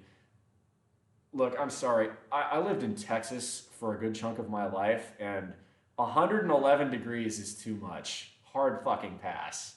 I don't care. I frankly don't care if it's a dry heat. If it's a fucking oven, I do not need outdoors to be a sauna. If I want a sauna, I will go to a sauna. I don't need outside to be a sauna. Also, you can tell by my complexion, I would turn into a rare slab of beef pretty quickly if I moved to Arizona. I would get absolutely torched by the sun, which is, I admit, something I'd be a bit concerned about if I moved to the Aloha State. I will get burned very badly. I can stand 89 tops at the beach, spoken like a true New Englander there. See, to me, if it stays below body temperature, so, 93, that's a lovely summer day. 95, not bad. It's warm, it's hot, but it's not too bad. You're gonna work up a sweat if you're outside working on shit, but, drink a little cold water or, a beer or something, you'll be fine. 97, okay, yeah, it's hot, you may have to take some more breaks. You start hitting triple digits, around here especially because it's very humid, right? It's South Carolina. That's where it becomes a lot less pleasant, but we don't get that many triple digit days here. People say, South Carolina's got the worst fucking weather. No, it doesn't. Compared to fucking Texas, summers are easy here. East Texas is rough. Louisiana is rough too for summers because Louisiana's got the heat, the humidity, and oh dear God, the mosquitoes. The mosquitoes here are the worst part about South Carolina, by far. It's not the fact that this town has only been KKK free for 30 odd years. It's not the 50% obesity rate. If I could choose one thing to fix about this place, it's the goddamn mosquitoes. We have mosquito problems on par with Sudan, India, and Vietnam here. They're so fucking aggressive. I've got mosquitoes biting me in here in January, for God's sake. Come visit Scotland or mountains, your legs will end up looking like tree trunks within 2 months. So I have been to, one of my favorite places to have gone hiking ever is it's the most undiscovered, underrated part of the country in terms of natural beauty, and it is the Ouachita Mountains in the state of Arkansas. Go hike in the Ouachita Mountains. Oh my God, it is 10% up, 10% down, 10% up, 10% down. Arkansas is beautiful. People sleep on Arkansas. It's a beautiful state. Love it. So dry here, forced hot air. I can't wait for spring. Oh yeah, because you're running a heater all the fucking time. Well, lower your thermostat. That fixes the problem. All kinds of BS is in Rhode Island, but clearly you're just running the heat way too often. Or if you're in Rhode Island, okay, here's another really great example. If you want to humidify and heat up your apartment, make soup. Get yourself one of them chickens from Costco, eat it, boil down the bones. 61, okay, that's reasonable. 61's very reasonable. But boil down the bones to make a soup stock. And by boiling all that water off, guess what you're going to do to your apartment? Easy. I have a Sherpa hoodie on. I've never been to Rhode Island. I was gonna go, but I ended up running out of time on my Boston trip, which sucks. I'd like to see it. I will say, I have questions about the necessity of a state like Rhode Island existing still because it's so fucking tiny. Like the fact that Rhode Island and California are both states is kind of mind-boggling. But you know, the beaches there. That's Long Island. No, Rhode Island's got plenty of beaches. I know Newport's real nice. There's Navy up there. But like, I'm just saying, I will say, I'm not opposed to keeping Rhode Island as a state, but I'm cool with deleting Connecticut. I don't see the point in Connecticut. I don't understand why Connecticut is a thing. Like it has no culture of its own. It's just, hey, we mix some shit from Boston and some shit from New York. Here you go. Have a fucking pizza with clams on it or whatever. No, that's what I'm saying. I'm saying make Rhode Island bigger by just having it swallow most of Connecticut. I think that's the move. Because I don't want Massachusetts getting any bigger of a head than it already has. Like, I'm cool with Rhode Island, but like, Connecticut has no purpose for existing.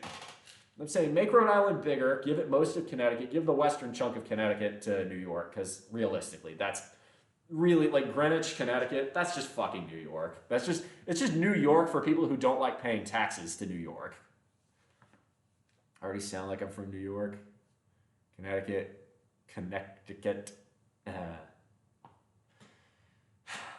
Again, like, I'm sorry, New England, you gotta axe one state. Maine has the natural beauty. New Hampshire will fight you, because, you know, they got live free or die, which is based as hell. Vermont has the skiing. Massachusetts has the population and city. So it's either Rhode Island or Connecticut. And, well, I can't believe I'm saying this, but at least Rhode Island gave us Family Guy. Neither has given us much in terms of culture, but Rhode Island at least gave us that. Plus you'll have the Rhode Island Institute of Design, it's the Rhode Island School of Design, which is the funniest mascot I have ever seen a university adopt. So that much alone already makes you more based than Connecticut. Therefore, delete Connecticut, give it mostly to Rhode Island, and then, I don't know, make Puerto Rico a state or something. See, I'm good at this shit. Look, Connecticut's relevance to the national mindset, to the national zeitgeist, went away when the Whalers moved to Carolina. New Mexico gave us the Adamant. Hey, New Mexico kicks ass. Man, if you haven't ever been, New Mexico is a desperately pretty state. And the deserts in the east are beautiful. The mountains in the north and the west are gorgeous too. New Mexico's lovely. I like New Mexico a lot. Albuquerque's a good town. Santa Fe's awesome. Seriously, Santa Fe is such an underrated town. Anyway, it is getting a bit on here. Gosh, it's already past 1. I never stream for 4 hours, but then again, here we are. So with that in mind, I think I'm gonna go ahead and look for someone to raid. If you guys want more, y'all, come hang out on my Discord. But I do need to do shit in my day. It is Friday. I need to probably go make a grocery run. Actually, the tire pressure monitor sensor on my car, one of my tires is out of whack, so I need to go probably take that to O'Reilly's and figure out what's going on there. Saludos desde Ayacucho, Buenos Aires, Argentina. Welcome on in. Hey, buenos dias. Good to see you. I love it. Love international audience. I was actually talking about Argentina. I really hope your new leadership works out for you there, man. That'd be cool to see. Conservative, this says I went to America. I was telling you about ages ago. Spent 2 months in the States. That's where I've been. I got you. New Mexico's awesome. But yeah, if you guys want more, check out the Discord.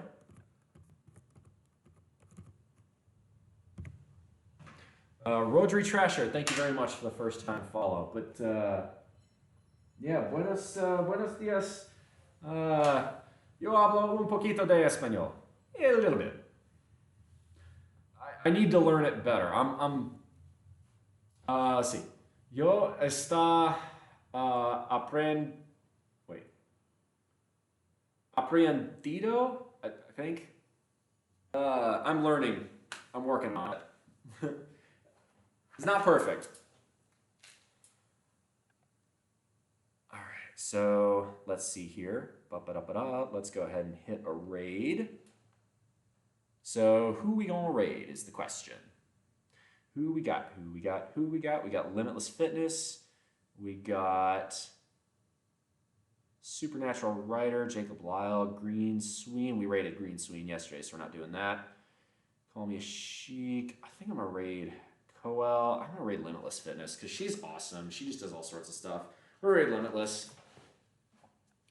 Well, so I am learning is está and then it's endo is the way it ends. Aprendo is I learn, which is, I guess, I mean, that's true too. Yo aprendo español. Yeah. Pero no es muy bien. All right, we're gonna raid Limitless Fitness because she's just fucking awesome. Y'all, raid messages, Bull Rush as always.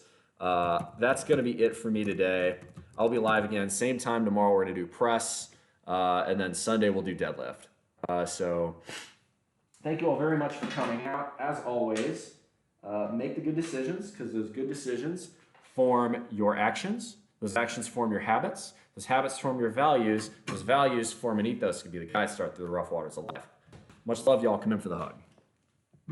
Big hug. See you tomorrow.